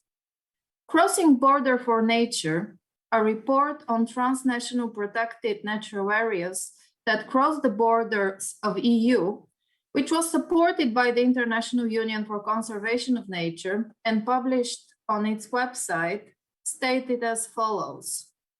Running from the Barents to the Black and Adriatic Seas, the European Green Belt forms the backbone of an ecological network in Europe, thus creating a global symbol for transboundary cooperation in nature conservation and sustainable development. By following a course that was in large sections part of the former Iron Curtain, one of the most divisive barriers in history, it symbolizes the global effort for joint cross-border activities. Moreover, the initiative serves to better harmonize human activities with the natural environment and to increase the opportunities for socio-economical development of local communities. In the continuation of this document, as in many other, both on the IUCN side and the Europark, cross-border protected areas have been declared to be one of the most efficient forms of nature protection and of global cooperation for the preservation of nature. Against this expectation, we will briefly here introduce one example, the Pacific Inari Trilateral Europark. As its official webpage at the Europark Federation website states, Pacific Inari Trilateral Park entity was established in 2008 as a result of long-term cooperation between the nature protection authorities in Norway, Russia, and Finland, dating back to early 1990s. Trilateral Park consists of 5 nature protected areas, 3 of them in Norway, 1 in Russia, and 1 in Finland. Its area is little less than 2,000 square kilometers. This listing of 5 different areas indicates that despite the claimed entity of the protected area, its different parts and their national belonging continue to be of importance, and as we will show here, of primary importance.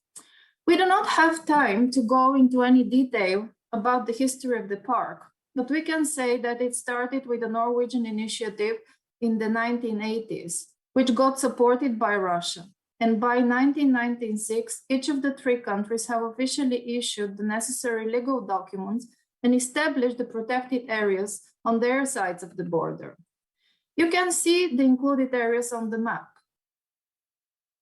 These are the Vetseri Wilderness Area in Finland, Övre Pacific National Park and Övre Pacific Landscape Protection Area in Norway, and the joint Norwegian-Russian Pacific Nature Zapovednik. Here we preserve the official Russian name for this organizational form.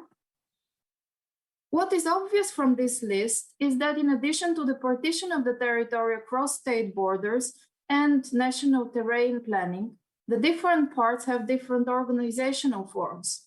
A further complication is that the 3 states have their own original protected territory forms and management forms. Organizational forms determine the purpose for creating a protected territory, for example, exclusively for nature preservation and scientific research, or for nature preservation and recreational activities, or for natural and cultural heritage preservation. It also indicates the level of protection of a territory, what economic and human activities are banned or limited in the area. It can indicate the property over the land on which it is established and what institutions are responsible and can take decisions over the management of the territory.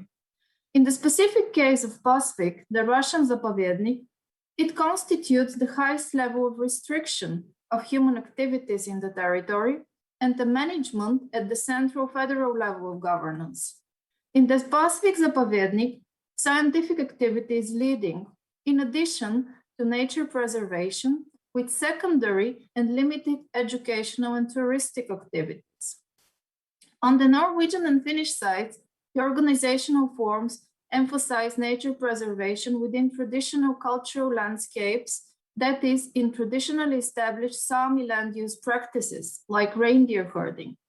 On the Finnish side, also tourism and the emphasis on cultural heritage are of huge weight.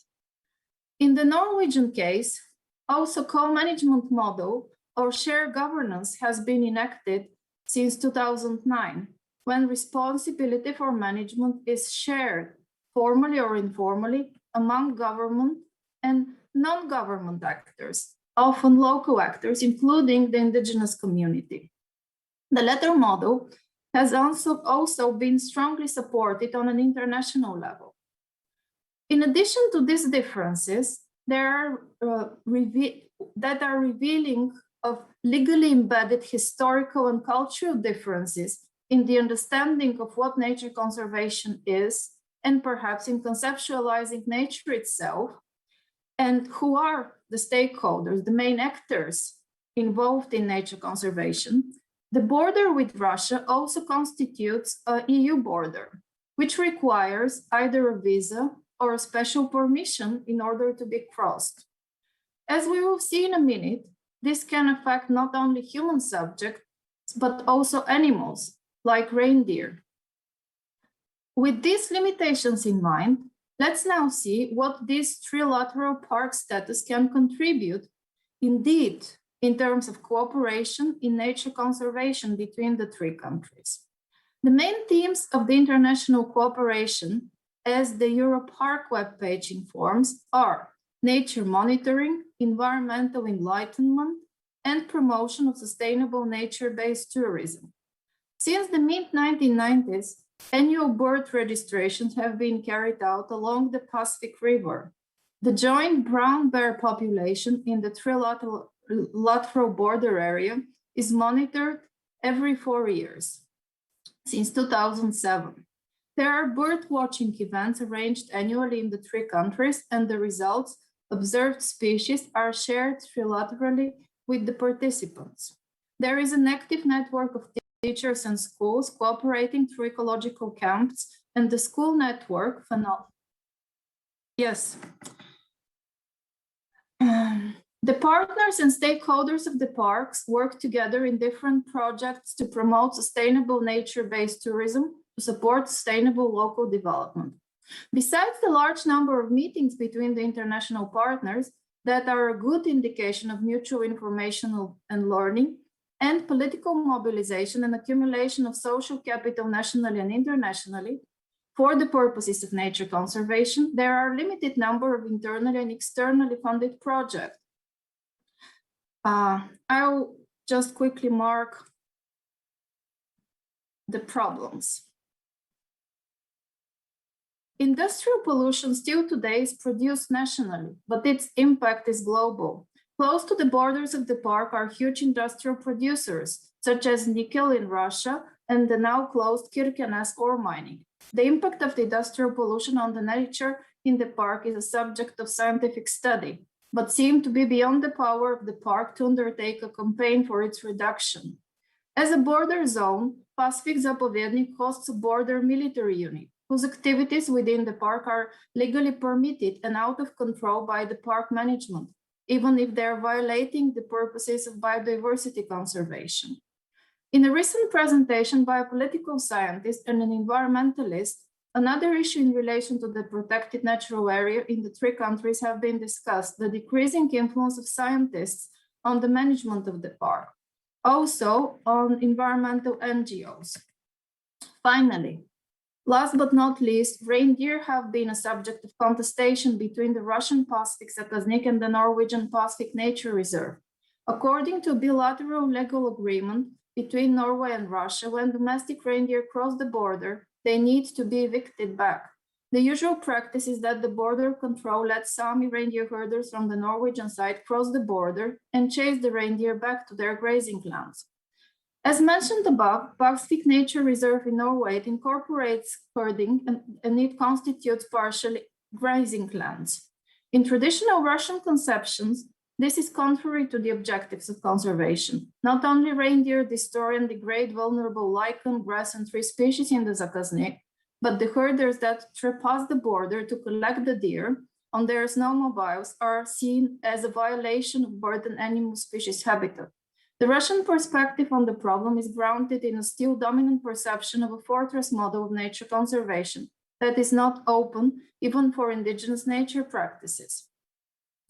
Nordic and other perspectives have been part in forming the environments being protected. Like reindeer herding, according to Nordic perspective, is part of the environments being protected. Instead, Russian scholars ascribe the problem to the form of governance of protected natural territories in Norway, which is conducted by local management boards, including representatives of municipalities, of the regional councils, and the minority are members of Sami parliament. According to experts, such a membership of local management boards will more likely contribute to the politicization of this body, the majority of representatives striving to take into account and realize the interests of majority population in the area rather than of nature conservation. Sorry, Vladislava. Now I am done. Okay, you have done. Thank you. Thank you very much. I'm sorry for this timetable, but we can't change it in any case. And so let's go on, and we'll have still one presentation from Work Package 4, and it is given by Ildiko Astalos. She is associate professor from Swedish University of Agricultural Sciences, and she will talk about state support and reindeer herding in Sweden and Russia.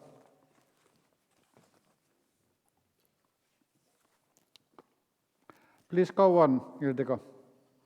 Yeah, do you see my presentation? I have shared it. Yes, we see you and slides. Yeah, I am presenting on behalf of our work package and also my colleague Elena Bogdanova from NARFU, and the presentation is covering state support and reindeer herding with special attention to carnivore compensation in Sweden and Russia. And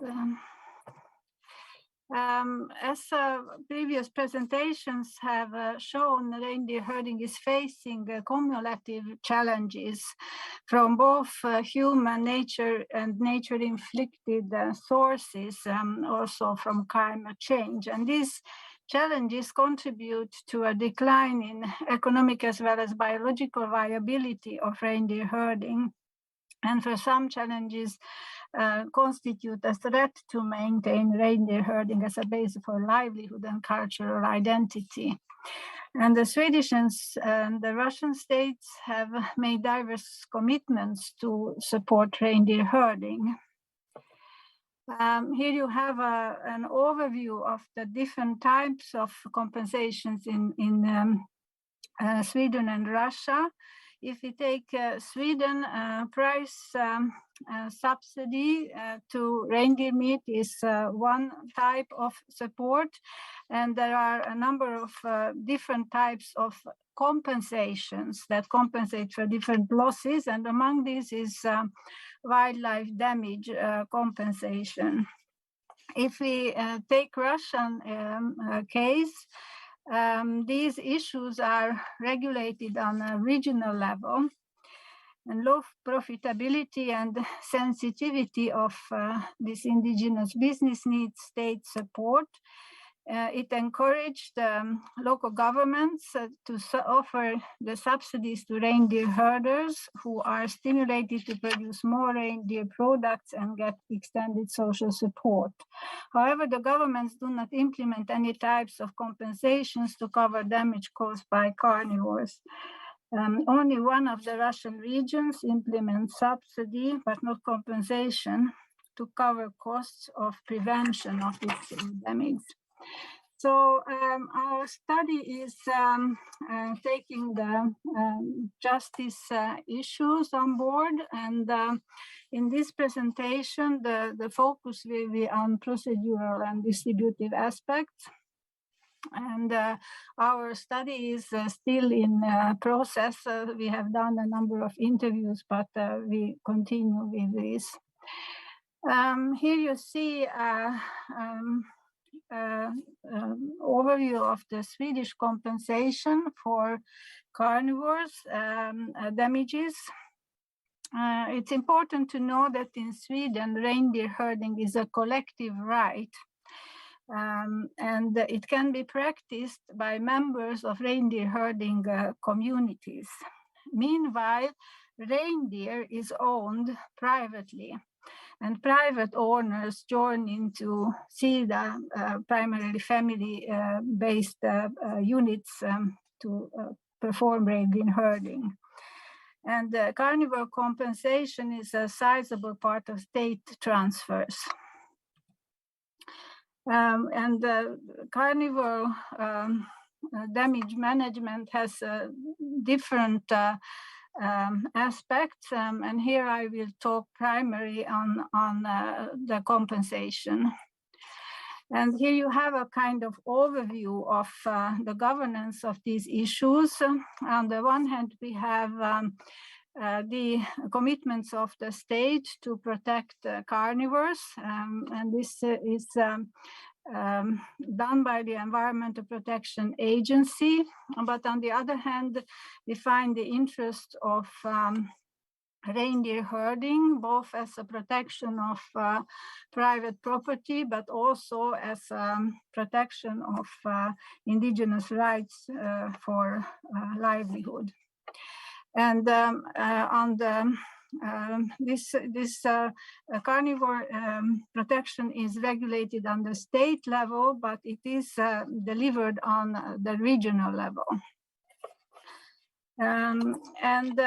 If we take the concerns of distributive justice looked at from the perspective of individual reindeer owners and herders, two issues emerge. One are internal concerns and of distribution within reindeer herding communities, and the other one is external issues that concerns relations between reindeer herding communities and the system of governance and relations between state, regional authorities and reindeer herding. In relation to the state, the major distribution issue is that compensations do not cover the loss value of the costs related to the management losses and the costs related to management of damages. As to internal issues, compensation is delivered to the communities, not to individual owners. And the communities use the compensation partly to cover expenses they have in managing carnivore-related issues, but partly it is also a resource to cover management of other types of grievances related to threats coming from other sources than carnivores. And finally, also it covers common activities. So, but most importantly, then individual reindeer herders do not receive this sum directly. This raises also issues of procedural justice to the governance concerning the governance of reindeer herding. According to the Reindeer Herding Act, is a collective right, as I mentioned, and individual reindeer herders have to join a community in order to be able to practice this.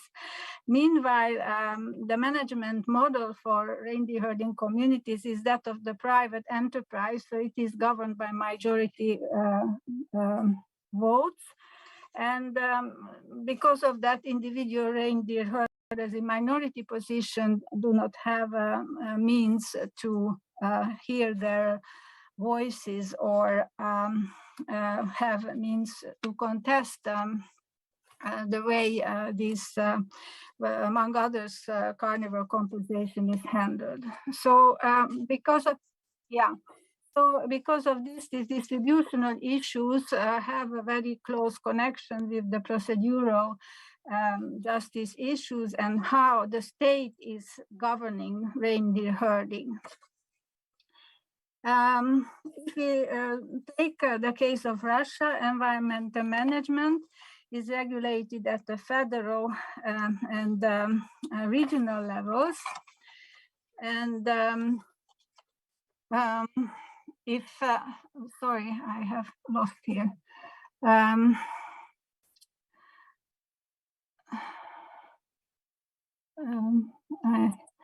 have to come back to the slide. I'm sorry about this. Do you see the slide here? Yeah, well, okay, sorry about this.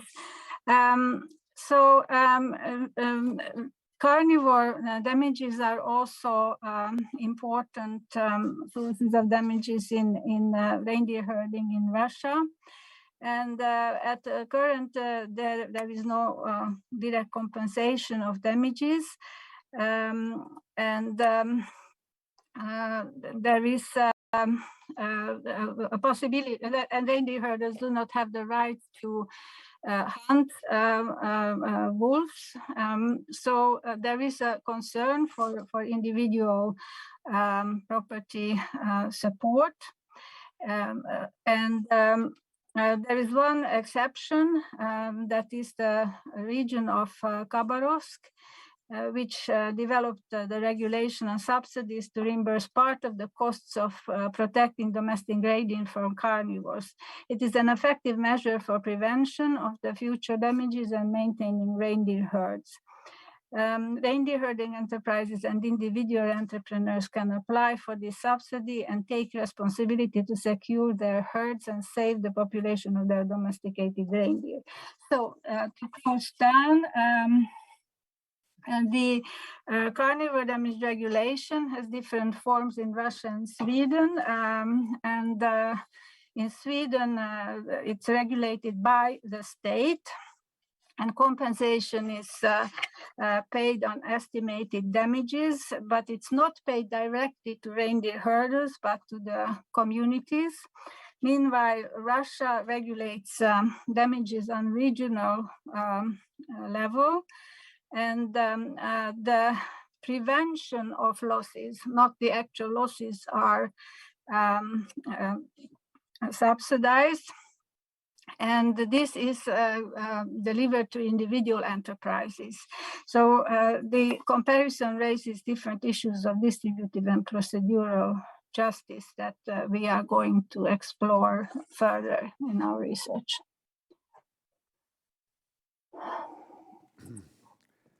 Thank you very much, Ildiko. This has been quite intensive afternoon, and unfortunately we do not have time to make questions to Ildiko. Evening activities and reception is already waiting for us quite soon. We have still some briefing about work package 5 and work package 6. Work package 5 is just co-integration. Work package and Roman Sidortsov, who has already presented to all of us, will say something related to time to integrate, the way to just call.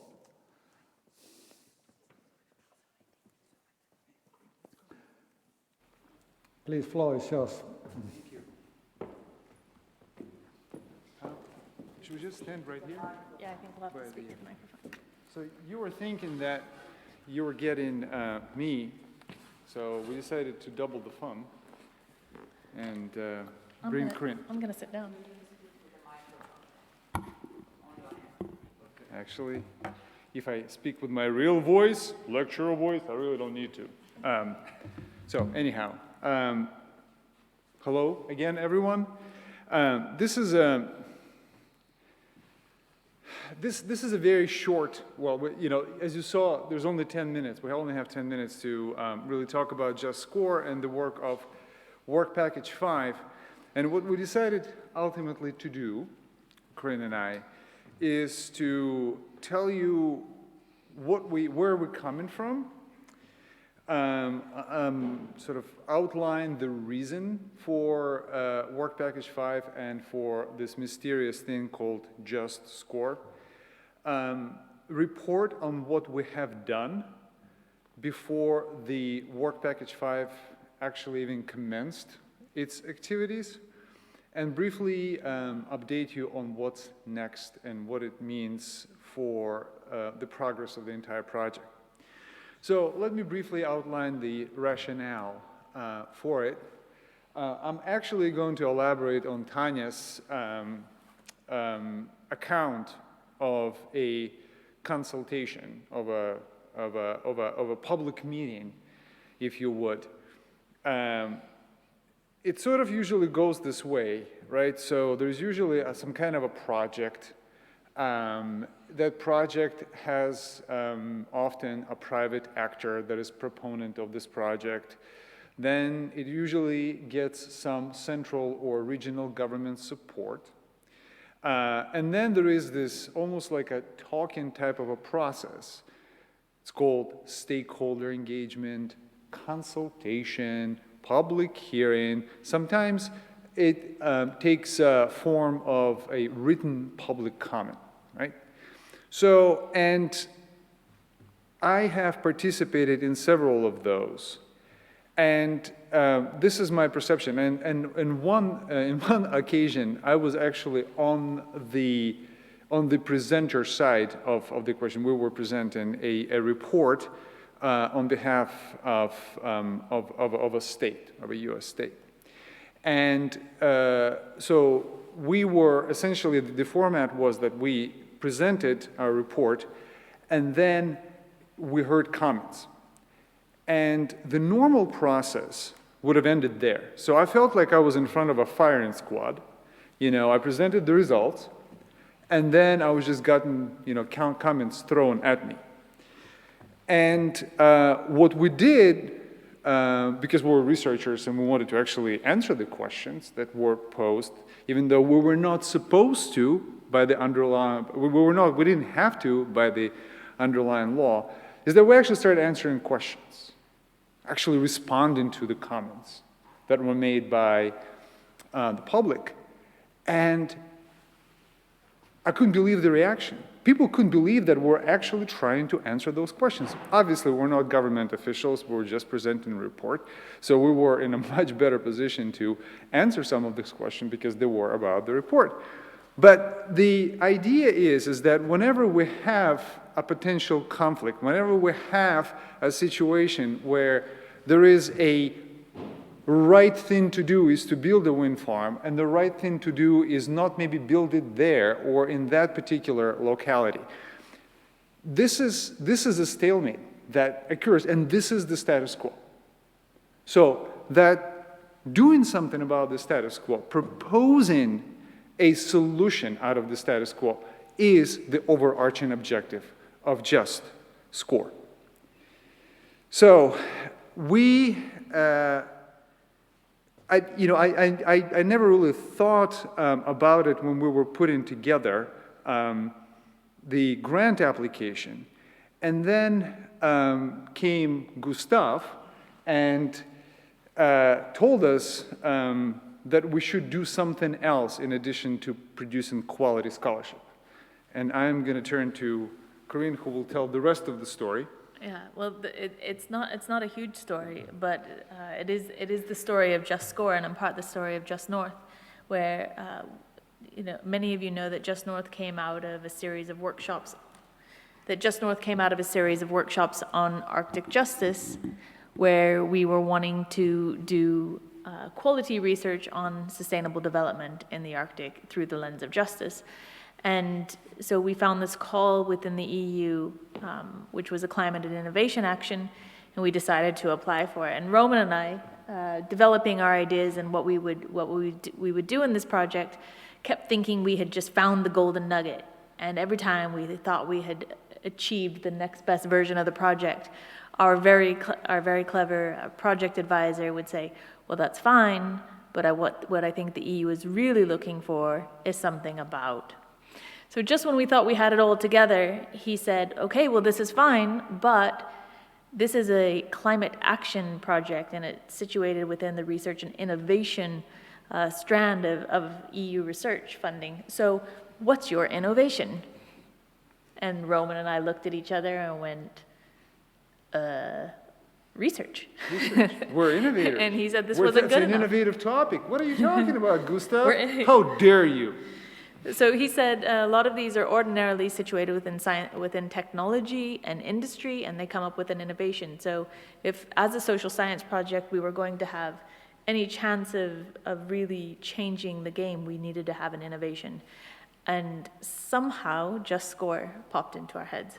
So we weren't entirely sure what it looked like. We did put a one-page sketch of it into the proposal, and since then we have been developing the idea of what it might look like. We have produced a design sketch as part of the work package 8, the management work package. So this design sketch is going to be used by the work package 5 team to take all of the data that is being produced by work packages 2 to 4 and to try to turn this into something spectacular. We are very cautious in saying what the end result will be, because we want this tool to be designed through co-production.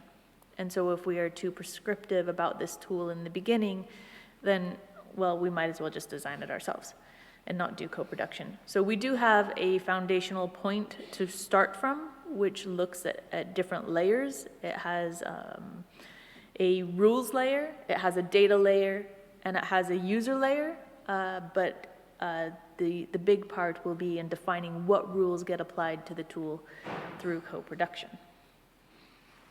All right, so what is next? So as Corinne very eloquently pointed out, is that we are supposed to be co-producing, we are committed to co-producing this tool, which makes it an incredibly challenging, because when people ask me what it is like, when Corinne first mentioned this, I asked her exactly the same question that I've been asked about 100 times. What is this? Well, tell me. I said, well, I can't really tell you because we don't know yet. So then we had our session at a pub, as far as I remember. We drew it on a napkin, and usually the best ideas actually they emerge from a drawing on a napkin. And then sort of we have this concept. We've been working on this concept. We've been trying to think about this concept. We even submitted a deliverable of this concept that Corinne just mentioned. But this concept might not even survive the first round of co-production, co-design, right? So that is the challenge, to design something that you have a good idea about, that you know where it should be coming from, where the data comes from and whatnot. And then, when you co-design it, it might actually not look like. Somebody might look at it and say, aha, I have a much better idea. Well, then, we'll go and we'll adopt that much better idea. So, but the basic plan for us right now is to gather all the data that you will be producing in the form of deliverable X3, right? It was a X.2. You know, I'm bad with numbers. Yes, so value indicators. So what are the value indicators? They're a description given to certain values. That's all there is. We are going to take this data, all this qualitative data, and then we are going to align values that correspond to this data. And then we're going to start thinking very, very, very hard about what comes next. To give you a preview of what might it look like, it will be essentially a process where it starts with aligning based on the description of values. We at least define the values about which different parties in the process disagree. The second step would be to identify the axis upon which the difference occur. And this is where we are going to be utilizing forms of justice. Are we talking about procedural disagreement? Are we talking about disagreement about distribution? Are we talking about disagreement about something else, right? So, and the third step will be for us to use the principles of justice to try to articulate different positions from which the parties are approaching this. And if we can, to try figure out how far apart different parties are in this disagreement, and try to figure out if there are any ways to bridge the gaps during these accesses. So this is as far as we are here. So very quickly, the co-production, the work package co-leader is Johanna Olsen. She can't be here, unfortunately, so we're going to have a meeting very soon. We are getting more people to help us with the quantitative side of things. So we are going to have a researcher working out of Nord University. And I also would like to thank Stephen and Johanna again for coming up with my favorite deliverable of Work Package 1, which is deliverable D1.5. So, and it was a fantastic experience for me because I worked with them to give them input about the deliverable for my work that will actually shape my work as a co-leader of this work package. So thank you very much for putting a lot of time and effort into it, and we will update you on our progress soon. Okay. Okay. Thank you very much for this clarification and better understanding what is Work Package 5 negotiation tool. And now we have a briefing related to Work Package 6, legal and regulatory policy pathways. Adam Stepensen from University of Lapland here in Finland, who happens to be sick at the moment, but who still wants to be with us, is giving briefing online. So please go on, Adam. Thank you, Jukka, and I'm actually in Rovaniemi, but 1 kilometer from where you are. But as you can hear, I have a sort of a sexy voice of Phoebe from Friends when she had this sexy voice. And let me know if there's any technical issues. So my role here is to present the Work Package 6, which deals with trying to come up based on the outputs of all the Just North project, with some sort of policy recommendations, some policy, I would say, policy ideas, how to take things forward. The work package is led by University Complutense Madrid, and Elena Conde Perez is actually who's I guess also with us online. She's the project lead, and just to highlight that we are actually starting next April. So what you're hearing is as preliminary and planned stage as you can imagine. In any case, what we want to do is to kind of look at current policies and regulations as kind of those that are touched upon in all the 18 case studies, and to consider how they define legal parameters of economic activity in the Arctic and critically evaluate them, and to also look at the kind of policy and regulatory pathways for taking forward the outputs of the project. The structure of this seems complicated, but I just wanted to kind of bring it forward to show that our idea is to kind of start our work with collecting the kind of regulations that are relevant, and bringing together all the issues that were kind of regulatory policy issues that were identified in the case studies in the work packages 2 to 4, then take also all the guidelines that work package 1 has so professionally, excellently produced. Based on this, to write a couple of kind of policy briefs, and then take also the inputs from the Just Score and try to come up with ways of implementing Just Scoring policy, draft some recommendations, take them to stakeholders. We will have 3 workshops with stakeholders, then produce our report, take it again to stakeholders, though to our kind of internal project stakeholder board, and then to come up with some final recommendations were directed both to the EU but also to decision makers on different levels. And as this is of course a kind of project plan and I guess boring, I thought that we could have at least one example of how this could look like. And I took the sort of obvious one, something that was mentioned already by Tanya earlier, something that Jukka, our moderator today, is an expert on. So the environmental impact assessment. So environmental impact assessments nowadays include more and more also social impact assessments. We have regulations at the EU level, at the national level. We have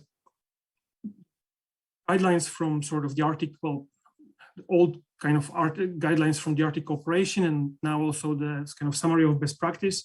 We have also corporate and consulting practices in terms of how these things are actually done, how they are implemented.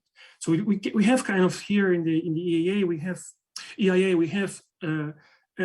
a situation where we're actually we would go beyond the regulatory framework and also maybe look at the way how things are done in practice when it comes to, for example, consulting companies that usually implement the environmental impact assessments in the Arctic.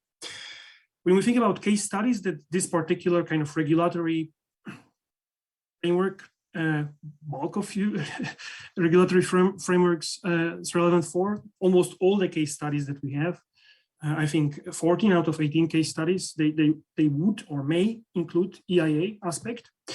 And when we will be looking in work package 6 at the outputs of the case studies, we will try to kind of find out, like, so okay, what does not work when it comes to the environmental impact assessment?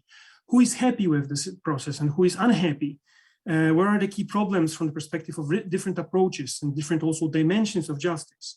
Are the consultations considered just by different stakeholders based on, or actors, participants, based on what we get from the case studies? Do we see any power relations that emerge? Also, when we think about the outputs of the case studies, which voices matter more, which less, and how are the EIAs then used in actual permitting processes, which is not always that obvious. And from this, we when we look at kind of critically at the current framework, we will look at, for example, justice questions that arise from the project. If we think, for example, about the questions of time and space, Tanya already mentioned cumulative impacts. We need to take into account past injustices. Are they? We have geographical states, both in terms of impact, but also when you think about, like the levels of sustainability. So this kind of the whole green transition and the question of renewables, the question of critical minerals necessary for green transition. This is something that touches upon, touches upon this scale of sustainability, that something that is contributing to sustainability globally. I'm sorry.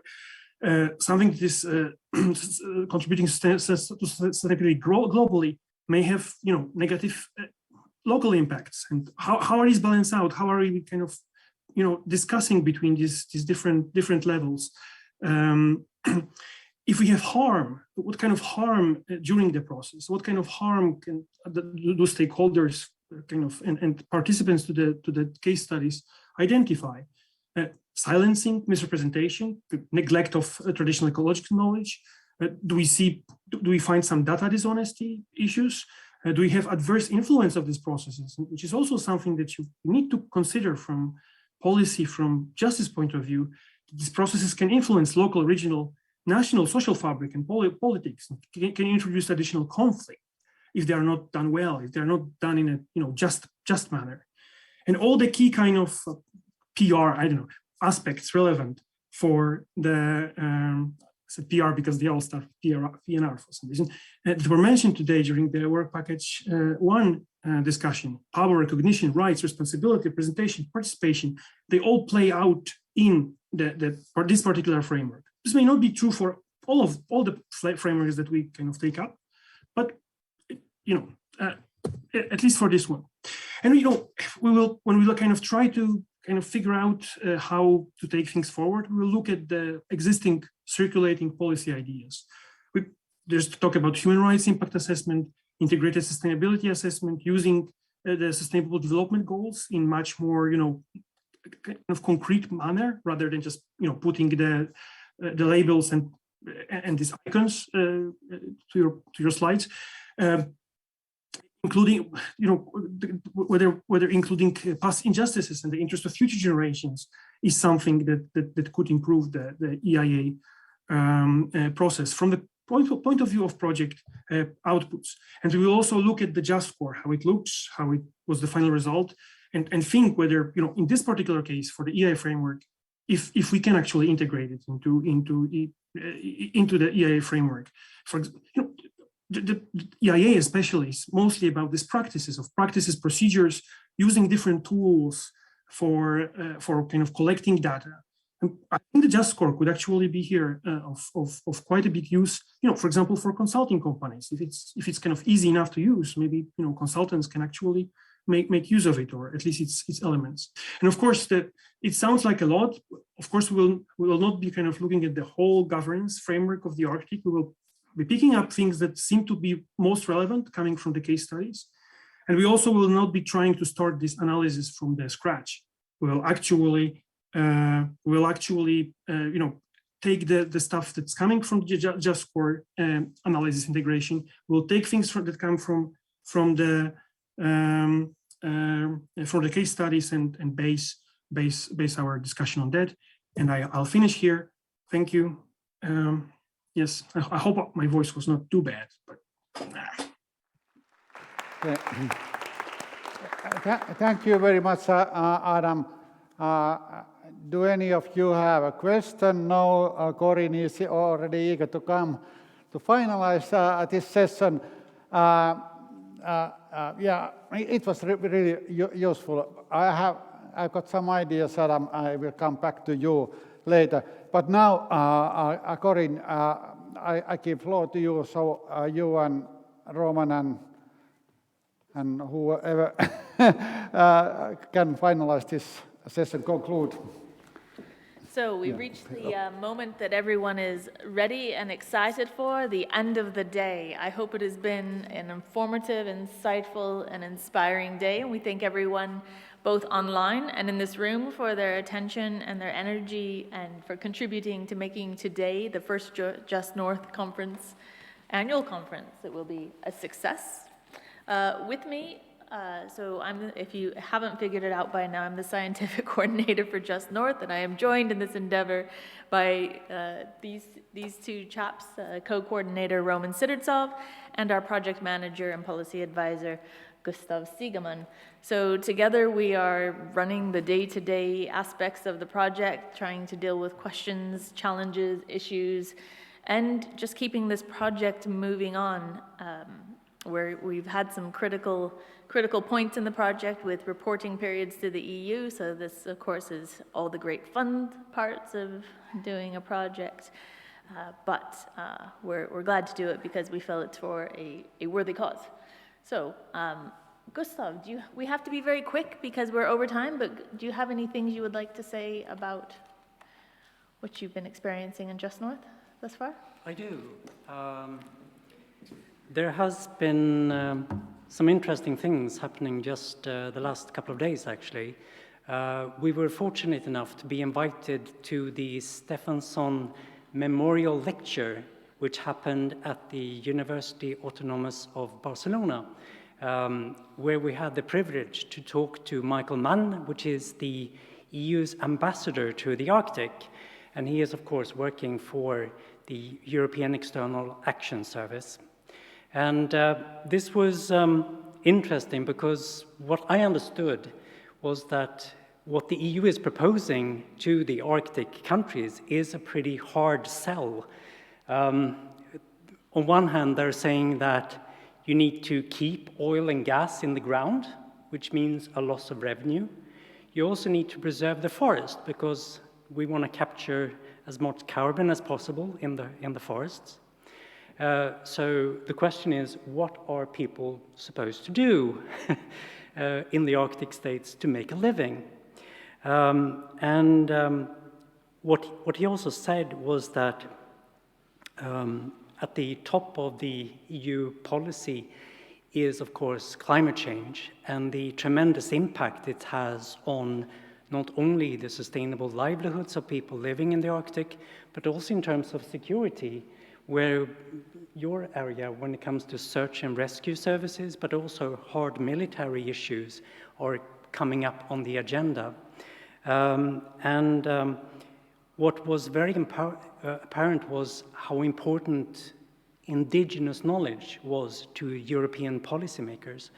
So the message to us, I think, as a consortium, is that each and every one of the case studies that we are conducting is tremendously relevant for European policymaking. And now that we've got this contact at this level, we're actually talking directly to the top brass policymakers in Brussels. So really, that is the message for you, that we're now in the club, and we really have an opportunity to change European thinking about this matter. So your work really matters. How was that? Yeah, Motivational. that was intense, but good thought. It was absolutely motivational indeed. So this is why I love this project. We really are in the position. I know everyone says, "Well, we're doing this because we want to make a difference, and we're going to publish papers, and 7 people will read it, and 3 will cite them." Right? So, and it is important. Creation of new knowledge is very important. But I feel like with this project, we really are in the position to make a difference. And I really would like us to succeed, and at this point, I have no doubts that we will succeed.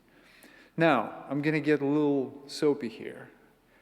Now, I want to just think about what we have been able to do in the most challenging conditions. We decided to proceed with this project despite the pandemic, do a lot of data collection during the pandemic, communicate with each other, usually in civil language, normally civil language, during the pandemic.